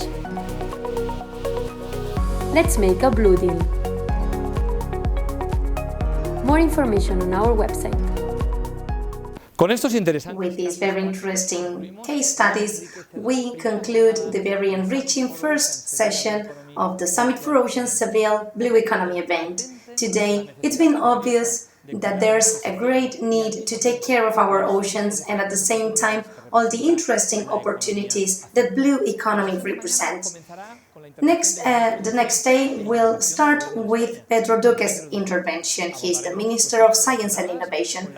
We will deal with different topics such as legislation, the Mediterranean Lab, and there will be roundtable discussions, interventions, and very interesting contributions. We will also have Leire Pajín and Juan Espadas. Thank you very much for your attention, and I would also like to thank the moderators and the speakers. We will be waiting for you tomorrow at the Summit for Oceans Seville Blue Economy virtual event. Enjoy the afternoon.